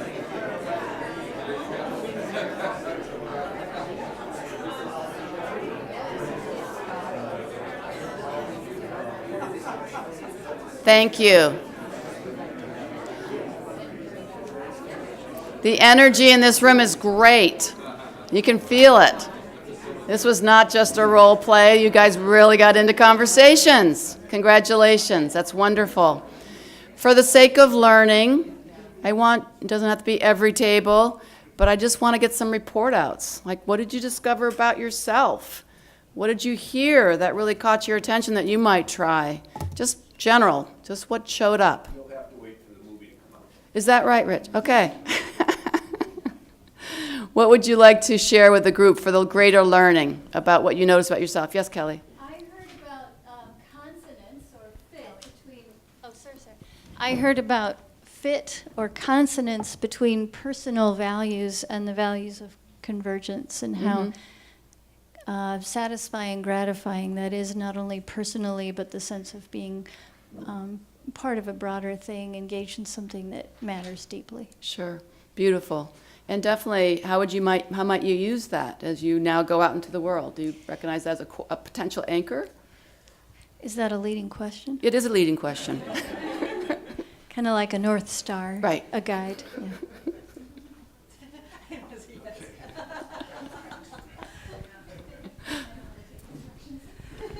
I really liked the reminder to make sure that it wasn't all about what you're saying, but to engage the other person and find out what's important to them. Right. You know, what are you interested in? What topics, what's top of mind for you? What are you passionate about? Because you're right, sometimes you can start, I was just the other day, I was at an event and I was starting to tell someone about convergence, and we actually got interrupted. But I started thinking about what I had said, and most of what I had said was, the usual stuff that I say about convergence, but it wasn't so much, I hadn't made the connection directly to her yet. And so that's a good reminder, is Right. to make that connection as quickly as possible so that their eyes don't glaze over and they're like, what are you talking about? So that was a good reminder. Great. What else came out forward? Anyone? Yes.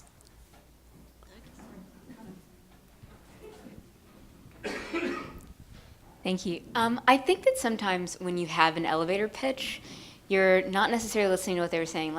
To your point, you're just thinking about what your points are, but then you miss out on the way that curiosity can inform a much richer conversation. And you might end up throwing away your talking points and actually just wanting to engage about exactly what they said, what you're moving forward, and your conversation can be much richer. Absolutely. So I set you up a little bit, like do curiosity and then convergence, do convergence and then curiosity, just to remind you could do both, to Linda's point. But to be honest, you could just start with, I'm really excited by this nonprofit I'm working with that gives me hope. And from there, the conversation starts. And you don't even say the name yet, you just open it up, like gives me hope about what's going on in this country. And then they'll ask a question, and then you talk about convergence, and they ask a question, and ask them why they're interested. It's really rich when you allow that, just an opening spark to move forward. Yeah. Anything else? Take this then. Oh, yes, Tom. Well, I've always had enthusiasm for convergence. What today has brought together, and then this gave an opportunity to express, is, well, what do we actually do? I mean, everybody wants to make the world better and bring people together, but the twofold theme of bringing adversaries together, they not only get to respect each other, but then go on to work together and make things, make policy, and then go make it happen. So that combination of relationship and outcome, if you will, that's an easy thing to describe. You don't have to go into detail. I've never been able to quite say that before. Oh, how wonderful. Great. Thank you. So I will leave you now in Doozy's good hands. Rick, did you have something? Oh, please, go ahead. Thank you. One of the things is that I found is that if instead of just sidling up to somebody in an elevator and start explaining something, is it's usually somebody expresses a concern about a problem. You know, like these people can't talk to each other anymore. Or I got into it, we went to the school board meeting and they're screaming about such and such. I said, well, that's curious because here's a group that actually deals with that. And that was always because as you probably know, most people are mentioning things like that about Sure. the society falling into disrepair or whatever. That's a really good point. The openings are right in front of us. There are so many places we can talk about convergence and what we're doing and why we care and see if they want more information. That's just plethora of opportunities. Yes. Can I just make a book recommendation? I don't know if you guys have seen this, and it may be just coming out, but it's called The Strategic Storyteller. And it follows, along with some of the themes that you were working with, this idea of making a connection, of finding something to speak about that you feel, very genuinely about, because that comes across. So anyway, somebody gave it to me and recommended it, and I thought, Great. it could be a good reading. Great. Thank you. Thank you all. And now Duzi's got some ideas about how you can take this and move it out into your worlds. So just quickly, now that everyone's really comfortable speaking about convergence and inviting curiosity, we thought, I'm sort of the tactical person, so those of you who know me know that's true. So my question for you all, and I hope we can just have a discussion about this a little bit, is what works? For those of you who are already serving as Convergence ambassadors, I wonder if you could share a little bit about what you're doing that is working, and so that other people can kind of hear from you and see and kind of get some ideas. So for example, do you have the Convergence case for support in your briefcase wherever you go so that you can just pop it out to give to somebody? Or are you really active on social media and you find that you get a lot of engagement about Convergence there? Or have you hosted an event for Convergence that you'd like to tell us about, how that was for you? I'm looking for volunteers. I can also call on people Rich Korn style.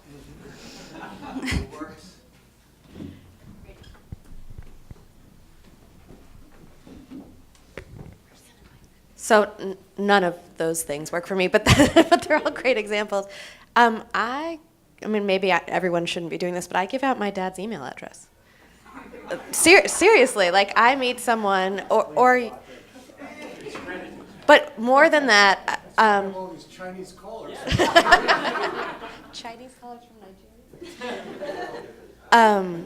If I meet someone who I find interesting, or before I give his address out directly, I'll send an email and say, who can I put this person in touch with? And then usually it ends up being Susan or you or Amanda, and get that person directly involved somehow, if that's an option.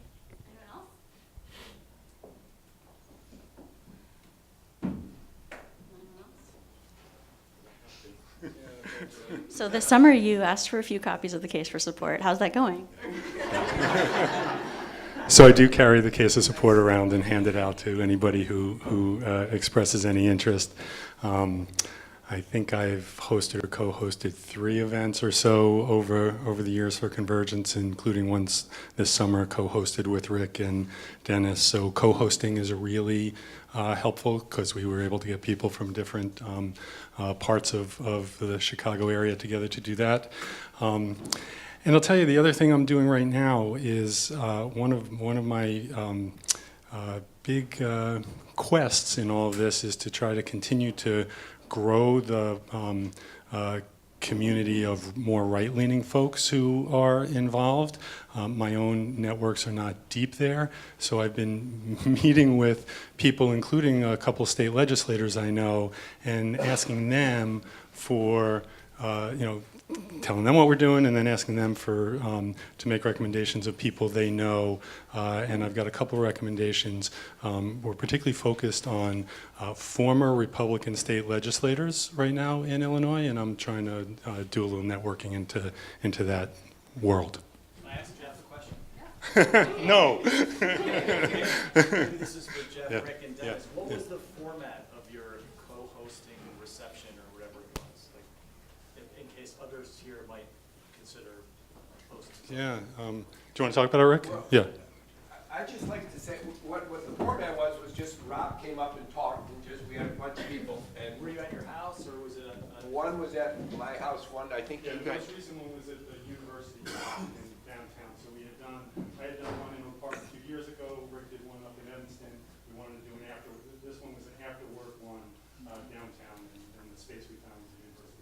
But what I'd like to say, though, is that a lot of people afterwards said, well, now what?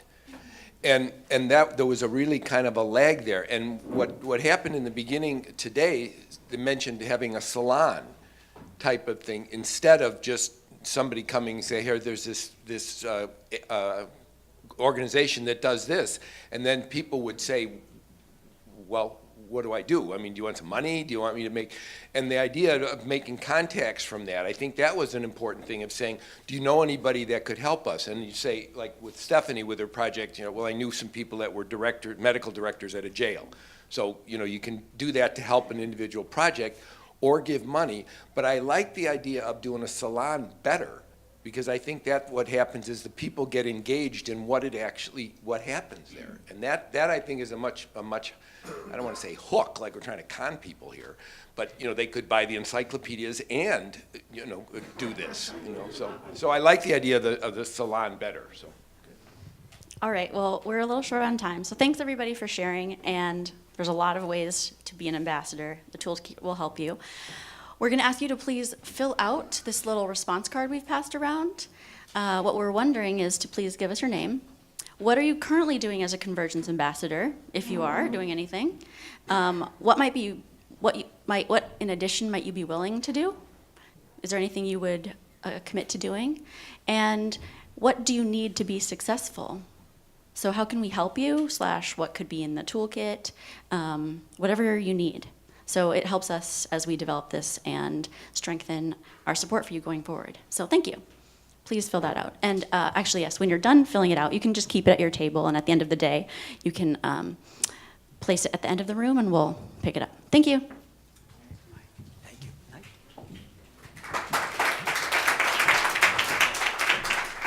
Okay, couple of things before we bring up Jeff Weissglass. First of all, Rick, after one of these meetings, if someone says, what can I do, give money? There's an answer to that. Yes. Yes is the answer. We're not, part of the reason for the training this afternoon and the conversation about the campaign is we're not going to do this just with the staff of 24 people at Convergence and a board of about 13, 14 people. So we're really hoping that a number of you will step up and decide that this is the ambassador role. And going forward in your career, you can be referred to as like Ambassador Laurel or something like that. I mean, everybody who's an ambassador keeps that title for their entire life. So it's something to strive for. One last thing today. As many of you know, Education Reimagined is being spun off. We view this as an enormous success for Convergence as well as, of course, for the project itself. Just amazing work that's been done. Early in January, they will be spinning off into a separate 501c3. And we've asked Jeff Weissglass, who wears many, many hats in addition to the role of father at today's event. Kids are good? They're okay? Okay. No, I just like to make sure. Oh, only Alice said yes. Okay. Back in the back. Good. Okay, you're still here too. Okay. Jeff has been a member of the Leadership Council. He's been doing this kind of bridge building work for many, many years. He was a stakeholder in the Education Reimagined project. He then joined the Convergence board, now heads the governance committee. Much like Linda Laurel, we said to Jeff, hi, welcome to the Convergence board. You're now chair of the governance committee. But that strategy seems to work well. And Jeff also is in a unique position now because he is both on the board of what will be the new Education Reimagined and also the Convergence board, and he really has played a central role in ensuring that the spin-off of EdRe from Convergence is successful and a healthy one for both organizations. So we've asked Jeff just to talk a little bit about what's happening here, and then a little later on Rob will wrap it up and we will go have drinks. Jeff. Do you guys care if I stay down here or go up? I may have too many things in my hands, but we'll see. Hold on. I'm gonna do that way to start. There we go. Yes, thank you, Rich. I learned in this process that the first stakeholder meeting for Education Reimagined was in April of 2013, and I just learned today that that was just days after Rich became board chair, and somehow we're this is the last time that Education Reimagined will make a report here as a project of convergence, as it's Rich's last meeting as board chair. So Rich and Education Reimagined are running off together into the sunset.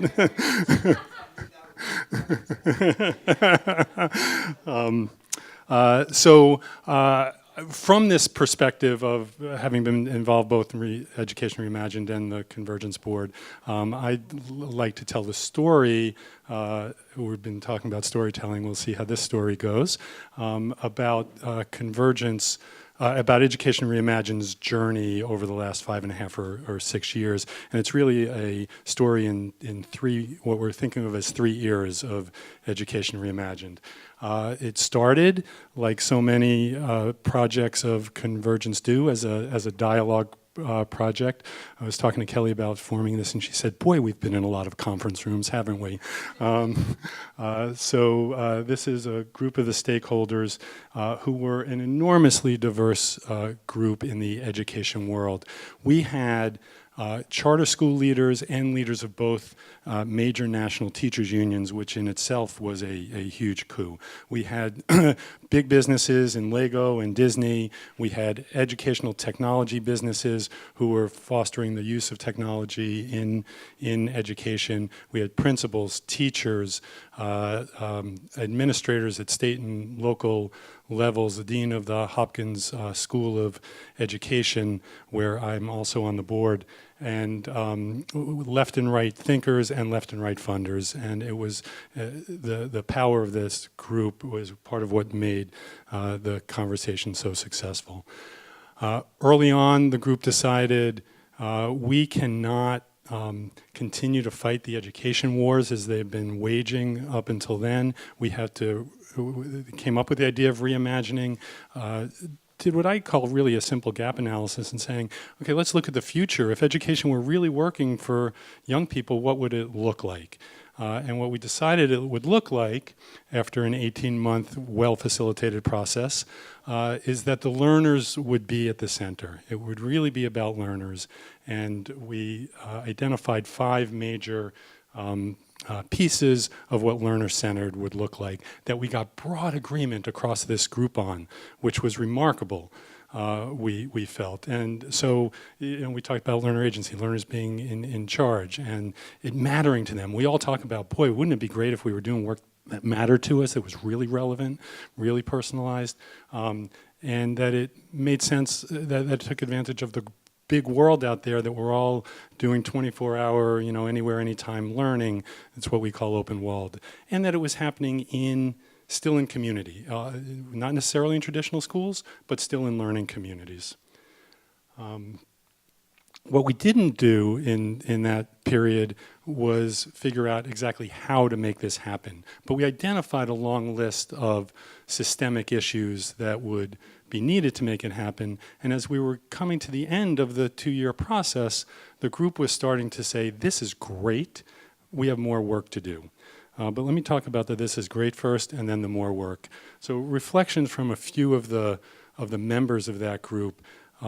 This is Becky Pringle from the National Education Association, and she said this, which I think it's in our case statement too. I mean, it's just an amazing quote, that this process is about building relationships, and from there you can have better conversations, and from there you can make better decisions, and you have better outcomes. There's no better articulation, I don't think, of what the convergence process is about. Giselle Huff, I wonder why we all do that. We aim at the screen with this. I don't think the screen is what's reacting to this thing. Yeah, I know. Giselle Huff from the right-leaning Jacqueline Hume Foundation. I just love Giselle, and I love this quote. I'm not touchy-feely, all right? I'm skeptical about this thing. And then I was blown away. And she talks about being the highlight of her professional life and creating a vision that can really move what we do for kids in this country. And then our friend Mark McGee, who will also be on the board going forward, says what we've been able to do is transcend the day-to-day fight and imagine a shared future. And that's where we were coming out of it with, as Mark says, great hope for the future that we're now taking forward. So this is the top page of the great vision statement that we wrote. If you haven't seen it, I highly recommend it. And as we moved into the next phase, as the group wanted to stay together, they asked Convergence to stay involved. And Convergence said, okay, we don't quite know what that looks like, but we'll stay involved. And we started the next phase. And we started passing the vision statement around and got tremendously positive responses to it, which let us do two things. It let us realize that there were a lot more people to talk to, and it actually helped attract money, and again, money from across the political spectrum for this new phase. And we found also that there were a lot of innovators. John mentioned it earlier about the education project. A lot of innovators across the country who are doing pieces of what we talked about in this learner-centered world. So we suddenly realized, hey, wait a minute. We're really good conveners and really good at bringing people together to talk about what they have in common and how to move forward. So we started convening people from these learner-centered environments across the country, and this is just a map of the many places that we identified learner-centered sites. And we now have 330 plus groups people that we've brought together in dialogue, so that we're actually bringing the practitioners together to try to figure out how to move this system forward. Just a little side note on this chart. I'm not even sure you can see the colors. There are red and blue or black markers. The red markers are all ones that we have written about over the last couple of years in our various communications pieces, which is an online magazine and online newsletters and the website. And there's a chart in people's packets that talk about all of that I encourage you to take a look at afterwards about all that we've done. Communication was a really important piece and will continue to be going forward. So in addition to convening practitioners, we were also convening policymakers, many state-level policymakers and thought leaders around the country. And during the course of that, we also realized if we were going to be learner-centered, that we needed young people in the room. So we, very early on in this implementation or incubation phase, started inviting young people to the table, and it changed the dynamic. It just completely changed it. This is, it's actually the top, that's my forehead over on the left there with Anya Smith, who's a remarkable young woman. But we, in all these meetings, at tables like this, we had at least one young person at just about every table for almost every meeting we did for the last 3 years. We also realized that not only did we want to have young people at our meetings of adults, but we also started convening young people themselves and created a gathering that we call Spark House that there have been a few meetings of, and that community is growing as well. Demi Edwards, who's the chief of staff, is shaking her head. How many people in Spark House at the moment? So these are all young people who are all in learner-centered environments around the country coming together to help build the movement, to help figure out how to go forward. It's the Leadership Council for Young People. I mean, it's this kind of gathering that they come together for a day and a half in meetings like this around learner-centered education, about how to build a movement. Yeah. Through all these gatherings, we actually were doing substantive work also, and I'll talk a little bit more about how that led to the next phase. But one of the things that we recognized is that there were a lot of people doing pieces, as I already said, of what we had identified as learner-centered, and we're doing it in new kinds of movements. We're doing it in a competency-based movement, lots of people talking about personalized learning and meaning different things by it, project-based learning, deeper learning. But we came to understand as we kept meeting people and trying to discern where their heads were, that some of those people were still very, very school-focused, focused on the institutions as we currently understand them. And others were very much like, it doesn't matter what the institution is, we're going to keep changing things until we make sure that the learners are really, really being served and really at the center. And we started to realize that part of our work was to connect the people who are really learner-centered, whatever horizontal part of the process they were in.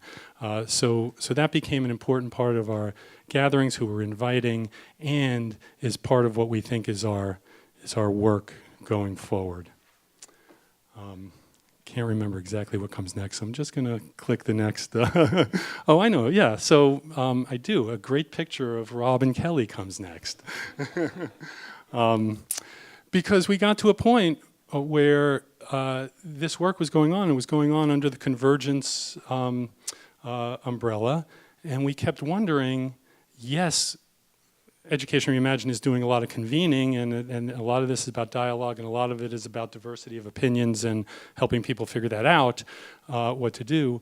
But it's not core Convergence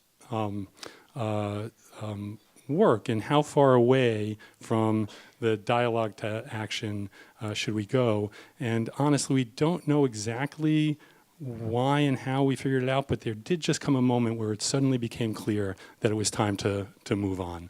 I don't know what it's going to mean for other Convergence projects, but it was great for Education Reimagined that Convergence took the leap, stayed flexible, and then just stayed with it until it was just the right time to move on. And this very much feels like the right time to move on.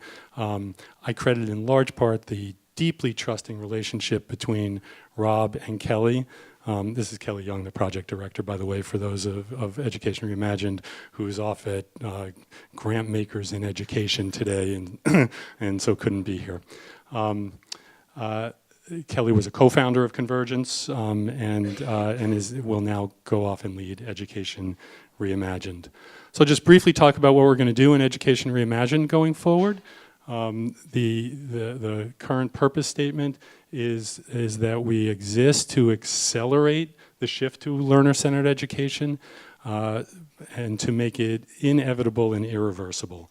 So we are not the only player out there who believes in this and is trying to make it happen, but we are a passionate and growing group with great skills and fortunately good funding coming in to continue to do this work.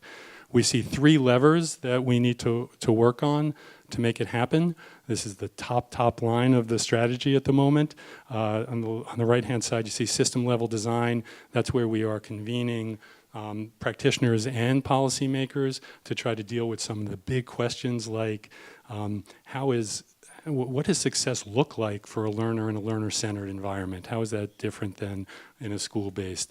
How do we assess that? What is the role of the educator, and how do we build the professional pathways for educators in a learner-centered world? Many things along those lines. So we will continue to work in that level. Back on the map, there are a few pockets around the country where there are clusters of learner-centered sites who know each other but aren't working really closely together. Talking to them, we and they believe that there's a role for Education Reimagined to help forge collaborations and build systems through regional pilots, as opposed to trying to answer this whole question, globally or nationally at once. So we're looking forward to doing that. And then what we call public will. Many of us in Education Reimagined say any parent who really hears about what we're doing and sees how it can work is going to demand it for their kid, right? I mean, period.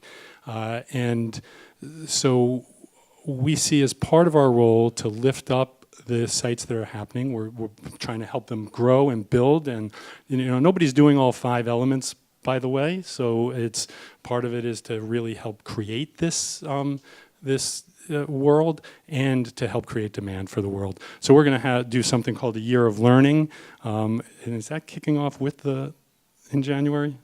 Maybe. So I'll just say that on January 17th, we will have the public launch of Education Reimagined.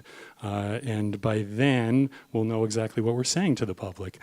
But it is, we've done a lot of this under the radar, and we're getting ready to be much more public and to have media and make a big splash, and then move into this year of learning where we're going to be raising up the profile of the movement. So with that, I'll just wrap up by saying that as a Convergence board member, I'm just so excited about the success of Education Reimagined and being at this moment of launching it into the world.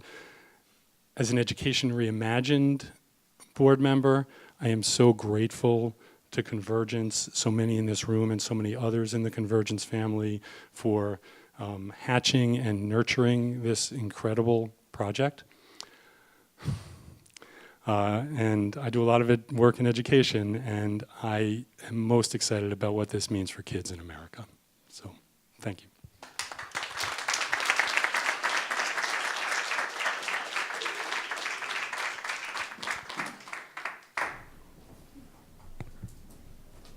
I'm going to go up here because I have a couple of notes. We're almost done. First, Jeff, thank you for a marvelous presentation and for all the work that went into put the slides together and tell the narrative.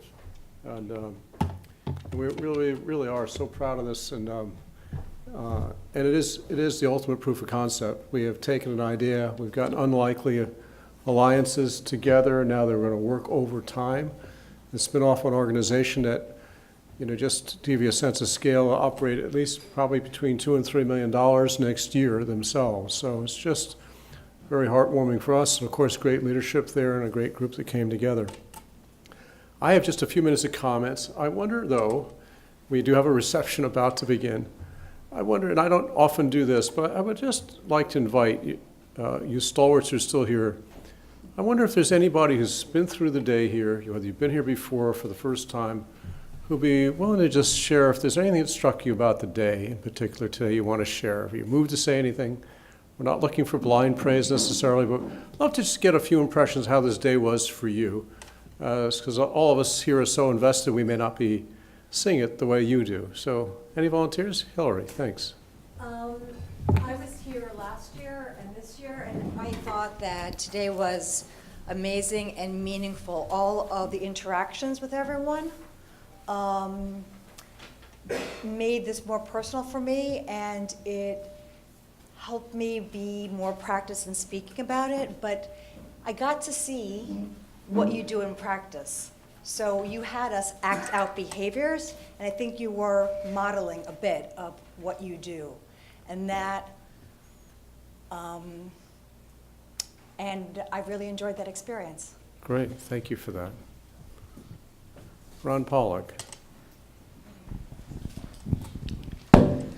Hi, I come away feeling that Convergence is in a new stage of development. And there were different pieces of the discussion, starting with your presentation this morning, that makes me feel that way. As I viewed Convergence, Convergence in the beginning has been a very project-centric organization. It took some interesting issues and worked those issues in the way that Convergence does. And that's been very successful. But I think Convergence is now at a new level and in a new stage. And what I mean by that is I think Convergence is now really prepared to build a second part to its duality. And the second part of that duality is to say that Convergence actually has become a leader in building civil society. And that message in and of itself, and that Convergence is building the mechanics for a civil society, in and of itself is very important. And so as you think about the next development steps for the organization, not only do I think that this second step is very important for the public, I think it's very important for the fundraising and development of the organization.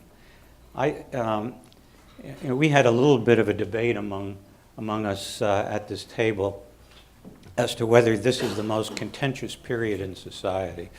And some thought yes, some thought no. But there's certainly a growing consciousness about how virulent different parts of society have become, starting with top leadership in our country. And so I think that there really is a readiness on the part of a good number of people to say we need an antidote to that. I don't mean an antidote to partisanship. I don't need an antidote to specific issues or ideology. But we need an antidote in terms of how we relate to one another. And I think that beyond the individual projects that Convergence has been undertaking and will undertake new ones, they are examples. But now I think Convergence actually can provide leadership. It's an ethos. And I think if you intentionally project that, I think the organization is going to develop in an extraordinary fashion. So I was really heartened by that. Thank you, Ronnie. That was beautifully said. I'm sure we have note takers, and it gives you some example of Ronnie's been an extraordinary nonprofit leader for many, many years, and a friend and mentor, and so pleased to have you so involved with us and giving us such good counsel. Thank you for that. It was great. Other thoughts, impressions, anyone else wants to share? Please, Karen. Okay, I came out this morning as a brand new person. This was my first day. I almost talked myself out of coming last night when I was working up really late, and then I thought about bolting after the reentry part, but I stayed because I found this group to be really inspiring, and I found the topics, not one of them was not engaging to me, including the work that you're doing, and I'm sorry I can't help you reach the $500,000, that's out of my league, but just the people in this room and the energy and the inclusion and your enthusiasm for doing this really important work really lifted me up today, and I found that it was the reason that I decided to come, to stay, and to stay involved. So thank you for everything that you're doing. It's just, it's really terrific and wonderful. Thank you for that. Much appreciated. Lovely to have you. All right, is Convergence any dissenting views, disagreements with that? I'll give you one more minute. There's no obligation.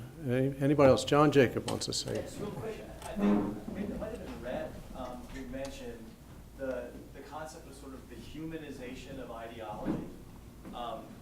The humanization of ideology, which is something that kind of struck me as a way to bring people together so that they can converse civilly on these topics. Great. Linda Laurel. Just picking up on that, that really resonated with me. And Rob, you know what, you and I have had conversations before about this podcast that I'm getting ready to start. So I'm getting ready to launch a podcast. It's called My Voice Matters. And one of the things that I want this podcast to impart to people is the importance of listening to each other's voices without judgment, but really listening and hearing and trying to understand. I'm hoping to get people to share stories, their personal stories, when they felt as though at some time in their life they were considered the other, they were demonized for being different than whoever it is that was giving them that label. I'm hoping that by sharing those kinds of stories that people will be able to see themselves in others and see some sort of commonality, much like the convergence process does. And Rob has, of course, agreed to be interviewed for the show, but not just that. I really want to highlight convergence many times and over many weeks, months, in terms of the projects, yes, but also the experiences of those who have participated in the projects, so that perhaps we can get, the woman from Walmart and, the example that we saw earlier. I want people to be able to have the civil conversations and the civil discussions. And as I said in my remarks earlier, it's the reason that I was drawn to Convergence in the first place. And so now, being a board member and being among such an incredible group of people, I'm so excited and energized to take my experience as a board member and what I'm going to learn going forward, but then also wrapping that into my journalism skills and getting back on the air, the online air, if you will, to talk about this, what we're all trying to accomplish here today, because there's nothing more important. There isn't. There's nothing more important. So just thank you again for your vision, for starting this organization, and I so agree with you, Ron, that this Convergence is positioned to be the leader in this movement going forward, for civility, for our nation, and to make sure that the fabric of democracy does not shred any further than it already has. So thank you, and I'll be calling to make sure we get that interview scheduled. Okay. Okay. Thanks. Looks like Steve Kamen wants to add Just very something, and then quickly, Chris. All right, two more. civility, oh, I'm sorry. Yeah, go ahead. I'm sorry. No. Civility, absolutely. I think everybody who was here probably believes that we need more civility in this world, but let's not lose sight that civility has to be meaningful. It has to accomplish something. And that's also what this organization is fundamentally about. So I would couple those two thoughts. Civility leading to meaningful improvement. And maybe a middle word, collaboration. Civility resulting in collaboration, resulting in meaningful change, and meaningful and beneficial change. Terrific. Thank you. Chris Hayes, last word from Chris. 'Cause now, No, I just wanted to say that I've been involved with Convergence for a long time, so you had me at hello, but just from today. actually, it was hell. But the notion of, and we could sort of play with this down the road, but the notion that the system, right, has created this win mentality, right, in Washington, right? Just the system has. And so where you get, these polarized, whether it's interest groups or otherwise, but, the Convergence helps to move to the solve mentality. And if you sort of characterize it in a bit of a system parlance. And then the notion that most people can agree on the destination, right? Most people agree we need to reduce gun violence or improve education, or that our healthcare system has, some issues. So it's the journey, getting there, and that Convergence helps, to get people along the journey to get to, a common destination that most people can agree on. So. Great. Thank you for that. So let me just segue into a few last comments. I've got notes all over the sheet, but I'll be pretty brief. What I always want to start with is a thank you and the gratitude. I can feel the choking up occurring. To thank you to everybody for your day with us today. It means so much to us, those of us who work at it every day, staff and the board, to have people come in and affirm and validate and support and expand what we do. This is the only way we're going to get there. And we heard with Linda, and everybody has something to contribute. And yes, there is a minimum ask of $500,000 per person. $10 is fine, $20. And then you see if someone like Linda is going to contribute her talents in a way that's all consistent. We hope to inspire an orchestra of events and partnerships and people working each to their own talents in their own ways to contribute. And that's very much what our staff does, our board does, our wonderful consultants do. So that's the vision.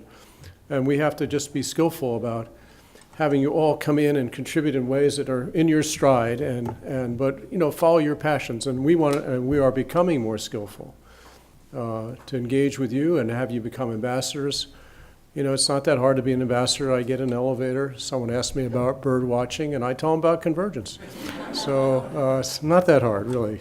I could talk about rocket science, and I tell them about convergence. I did want to say a couple other things. So I want to also say thank you in particular to our staff. So many of you put time and energy to prepare, to make great presentations. Not everybody's still here. Karen Hederman's already left because head back to the Midwest. I think she's just in for the day. And great job there. I want to thank Doozy in particular for all you did to help the whole day and to participate in so much of the trainings. I kind of left you out this morning, but not intentionally. I want to thank all the people who helped put this day together, and Doozy's part of that. Christina DiBartolo's not here, but taking care of a sick dad. Sarah Willie, where's Sarah? Back there, the rock of the organization. I know I'm going to miss some people. Tal Yari, where's Tal? Who does everything. I want to make sure also, yeah, great Tal. Everyone else who helped. I also want to make sure you all know who Jag Griffiths is. Jag, stand up for a second. He's a very shy, modest guy. This is now the point of contact. You'll get emails from Jag. He's terrific. He's our executive assistant to Amanda and me. A wonderful human being and also a great gift to the organization. So that's who Jag is when you're communicating with him. I'm sure there are other staff and other interns. Anyone else? Susan,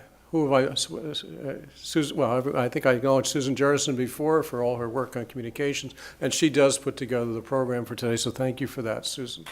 So I'm always bad at this, but this is a blanket thank you. You know who you are, so thank you for what you've done. Just a couple other things. One is I want to just tell you a quick story. I did go to Pittsburgh, what was it, 3 weeks ago already? 2 weeks ago? 2 weeks ago. This is Josh Sales, who we met a couple of weeks ago. And I think it's an example, that trip for me, so first of all, you need to know that Josh was desperate for a speaker, somebody canceled. And he went through, apparently, the New York City phone book, and somehow ended up with me. Someone else recommended it. But I decided to do it because Josh was so enticing, and he said he looked at the speech I'd given in New York City to the parent group that he's part of. And I came out, but he was so gracious in that he said, okay, I'll make it worth your while. I'll introduce you to people in the community, in his immediate community who might take an interest, and took me personally to Foundations the next day. But that became an example for me of multiplier. And Josh, I don't know what you're going to take away from today, other than a headache maybe, but this is a young person of influence in his community, who's internalized the need for civility and dialogue in his community, and we hope we'll be able to help you, Josh, move it forward. But these are the kinds of investments we need to make. We need to get out into the world and inspire people. We need to give them information and materials. We need to help them move forward. And we have to hold on to the joint mission we have here, which is I don't want to give up working these big issues through. There's too much at stake. We can't just go out and train if we're not still learning ourselves and still making a difference to have that credibility. But that other strand of how do we build, if you will, in some ways a movement, which is what I think you're all suggesting. And again, we're not alone. There's dozens of other groups who work in the field of civil society, but I think we have something special to offer in terms of how human beings can actually talk to each other and get things done. And then we need to capture that and share that with the world. At our little table, I ended up saying something that I guess I like, so I'm going to say it again.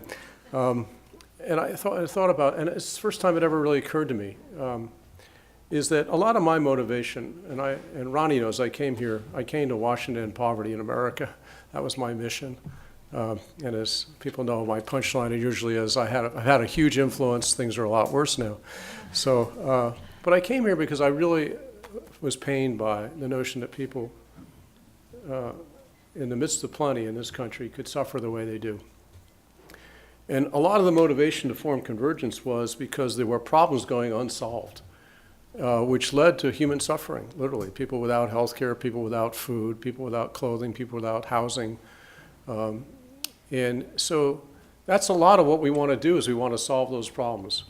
But I would say, and I think you're all agreeing with this now, that there's another suffering going on in the country now.